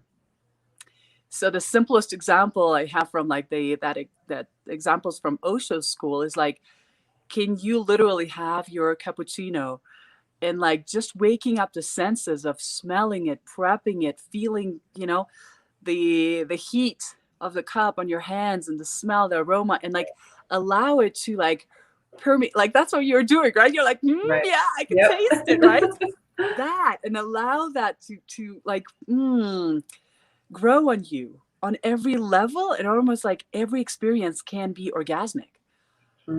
Can you taking a shower and just caressing your body give you that sense of pleasure, as if you were touched by your beloved, right? Or when he touches your neck or behind your head, is like, can you have that with with life itself, with going for a walk and being like, oh my God, sunshine on my body, yes, right, more, and like, and breathing it in. So it's a lot about mastering your breath, obviously. Again, in classical and traditional schools of Tantra, they were very advanced. So there was a preparation of spirituality, breath, yoga practices to build up your vehicle, your physical body, your energetic bodies. There's a lot of different locks that you can do in the body to master the breath and energy, hold energy, and then pump it up. Right. And it took up to 15 years of mastering your own energy just to be, able to knock on the doors of schools of Tantra. Right. Oh, wow. Now you can find it on Google and take a class this weekend if you wanted to, probably, But to me, there's this preparation of how you come to, Tantra and sexuality is very important, which has been my path too. It's like I've been a devoted yogini for, 12 years until I came, and I'm like, ooh, I can take all of this energy now and bring it downwards. It's like, whoa, that's amazing. Mm-hmm. So that's really yeah. cool. Yeah, good. I'm sorry, I lost a thought. I had a question for you. Maybe it'll come back. I think it's just, being able to, yes, this is what it was. And just staying present, when you're even talking about the cappuccino or coffee or, a lemonade, something that you're drinking, and being able to be fully present. Like, can you in any moment just, come back into yourself and experience whatever it is that you're doing? Yeah. Feel it, taste it, smell, hear, like what are all of those things to become present, and to what it's actually going to do as well as calm your nervous system, right? Which is going to help you then to connect to source, your intuition, and to increase all of that. I think that's really important. And for a lot of women and men, but I would say, I could speak as a woman, for women who have a really hard time loving themselves. And something that I discovered this year from some coaches is that, that whole thing about go to the mirror, do your mirror work, and tell yourself that you love you, and how that feels. And that's all well and good. And some people can get that, but a lot of people who've had any fear or trauma, or just that's a difficult part for them. Something that I had heard was just to say the word trust and really look into your eyes. Like when we look into our eyes, it's like looking into the universe, right? And just looking in the mirror, try that today if you're watching, and just look in the mirror and say the word trust. And allow that experience, like what are you feeling in this moment? What are you hearing, seeing? What is, when you're looking into your own eyes, it's really just being present. And you can have pleasure in anything. And even in the shower, like, what does the soap feel like? What do you smell? Can you imagine like your woes and, anything that's not serving you, just running off of you and down through the drain, right? So that it's leaving you, and just being in that moment instead of like quick getting it all done and getting out to, get to the next thing. It's just like, let's take our time in the day, and let's just, be more present and find the pleasure in everything, whether it is something, a little more sensual or going within, but also just in, in having a coffee and allowing that experience to speak to you. I think that's really great. That's great. I love that you're speaking into that. And that's where like the white Tantra in the Kundalini traditions and the schools of Kundalini, they'll have white Tantra practices where there's just a row of women, a row of men, and they will simply do like something as simple and as profound as eye gazing.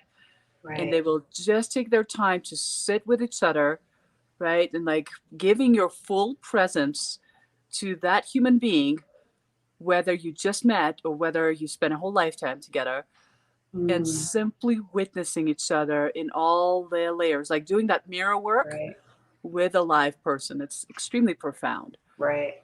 Yeah. And taking our time, slowing things down for sure. Yeah.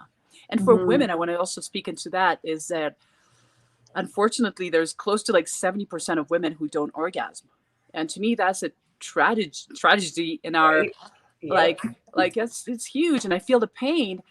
And I think it's because of like the traditional, first of all, the porn industry, but also like just views of what sex looks like. It's very centered around the men sometimes. So if we haven't had like female lovers, for example, that gets, very one-ended, an experience that's like very focused on like, okay, we do a little bit of foreplay, there's penetration, and then he comes, and, her pleasure is like questionable whenever, or if ever, or maybe she just has a hard time. With female sexuality, is like there's so many layers to us. And that's where you and I talked about the yoni, for example. There's another, and I do want to get to our questions, but that's an important piece, is like, even traditionally, like I just want to ask women, how do you call your genitals? What were the messages that you grew up with? Did you have a name for her? Because very often, if we refer to our genitals as vagina, it's incorrect. Vagina just addresses the vaginal canal. like, it's like talking about yourself, but talking just about one arm of you. That's who you are. You know, it's like we're not even honoring and acknowledging the entire, you know, her entire existence, you know, of the clitoris, the labia, the like all the layers of pleasure. And like for a lot of women, you know, it's clitoral. There's so many layers to pleasure that are there. And if we're only going into like sexuality through penetration, it's like, okay, well, no wonder that a lot of women can't even orgasm, because you know, we haven't even explored or tapped into that surface of what's needed. Mm-hmm. Then so that's where I bring it back to self-pleasure and understanding what your yoni needs. You know, and we call her yoni because that's, you know, embraces and names everything. You know, everything. The womb space, the clitoris, the lips, the vagina, like all of her. Mm-hmm. There's so much wisdom there. There you go, everyone. You got a new name. She's Yoni. Go forward. Which encompasses all. I love that. What is a yoni egg then? I know you. A yoni egg. Okay, yoni egg practices are they're crystals, right? They're crystal eggs. Different crystals carry different frequencies, right? There's the obsidian eggs, which are black and they're more strong and grounding. They can also be like volcanic a little bit. Okay. So I don't suggest you start with the obsidian egg, but something like rose quartz or just clear quartz. There's a jade egg practice, more from the Eastern tradition, the Tao practices that cultivates more of that vitality and feminine, lots of energy. Like it energizes the yoni, especially like with age. That jade egg is like super, super vital. It's our life force. So inserting the egg and carrying it for just a few hours, or doing like a meditation practice, or sleeping with it, but it's just like knowing what you're doing, being guided with that practice is helpful. Will also, you know, restore, heal, re-energize, whatever is needed for your womb space. Right. You know, yeah. Okay, cool. Virginia is talking about raising her two little granddaughters who are 3 and 2, and you know, potty training, and now you know you're introducing that kind of language to kids, and that's really important. And I had learned, you know, from some parenting courses and stuff that I had taken, was to be very open and honest with what they're called, but to call them the parts, so that when they're older, they're just learning, and they're learning to, you know, accept all of them themselves, change in front of them, you know, don't hide, don't, you know, yeah, just letting them see, especially as little kids, so that they grow up with a healthy version or a healthy view of the human body. And it's okay, you know, like I raise a little one and she can change in front of me and vice versa. So that I just want to make sure she's not learning, you know, to hide, that we've hidden too long, you know, it's a society. And it's just like, be yourself, but also there's boundaries, of course, in teaching that. And so I think just, you know, using the correct language for our body parts, not necessarily always nicknames that often are given, because the adult usually is uncomfortable and doesn't know what to say or how to say it. But, you know, really just embracing who we are and how beautiful the human body is, both sides, you know, and being able to embrace that. Yeah, that's so good. So good. Yeah. If we can, as much as possible, give them the transparency and the language that's, of course, like age appropriate, and grow with like their curiosity. If they're curious, like let them come to your women's circles, to your healing circles, and they're listening, you know. And then once they're curious, they'll ask questions or they'll lean in a little more. But if they don't have to grow up with all that baggage and unlearn things, and, you know, ways that we had to unlearn, like, wow, that can be like, imagine knowing like about boundaries. Like with my daughter right now, she's 10, going on 11. She's like that preteen phase, and just learning about touch, for example, like, you know, when we're watching a movie, do you want to be hugged or you don't want any hands on you? Like just boundaries with simple touch. Can I asking for permission? Can I hold your hand? Can I put my hand on your shoulder right now? And allowing her to say yes or no and honoring that is extremely empowering for a young woman. because I trust and I hope that she's going to take that practice on when she starts dating or something. She'll be able to speak those boundaries. Like, no, I don't want your hand on me right now. Thank you very much. Right. That's so good. And I think boundaries every age, but teaching the little ones, but then honoring it, right?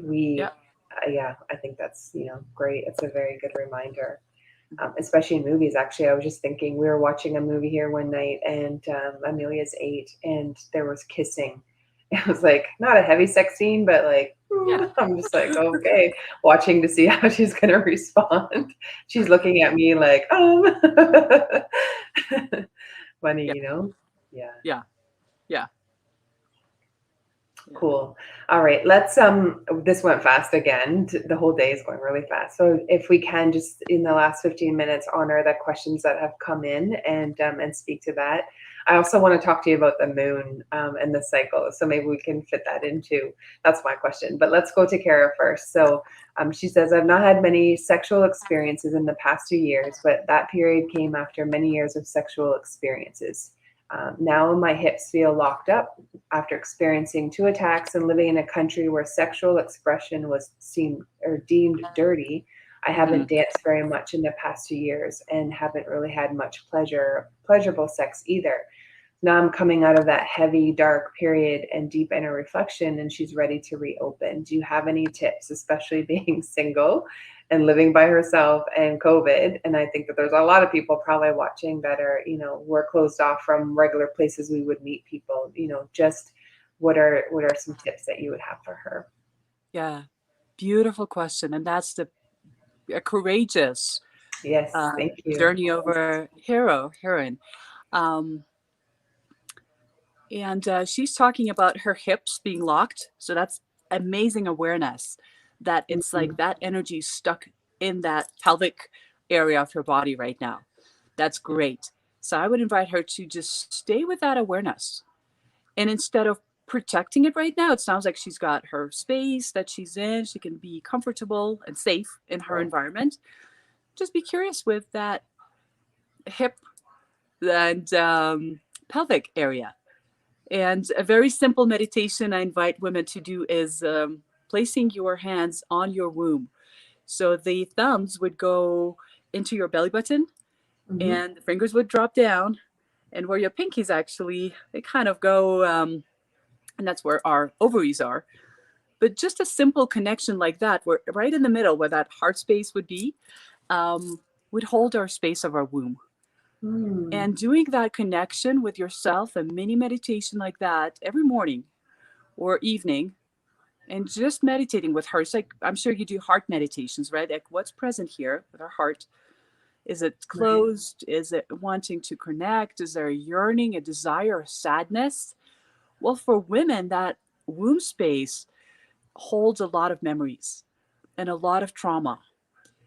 And a lot of course, generosity and desire to live in our full expression as well. So a simple meditation like that, like a yoni meditation, if we have time, we could finish with that, is very helpful in just tracking your yoni and connecting with her as deepening that relationship of like, I haven't honored you, or something happened and needs healing or needs just presence or forgiveness or healing. Let me take care of you. Again, I'm now becoming the guardian of my yoni. I'm going to hold that safe space for her. Let's cultivate that for some time. And then going into mobility, I find like belly dancing is amazing. Yoga with like hips and connecting it to our throat and sound. Like those 2 chakras are directly connected. So the more locked our hips are, the more locked we are in our jaw and throat, and vice versa. So that's why Tantra again is about movement, breath, sound, and movement. So if we can keep that, as you're moving your hips, just going like whatever sounds come out, it can be just humming. So hip mobility, belly dancing is wonderful. And then the third piece is moving into self-pleasure and just knowing, what does your yoni need? Maybe she just wants like, cupping.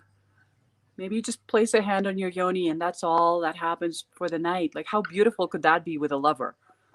You know, if you can just hold, you know, hand on my yoni for the night, like, wow, that could be a beautiful experience, right? So cultivating that trust. And then energetically, I believe, like, when we can give that experience to ourselves and feel that it's safe, it's present, we attract same like vibrations, you know, so the right partner is going to come in.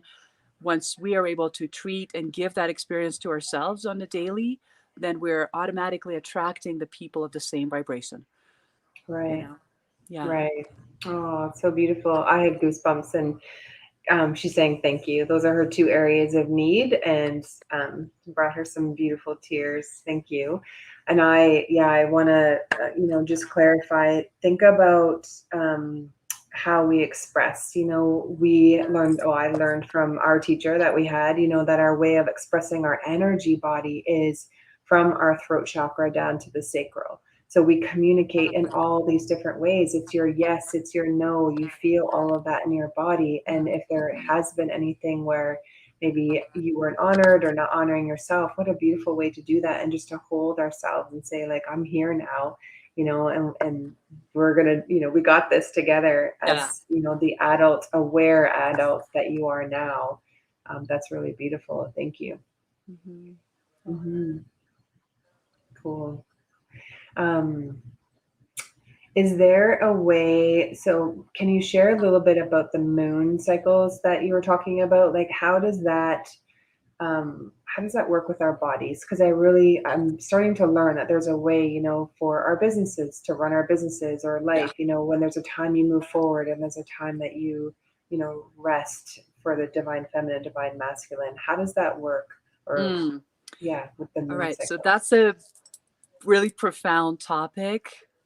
I literally can teach this for like 2 hours solid and take this into every area of your life. But in a nutshell is that we are connected to our moon cycle. We are more connected to the moon and the water. Our bodies are made of water. So women naturally gravitate more towards that. And the more we can tune into that cycle, which is a 28-day cycle, usually more or less, start tracking your mood. That's the first one. Like, again, life has been like taught to be more linear, in the 31 days. And like they eliminated the 13th moon out of the year completely. Right. Again, the Gregorian calendar and patriarchy. So the more we can tune into that 28-day cycle for ourselves, we can find our rhythm. So if women are experiencing any physical discomfort, if their moon times, if their periods are very painful or very heavy, or there's, any gynecological, issues that we are experiencing, very often it's because we're neglecting the cycle. Also, if we're like on the pill, if there's, hormones involved, that kind of like represses the symptoms, right? That represses it, but it creates, it backfires sometimes. I'm not all against it. I'm sure there are women are using it for the right reasons, but just know that it numbs it somewhere. It could have that effect.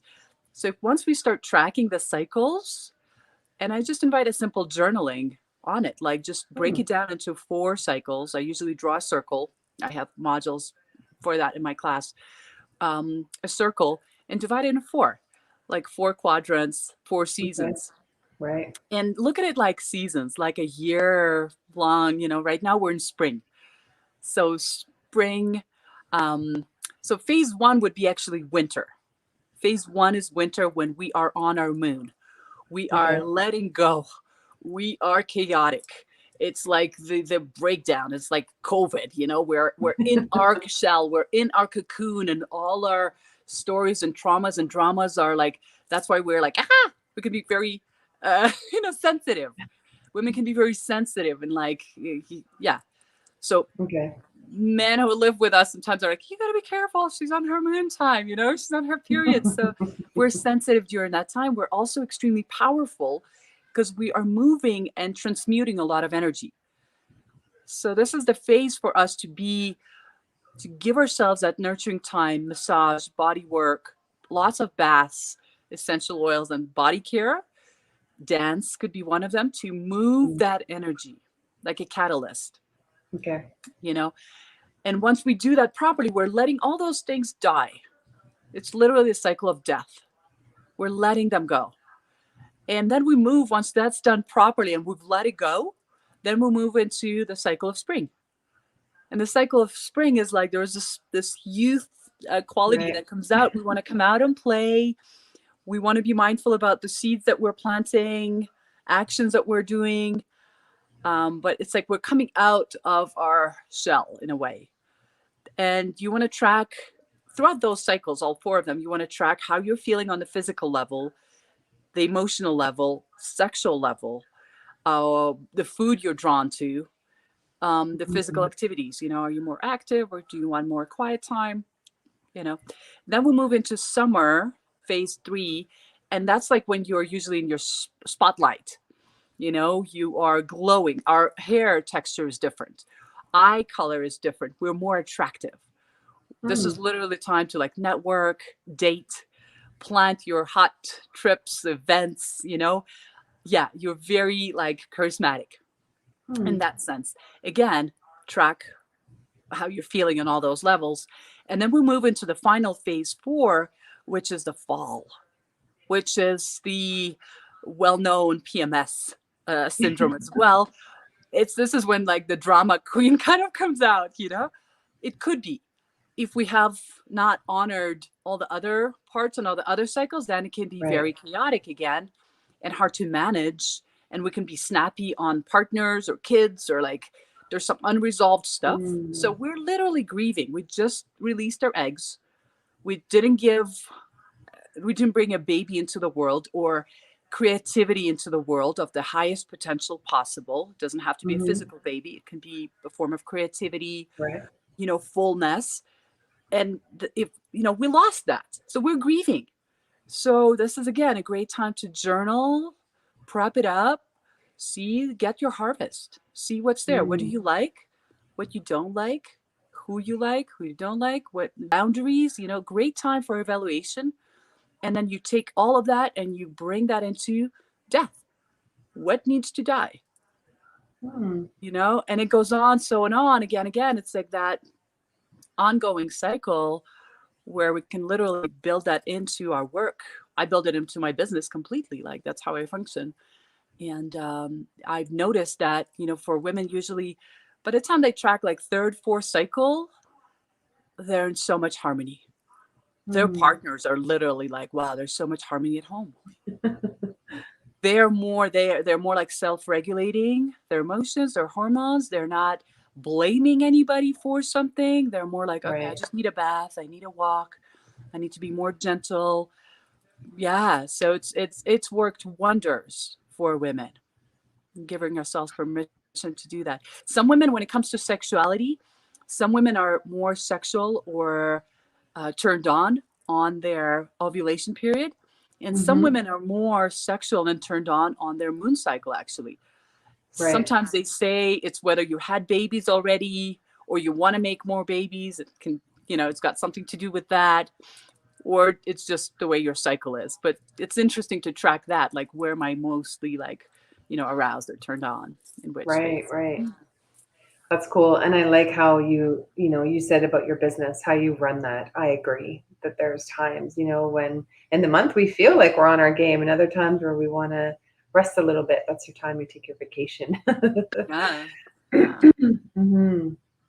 So cool. Awesome. We have a couple more minutes. Is there anything you wanted to share kind of on the end to kind of bring it all home for, you know, people connecting to themselves, connecting to their yoni? Yeah. Again, I find this time in our humanity is an incredible opportunity to do that inner work. And for our yoni-verse, this is our part of our inner work, is like, you know, we're so internal that our secrets, our magic is within. You know, we can put a lot on the facade, but there's this internal, the womb is also that place of the void, the vortex. It can literally like give life, and it's magnetic. That's why like literally men lose their heads, women lose their heads over it. it just does this like awe effect to people because it's so magnetic and unconditional, and so there's a great mystery that dwells there. So we can do our work. We can literally like take this time. Even dating, I get it. It's not that obvious right now, but this is the time to fine tune your own relationship with your womb, with your yoni, and use it as a magnet. Like it's made, like we're so internal that we're made to pull in. We're not made in this phallic, patriarchal, linear way of like, penetrating the world and going out. We're literally designed to fine tune what you need, what you desire, feel it in every cell of your body and pull it in like a magnet. So this is a wonderful time for us to be in our cocoons and see, what does she desire? What's alive there, and fine tune that ability to draw in the people, the connections, the the partner, like whatever experiences, whatever you desire is like, it's all within. So that's my invitation. Awesome. How do people find you? They can find me on the Embodied Feminine group on Facebook. Cool. It's very active. I have a free challenge that's actually coming up by the end of the month. So women can easily find me there and dive into all these conversations. Good. Yeah. And I've done your event and it was fabulous. You had different speakers and such, and it was just so good to learn how to connect more within, but then, also this pleasure piece too, because I really, we're in spring, and it's learning how to come out, how to find that divine pleasure and, also with the divine feminine. Yeah. And it's that another piece that I want to share is the voice. There's this direct connection with our yoni and the sacral chakras, with our expression and our voice. And sometimes for women, that's the piece of the wounded feminine, that is like more passive or waiting for the right partner to arrive, the prince on the white horse. Like, we all grew up with those stories. Right. So this is the reclaiming of the powerful feminine, the divine feminine, the queen nature more, that has the ability to speak her needs and her desires and her boundaries. Like, with some partners, it's like, tell them how to treat your yoni. Tell them what's a yes, what's a no. This is our time to also express it, play with it, turn it into an exploration maybe for the month of spring. Because again, spring happens and it's like, ooh, everybody comes flooding in, right? But it's up to us to say, what's a yes, what's a go super slow here. Start with just like foreplay or, some dance together. Let's see how, the energy flows there. But it's up to us to step into a more conscious communication and speaking and taking responsibility for our pleasure and our desires and our boundaries. Right. Yeah. Awesome. Thank you so much. Such a pleasure to have you. I know we'll talk more for sure. Someone wrote awesome with dots in between all the letters. I would say screaming because it's also in capital letters. So cool. I'll invite us to take a big breath in together. Yeah. And sigh it out like, ah. All right. Allow, release. Awesome. Yes. Cool. Thank you, Marina. Always a pleasure. Thank you so much for having me here. You're welcome. Bye-bye. All right. Let me bring up our next speaker. Let me bring up Sarah. Hello, hello. How are you? Hello. Can you hear me okay? I can, yes, perfectly. Thank you so much for having me today. Yeah, you're welcome. You are another beautiful find from Clubhouse, and I just heard you speaking about what you're doing, and I was like, oh my gosh, I need to talk to her for my own self, but also I just love what you're doing and for the community that you're building for creatives and helping people with a fear around money that I think is something that we don't talk about enough. And so I honor you and I, lift you up because I think that your light is so important in the community and we're really excited to learn what you're doing. Thank you so much. That's so kind. And I receive your light. Thank you. So, where shall we start? Will you be here with me the whole time? I will, yeah. I'm an open book. Ask me anything. Okay. Awesome. Let's just find out, like, tell us a little bit about your story. I'm curious because we're a spiritual community. Did you have any kind of a spiritual awakening? And then what created what was the inspiration behind your business and how you're helping creatives with their money and how to put it together? That's such a good question. So yes, I did. And I have a deep spiritual and metaphysical background, which is really what led me to the work that I do now.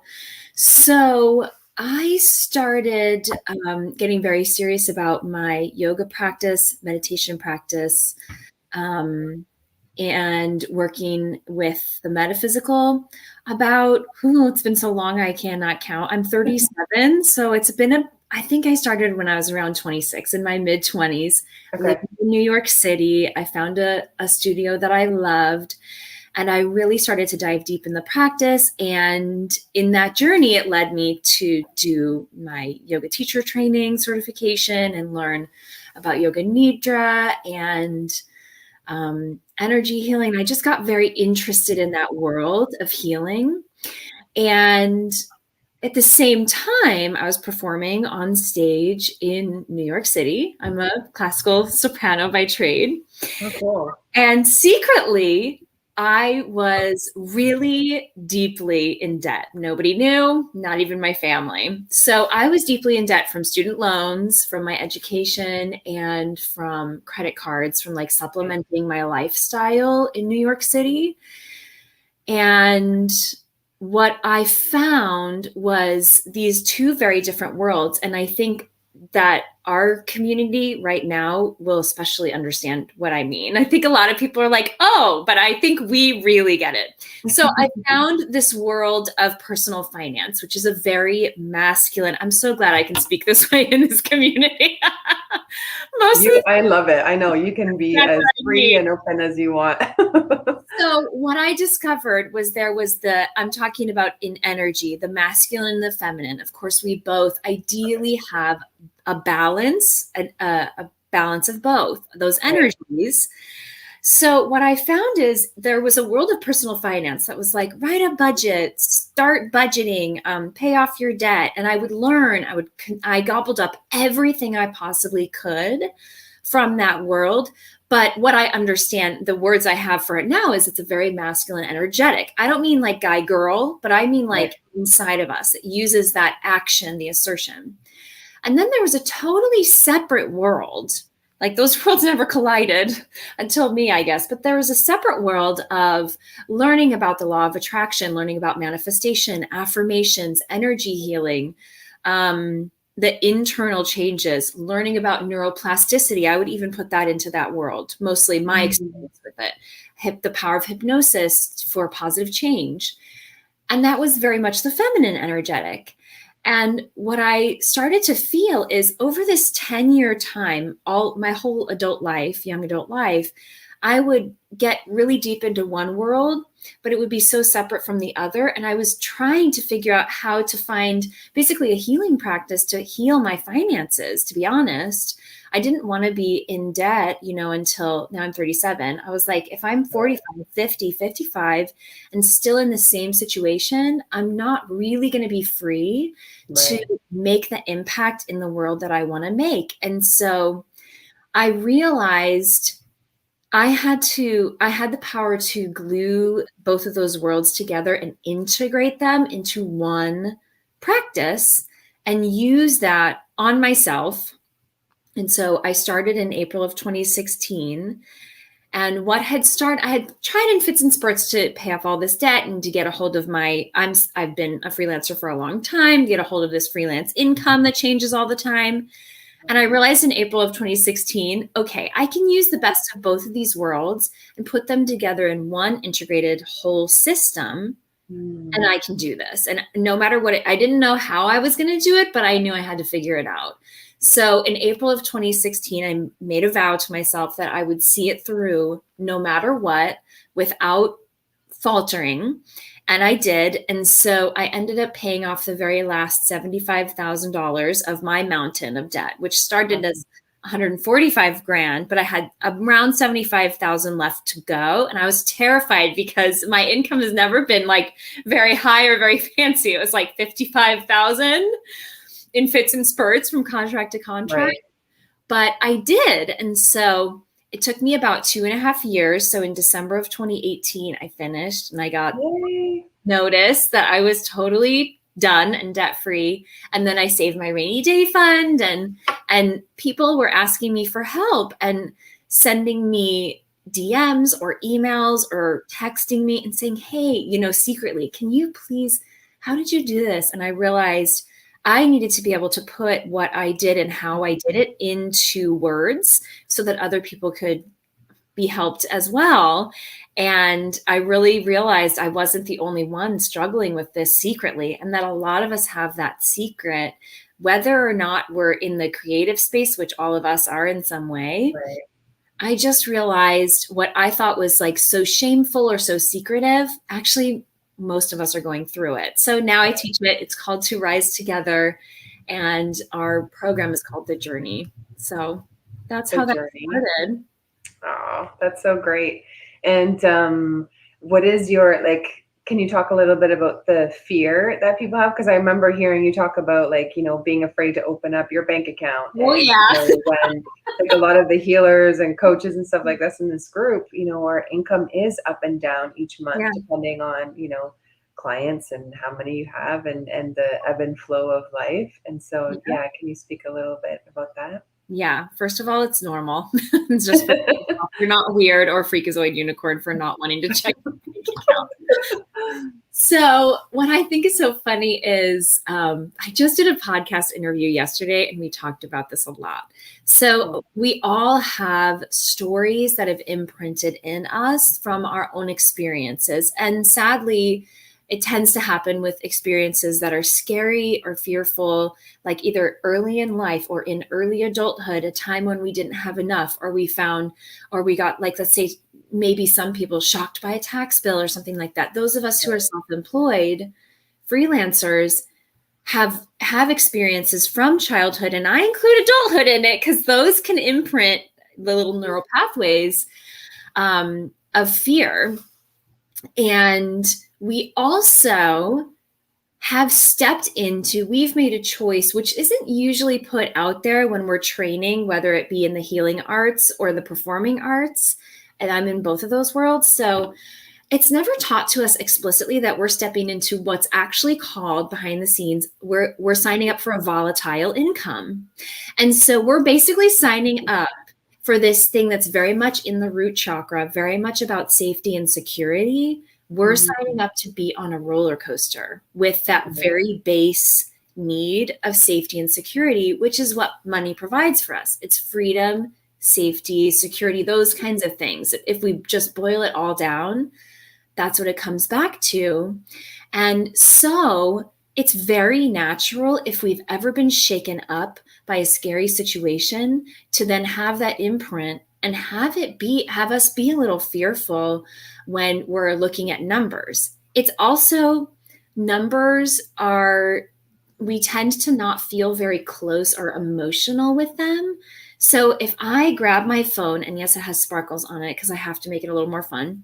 But if I grab my phone and I check my bank account, or I try to use like a budgeting app, since it's digital and since it's in numbers, it's very difficult for us somatically to actually feel it. And so if we want to make a change or like engage in the process of being able to happen to our money and life, instead of letting it happen to us, instead of like looking back at tax time and being like, wait, that's what I made, being able to proactively be engaged and in a nurturing way in this process, we have to find ways around that little hiccup, that numbers aren't really something that we can feel in our body.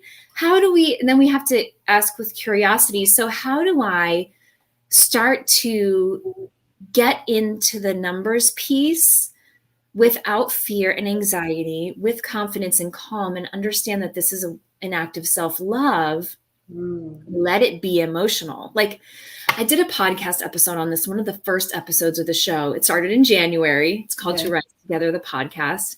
And I did an episode where I talked about the 5 money myths. I think it's our second episode. And one of the myths is that, it's not supposed to be emotional. Actually, it is. Mm-hmm. It is an emotional process, and it should be, because if we want to see a transformation, if we don't like our current circumstances, whether it be living paycheck to paycheck, which I did for a very long time, 10 years, or stress around money, if we don't like the way that feels and we want to see a different result make manifest in our life, we need to be able to be emotional about it, because that's the only way it's actually going to stick. Or it's like we can type in a bunch of numbers, but 2 months later, we don't even look at it. And it's just a waste of space on our hard drive in our computer. Right. So I just became obsessed with making this, almost taking it into the physical world as much as I could, so that I would be able, I was just doing it for myself at first, so that I would be able to stay the course, because I didn't really know how long it was going to take for the transformation to happen. So I knew I had to be able to feel it, like as tangibly as possible. And part of that is connecting to it emotionally. And when we get brave enough to do so, what I've found and what my students have found is that it's actually not so scary. It's like if we go into a meditation and we're trying to work on something that might be a little bit scary, but then we go in there, we close our eyes, and we actually find the internal world is not so scary. Same thing happens with money. And the cool thing is we can approach it with this air of curiosity and hopefulness, because if we remind ourselves that what I've noticed about money is we continue to interact with it every single day. We have plenty of time to master the art and science of it from a nurturing place. And if we remind ourselves that at its essence, it's like the waves of the ocean. We've all heard this, right? Coming in, flowing out. And also it's just like the breath, coming in, flowing out. And so we have an infinite number of opportunities to have a playful nature and say, hey, I don't really like where I am right now. And living paycheck to paycheck doesn't feel very good. It's not letting me be as creative or connected as possible in my work or in my relationships or my life. We have an infinite number of opportunities to be able to make a new choice and figure it out.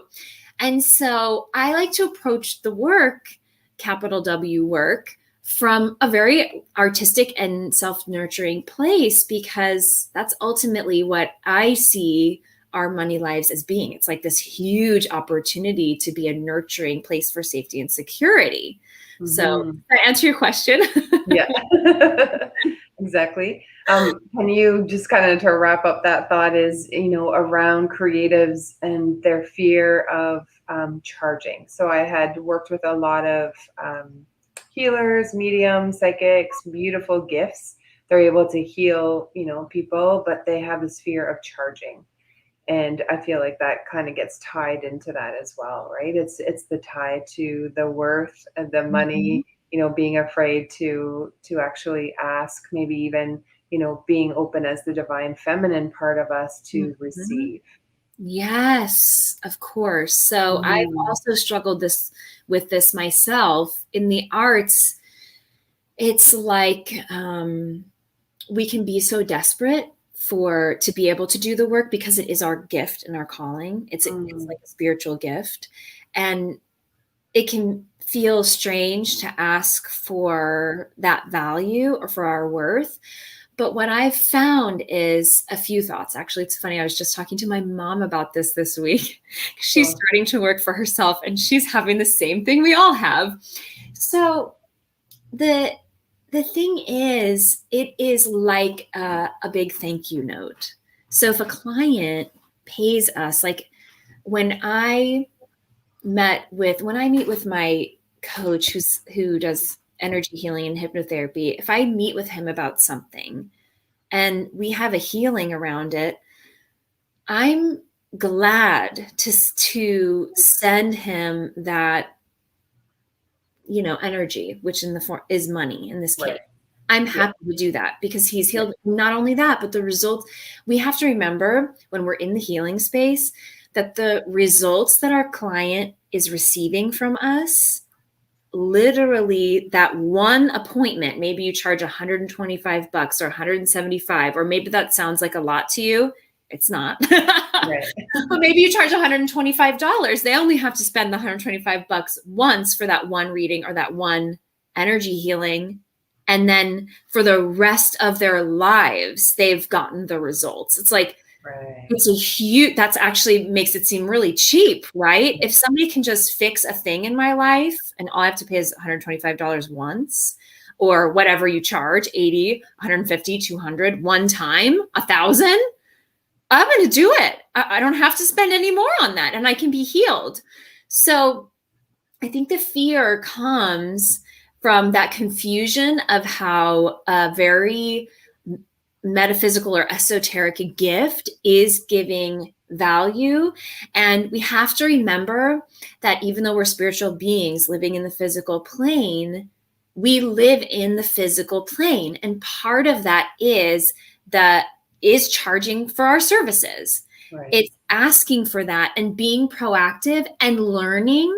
We also have to be brave, learning that some people are going to be like, no matter what our rate is, $20, $200, whatever it is for your time or your services or your package. Right. For somebody, it's going to be too cheap. For some, $200, will be too cheap. And for somebody, $200 will be too expensive, or $20. Right. It's never about the money. It's always about our ability as the client to believe in the results and to really be like, yes, this is what I want to do and be invested. So we've got to remember that it's an expected experience for us to hear no, or, oh, I don't know, or, ooh, that sounds expensive, or, oh, so-and-so doesn't charge as much. That's just part of being a business person, businesswoman. Right. So getting used to that feedback and that cycle, that's natural. It's totally natural. And what I've found is if I atrophy a little bit in being able to handle that, it's because I've not been putting myself out there to new clients, or like I'm just relying on word of mouth referrals or something. But if I get into motion and exercise that muscle, it's not so scary to say, this is my fee. Yeah. And, there's nothing sexy or righteous about being a broke whatever, or a starving whatever, artist, healer, yoga teacher. It's not cool because we're not actually able to show up as our best selves for the people that we so want to serve if we're broke and stressed. It's actually a huge distraction and a drain.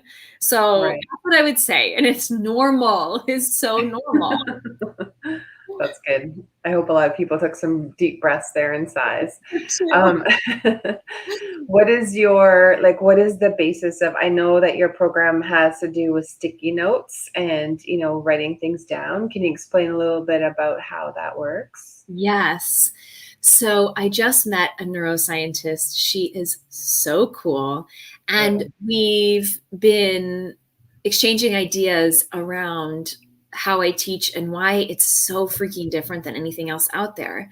And what I realized is every single piece of the way I teach is using neuroplasticity, which is just, you all probably know, but it's the brain's ability to mold and change. It's literally like we have one trail, like a thought or a belief that goes over and over in our mind. And it just makes a little hiking trail in our brain.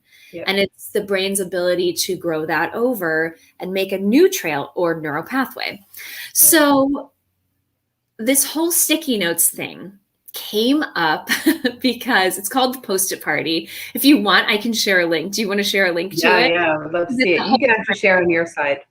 I do. Okay, let me see if I can figure out how to type it in I don't know how to type it in the comments. If you click on the share button you have just below, should have a share button below our photos here. Oh, I can share my screen. Yeah. But let me just say the link. The link is, it's called the Post-it Party, and it's just to rise together together.com. So what I'm called, to risetogether.com/plan, easy peasy, to risetogether.com/plan. And it is a video training and a workbook, and it is so much freaking fun. So this whole Post-it party, it's called a Post-it party. And it came about because me and everybody I know is afraid and we all feel like spreadsheets are like a straitjacket and budgets make us want to freaking barf. And so and it never sticks. So it's always this waste of time. It's this huge dump of stress and cortisol. And then we don't even use it. So why are we doing it? And apps, it just makes this big old mess. And so I was like, I have a long background in education. And I was like, how can we do this where it's fun and actually works the way I see it in my mind for people who have unpredictable incomes that change month to month? Right. And I realized I could use sticky notes because they're easy to move around. They're pretty, they're fun. You can get them in different colors.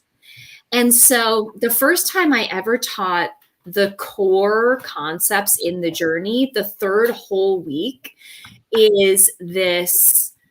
We start with the plan. So the way I teach, we start with why. We develop our real vision for what's at the finish line. Oh, cool. There it is. Right. There it is. Yeah, that's me. Oh, there's glitter bombs in that video. It is so fun. Together.com/plan. So easy peasy.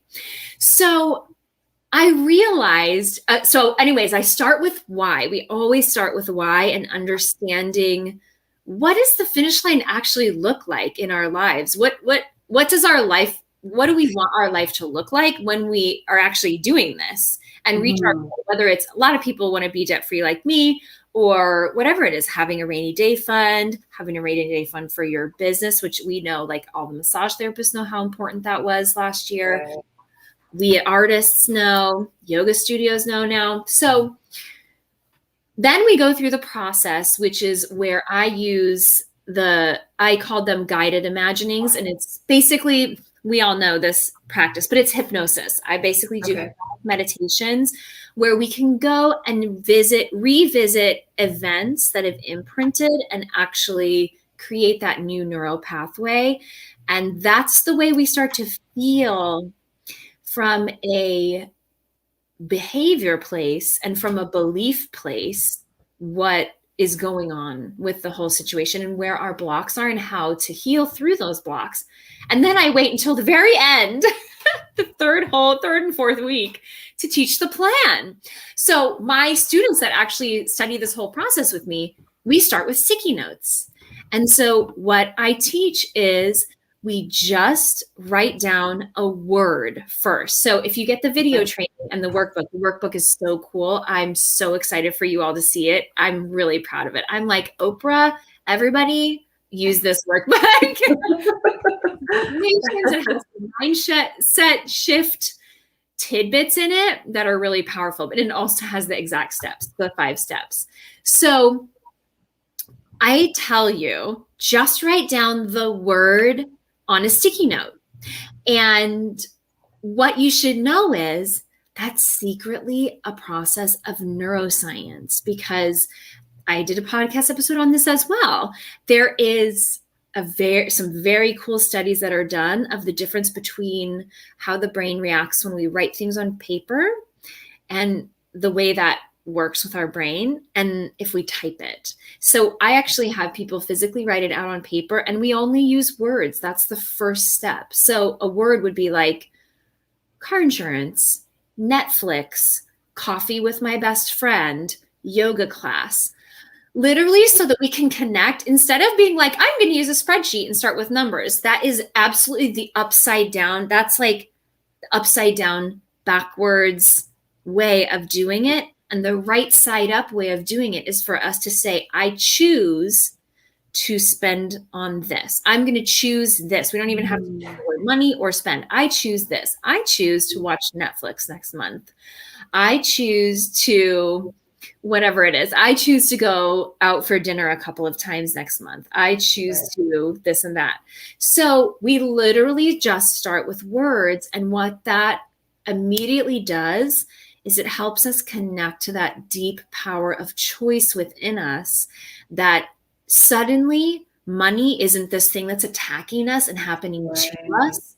All of the sudden, it's just an item. It's like water bottle, visit to REI would be one of mine, hiking shoes. Instead of being like $130 REI, I just write down the first thing. If I'm an absolute beginner, I just go hiking boots, because and just think about it. When I say $130 or when I say hiking boots, which one feels good? Probably hiking boots, or whatever feels good for you. So that's how that whole system developed, because I could not do the spreadsheets thing anymore. I had to start with, actually, what am I doing in my life? And then what is the cost and what is left over and how am I going to do that? So it's a whole 5-step process. It's very easy and fun. But the first step is just sticky notes. And it is such a game changer. And it's so simple. It's mind blowing. That's when the Post-it party started. Judy was talking about earlier on the show today, even, when you're writing your journaling, it was for release journaling, not choosing a white paper with blue ink, because we've been trained in school with that, or, things that red ink to program our mind. So she says, use different color paper and different color pens, which is so fun. Like, who doesn't love gel pens?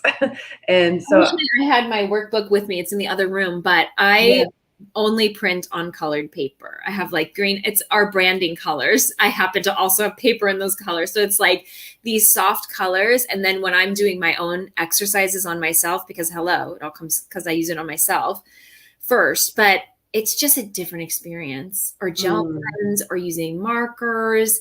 We do a lot of that because the brain, now I know from an actual neuroscientist for sure what I already knew to be true, but now it's confirmed. It does work differently in our minds. And all of a sudden we can feel good. And also we happen to be interacting with our money.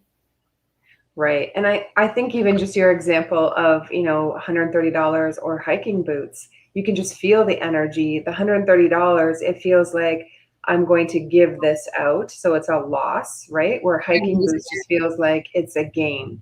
You've gained these boots that can take you on these beautiful adventures, and your mind can go a little bit further, as opposed to my bank account is $130 less.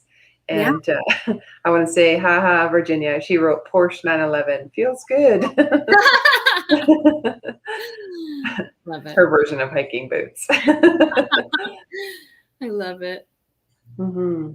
Can you talk a little bit about, even the thought of money, and if let's say someone's going to pay a healer the $125, right? Where sometimes people, depending on how they've been raised and with money, it's that feeling of, if I give you $125, then I'm at a loss, instead of viewing of, how the value of what you're receiving back. And I love that about healers. For sure, you go to see the healer, maybe you have one session or a few sessions, but that's a lifetime of you not being bogged down by that certain thing that you went to get the help with in the first place. And so that's the gift, or, that payment that has kept on giving, because of how you're elevating yourself, the value in that person growing. So can you chat a little bit about, just the psychology behind, if you're paying for something, it doesn't mean that you're losing that $125. You're actually gaining the value of what you saw in that person to give them or to contact them in the first place.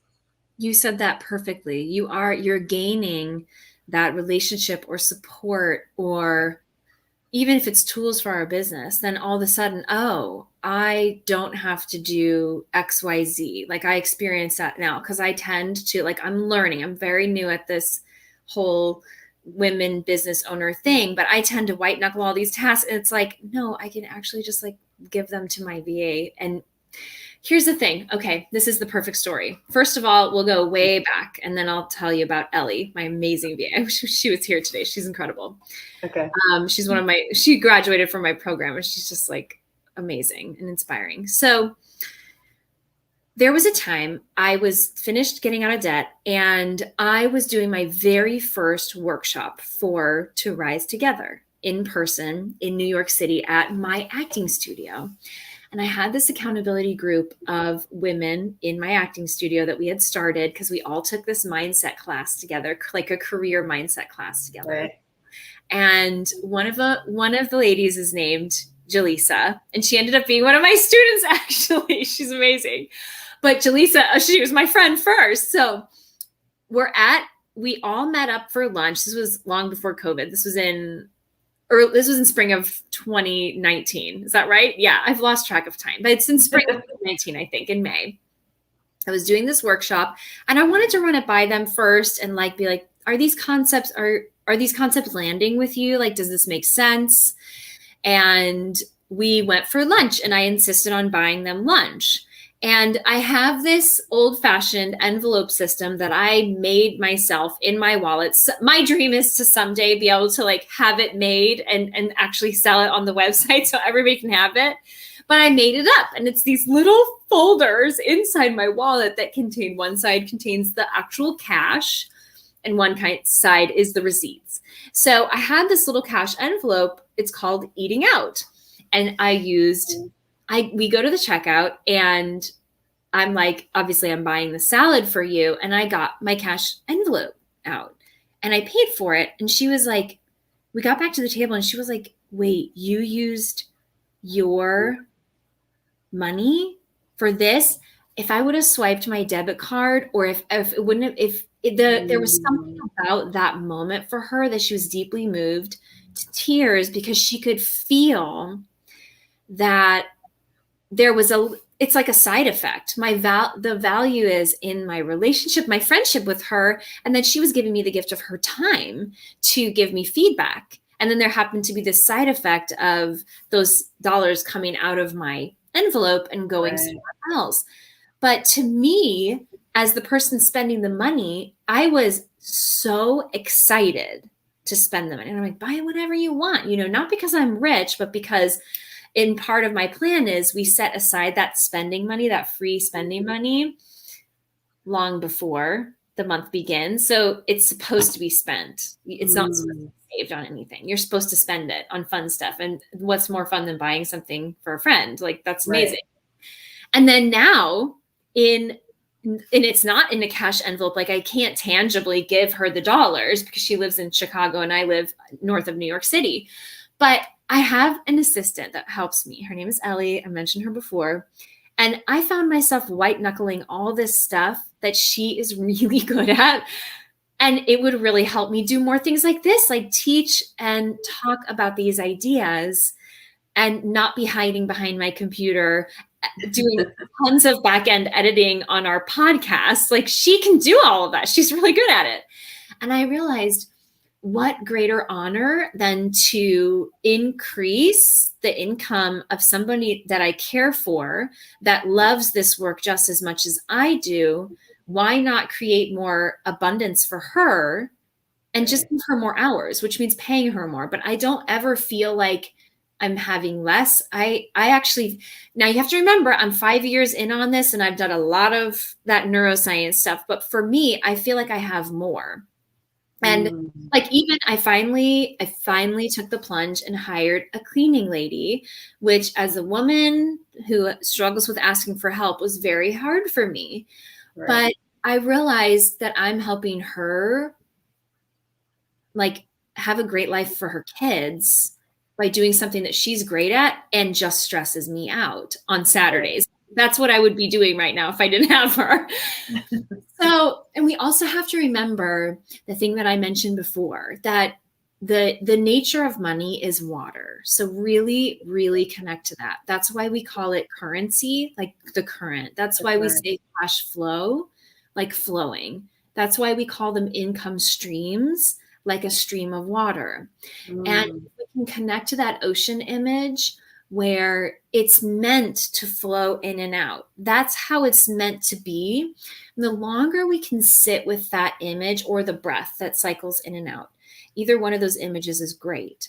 And there's an infinite amount that will come to us. Like, if we think about how old we are now, I'm 37, and how old we, hope to be when we, transition away from this physical life, I want to be like 105. So that's a long time. And I probably can't I can't count off the top of my head, how much income I'll receive in that time. So it just gives this lifted feeling that more is always around the corner. It's one of my favorite affirmations. There's always more where this came from. Is a really good first timer thought, AKA affirmation to use.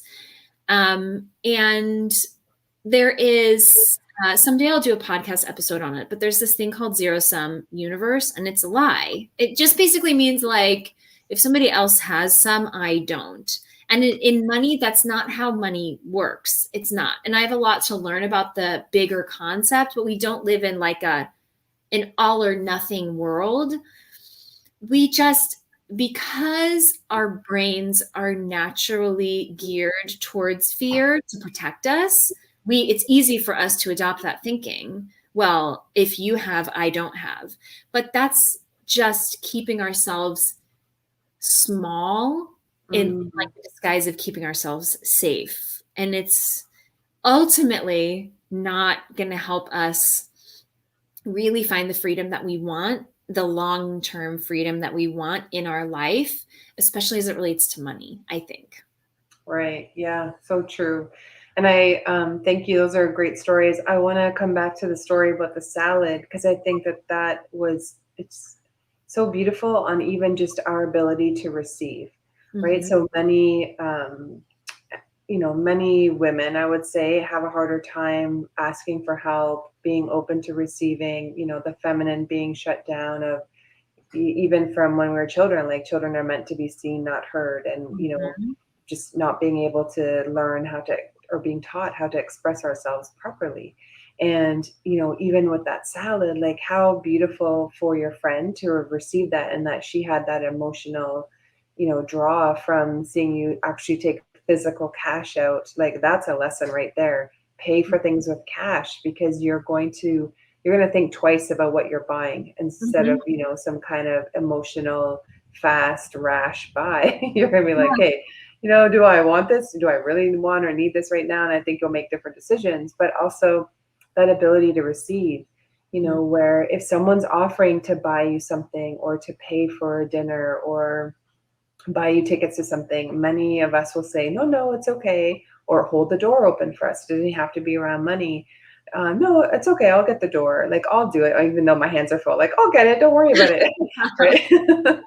And so it's another example of just observe in your life. And when you're out with friends, or that kind of a situation presents itself, and you say, no, thank you, I hope that maybe in this conversation you could think about it and say, you know what, I will take that salad, or I will allow you to pay for whatever. I will let you open the door for me, and thank you, because that's, another stream of incoming pleasure, or, something for you that I feel a lot of us just turn away because, for whatever reasons. And so I just thought that story was so beautiful on both sides, of being open to receiving and to allowing, even if it's a compliment, like, oh, this old shirt, or, don't say those things, because you're just really devaluing the beautiful experience of what's happening. And if it is you hiring a coach or a healer, or, I don't know, someone's time to take you out, you just value their opinion like you did for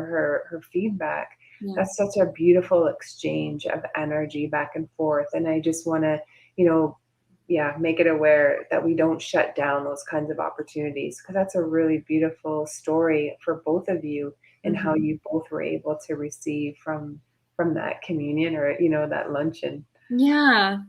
I think I learned that the hard way.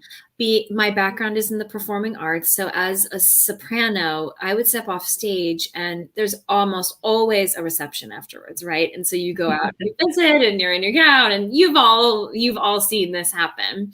So from the performer's standpoint, I had to learn from a very young age what it did on people's faces if they were like, that was so beautiful, thank you so much, or that song meant so much to me, it made me think of my late husband, or something like that. That's that I think of the most. And if I was like, oh, I know, but that one note wasn't so, to watch what happened as a youngster on their faces when I would push away like their moment of being vulnerable and being like, that meant a lot to me.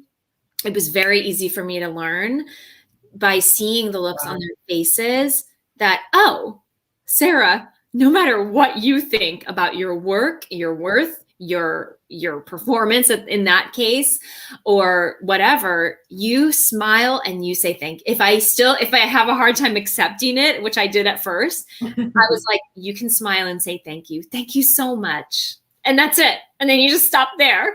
And then again, it's another muscle. As we practice it, like imagine a client being like, thank you. You know, I still have students that study voice with me, or, oh my God, the testimonials in To Rise Together in the journey. I am speechless because I don't know how to react to the things that people have said that I've helped them heal. But can you imagine if I was like, oh no, like it wasn't that good, how devastating that would be for them, where they've had this huge transformation. And so if all we can do is smile and say thank you, not like, oh, this old thing, oh, I don't know, you know, it's COVID. If we can do that, and it's especially as women, if we can just say thank you so much, like that's all it needs to be. That's all it needs to be. It's the same energy of the giving and receiving, and bringing the feminine in. That's the receiving energy. Yes. That's the receiving. So in the ocean waves, that would be as it comes in, actually, and then as it flows out. And then it actually unlocks our ability to be more vulnerable and say thank you, whether it be verbally with gifts or by buying somebody a cup of coffee or something. It just unlocks our ability to do that. And that's what I had a friend say to me when I told that story about like, oh, when I finally framed hiring Fernanda, my cleaning lady, as honoring another woman's gifts and helping her prosper. That's the only way I was able to get myself to do it. And my friend was like, oh, that's what it's supposed to be. That's what that whole paying somebody is supposed to be. It's like, I'm honoring their gifts and their skills. They're more abundant for it, but so am I, because now I don't spend all day Saturday and Sunday in my house cleaning. I can just go do something else. Right. So yeah, really well said. I had heard a mentor say, you know, just along the lines of paying bills is to write thank you on it. Because it's that being in gratitude, right? Like, thank you that I have the money that to pay for this electricity or this internet that I was able to enjoy and to run my business from, instead of like the heaviness of like, shit, you know, another bill's come in. Oh, I have to pay my bills. I know. And it's so easy to fall into that. But that's why, remember when I was talking about the Post-it party, if you grab it, torisetogether.com/plan. I say it all the time on the show, on the podcast. But if we say internet, or if that even feels icky, we can say something else like ability to do Zoom calls with clients or friends, ability to watch Netflix on my computer. Like, if we need to make internet into some other story so that it finally feels like sexy and good and fun, that's how I get around those little blocks and those little entanglements that happen over time. Because most of us heard our families say that when we were growing up. Oh, well, we have to pay the bills. Oh, I have to pay we have to buy more gas. Well, what about the privilege of being able to go and like drive, the enjoyment of driving down the street, which is kind of fun. So doing that and putting it in words and sort of, for a while at least, erasing that word bills from our vocabulary can really help to free us up to see that this is it's supposed to be fun. You know, that's why everything is, you know, covered in glitter and sprinkles in my when I teach. But it's all about the perception and how you look at things, right? Viewing it from the opposite of, you know, I get to do this, or thank you so much for this company, or, you know, whatever it is that's blessed me with, you know, their family created this business, and thank you that they're blessing me, or I was able to be blessed by this, you know, here you are. And it's just, you know, it is that ebb and flow and back and forth.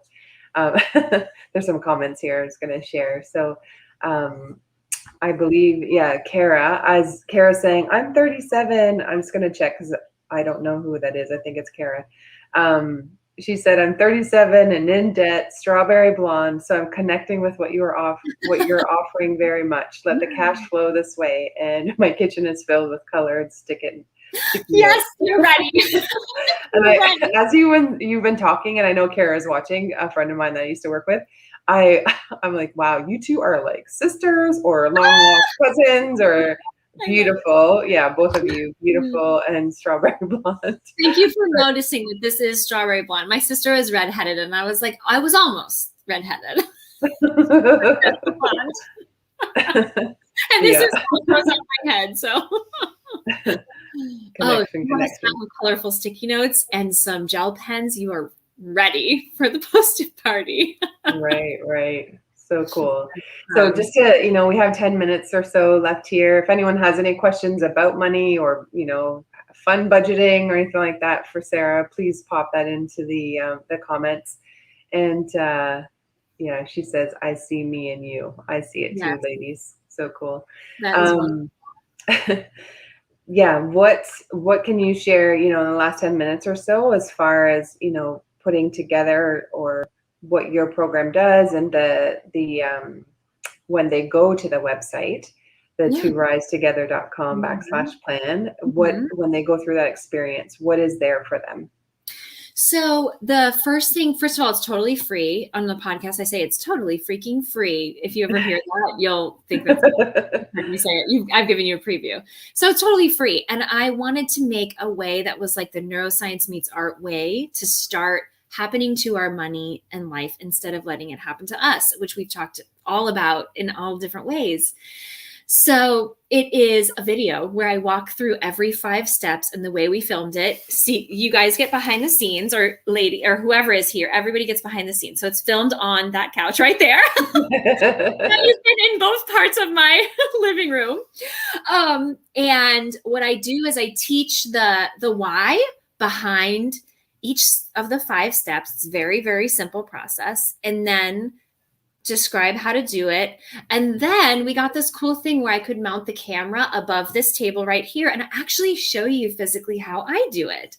And I do it for my real, actual plan for each month. So you actually get to physically see. I think that's so important about this money thing. It's not just hearing the concept, but for me, I'm a very visual learner. So you actually see me do it. And then what goes with it, you get it emailed to you, but if you miss it there, it's actually on the webpage with the video training. There is a workbook, and in it, I walk through every single step and then some of the mindset shifts. Like I introduce you to the money monster, which is that voice that's kind of like picking on you when you're trying to do anything new, especially in money, if you feel like you've made a bunch of mistakes before. So I walk you through that very intentionally in each step and tuck in like, hey, did you hear this in your mind? This is the money monster, and here's what you can say to it. Or do you need to infuse more like excitement into the process? Here are a couple of the things that I write down. I write down little affirmations for myself on a sticky note or on a huge piece of paper, whatever I need. And I'll put it like around the table or around the wall if I'm doing the post-it party on the wall, which I've done a bunch of times. So that's what to expect there. There it is. Yeah, I brought it up because I had already joined in. So yeah, this is the website here. Down, that's your post-it planning party. And I'm still our web designer. So yes, I designed this whole page. I'm very proud. That's the video. And then there's the workbook below. I walk you through some of the things you'll learn, but there's the workbook. You can print it, easily printable. And a secret about the workbook is it actually was about 8 months of work went into that simple workbook because I just wanted to keep the heartbeat of the transformation. So that's it. And that is the page.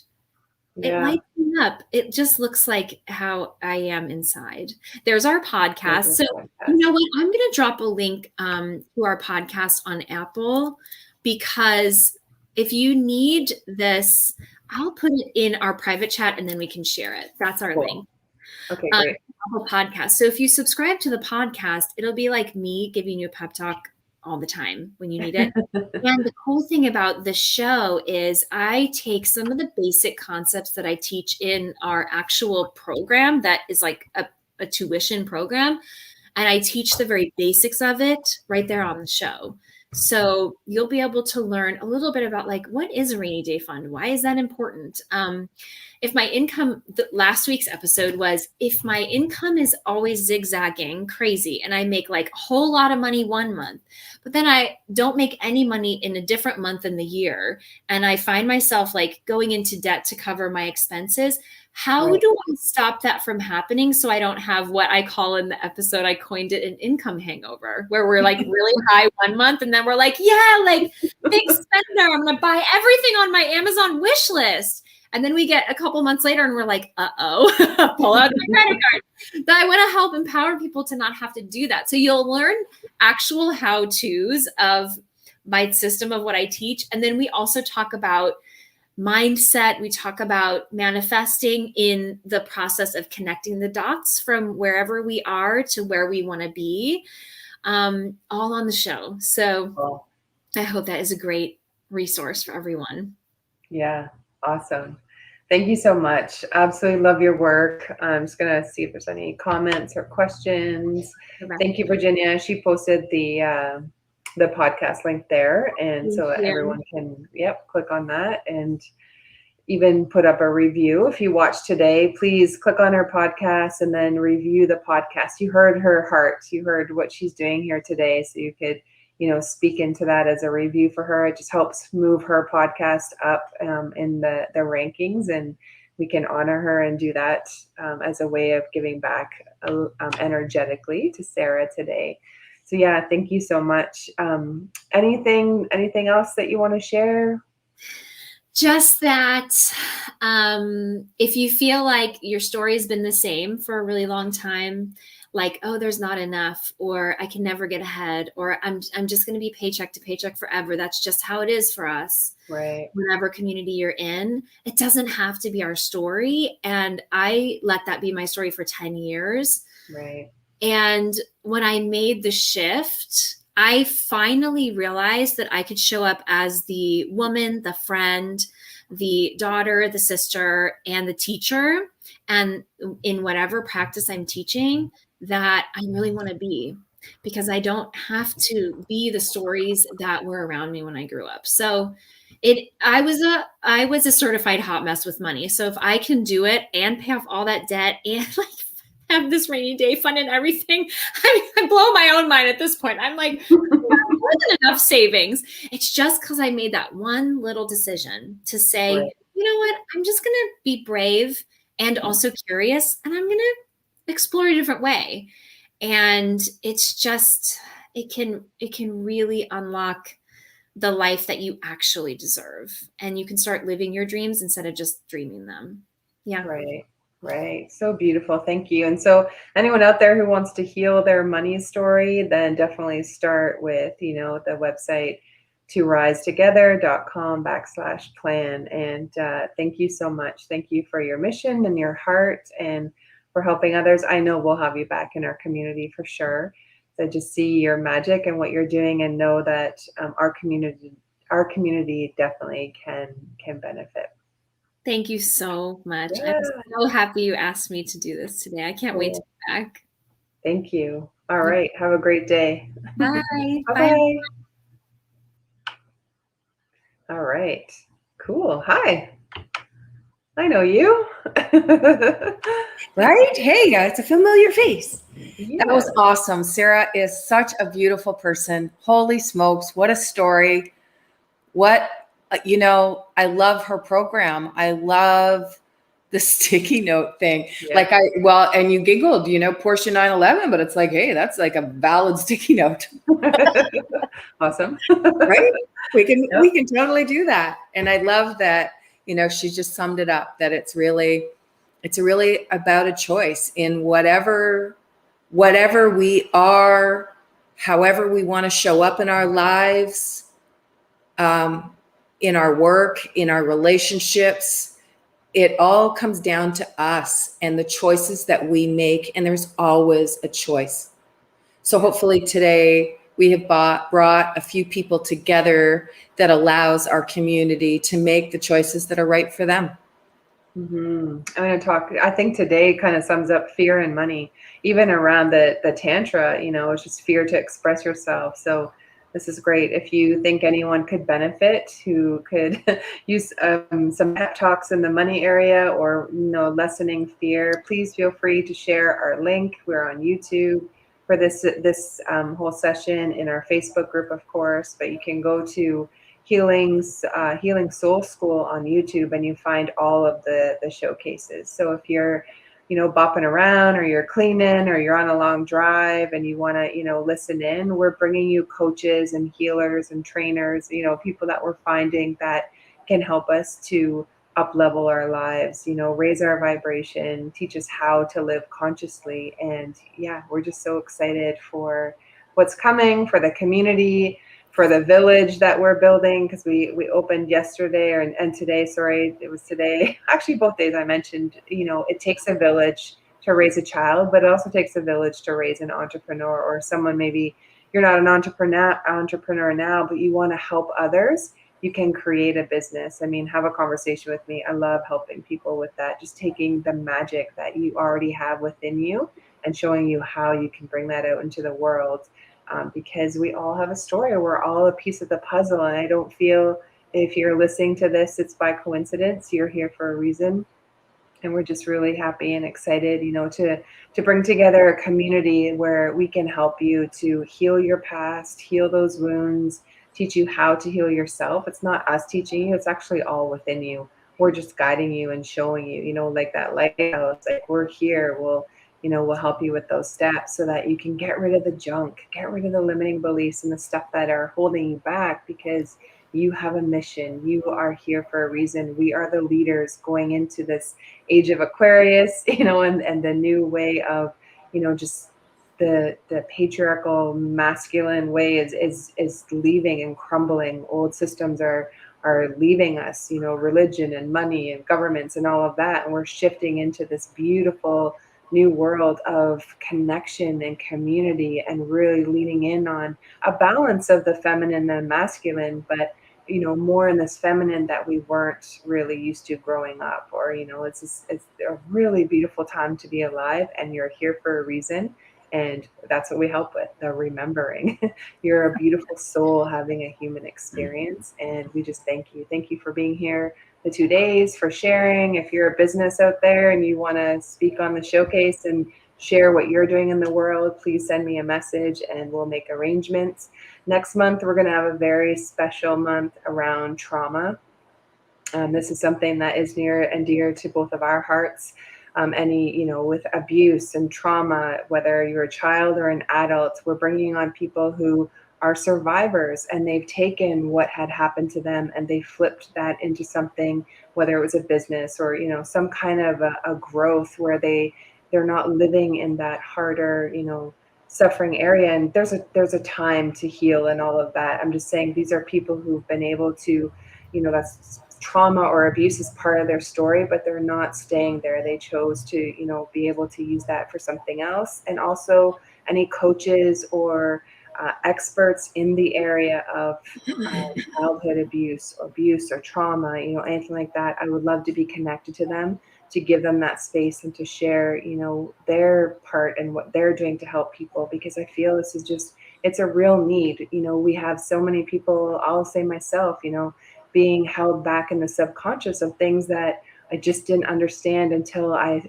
had some coaches who were able to shine that light. And, now I can just heal and release and clear it, and it's done. I can move forward in my power and help others. So we want to offer that same invitation for you as well. So May is going to be all about trauma.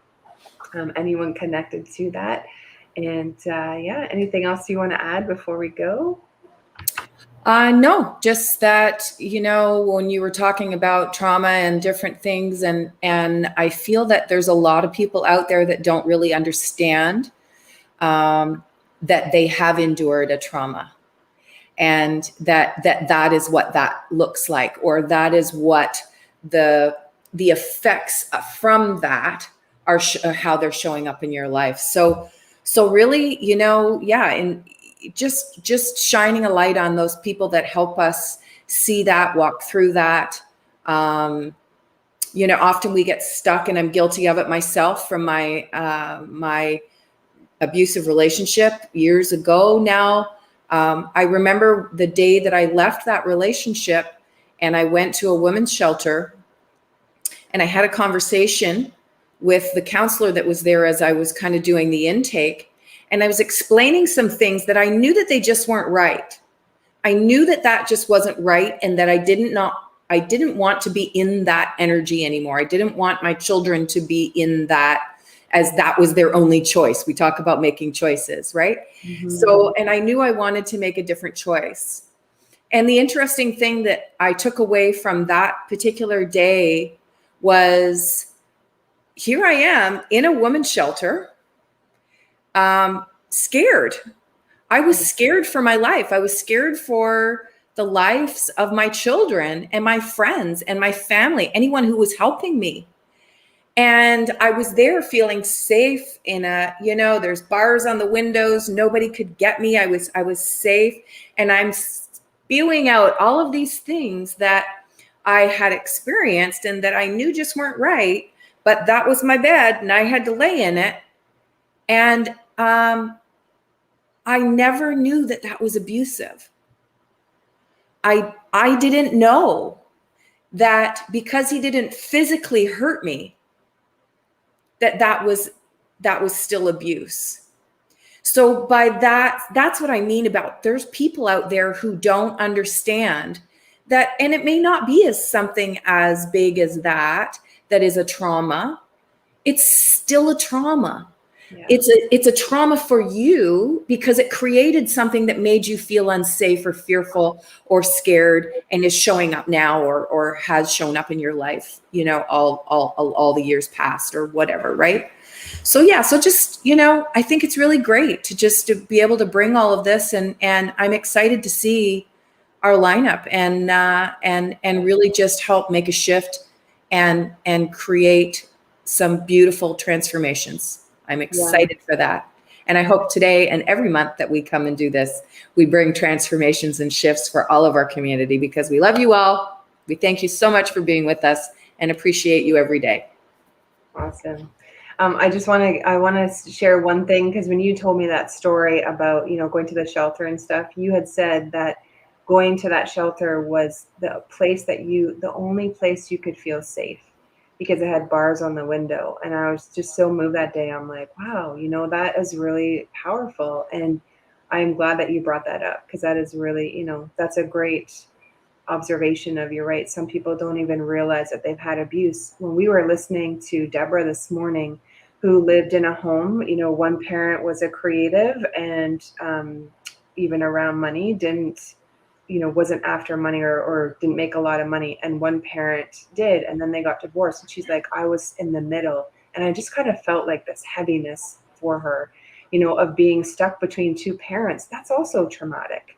Exactly. Who do you love as a child? Like, you're this, you know, little child, you know, whatever, you're naive, you're there hoping that whoever's looking after you has the best. And there's all different kinds of stories and stuff. And I would just invite you, you know, think about where you are today. What are your symptoms? What is it that you're dealing with? For myself, I have this fear of being seen, which is really funny because I'm on video, but truthfully, I die a little bit. And I don't die, but it's a lot of effort for me to come live because I have this fear in my subconscious, which comes from this programming of when I was a child, which I was meant to go through. And, you know, I'm learning to see the gifts and the forgiveness and all of that. But look at your life. Are you in any kind of a relationship where they're overtaking your power? Look at what's happening in the world right now, and our governments who are saying, like, you can only do this, and now they might censor what we put online and all of that.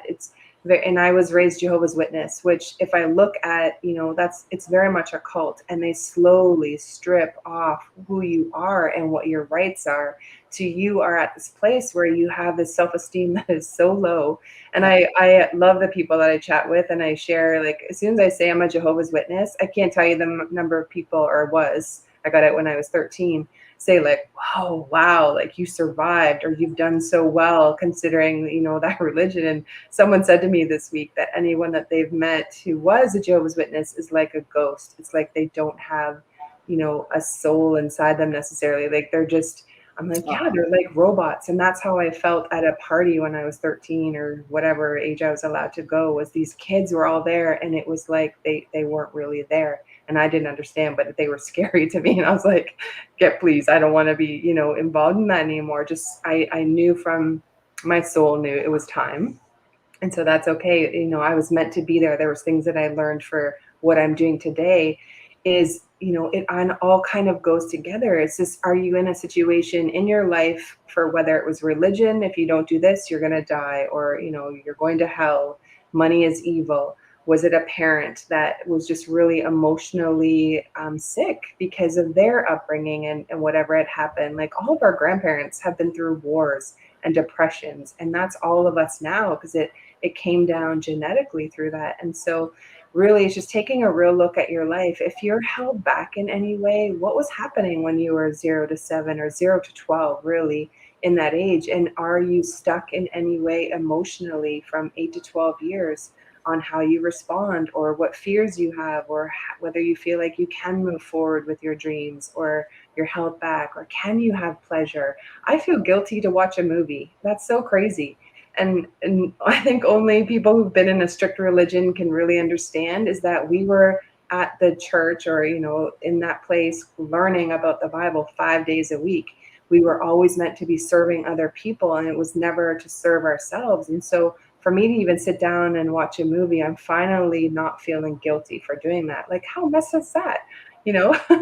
After all of these years of being away, it still has that hold on me. And even the Conscious Business Showcase and who we're presenting, I'm bringing in energy healers for a reason, because I wasn't allowed to do that when I was a kid. It was very taboo. Some of my family is still in, so I still have that, let's be the good girl. I can only say certain things and I can't say other things. That's still a form of being repressed. And it's like, no, I want to swim in the ocean of being free and being okay to be who I am. And if someone else doesn't like it, it's actually not my business. That's their own thing. And I can, obviously with respect and stuff, be myself, and that it's safe and okay to be myself. So yeah, thank you. Next month's going to be, I feel just very impactful overall. And so, yeah, look at your life, as we're leading into that month, if you're going to join us again, and what parts of your past can you now release? Let's let that shit go so that we can stand in the power.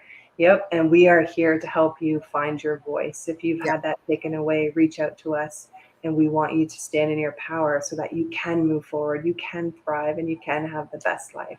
Yep. Bingo. I love that. Yeah, I love that. Cool. And if you know anyone that you feel would benefit from, our showcases each month, by all means, feel free to invite them into the group. And we love having you all with us. So thank you. Thank you for being here. Thank you for being you.